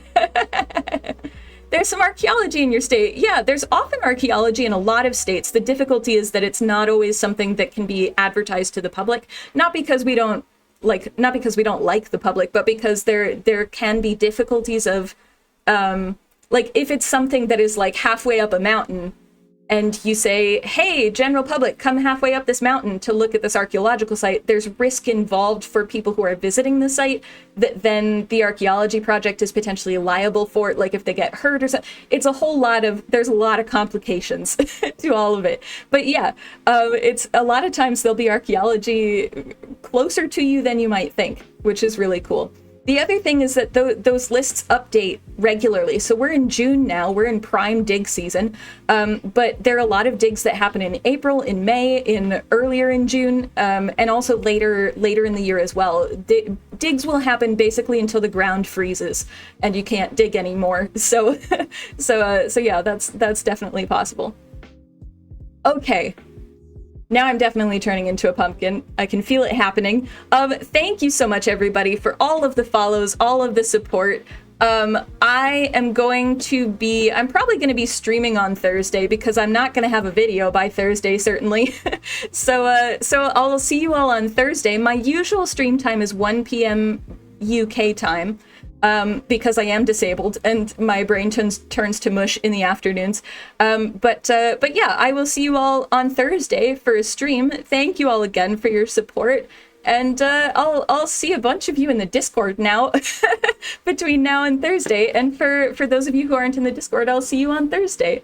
Yeah, thanks a bunch, guys. Bye.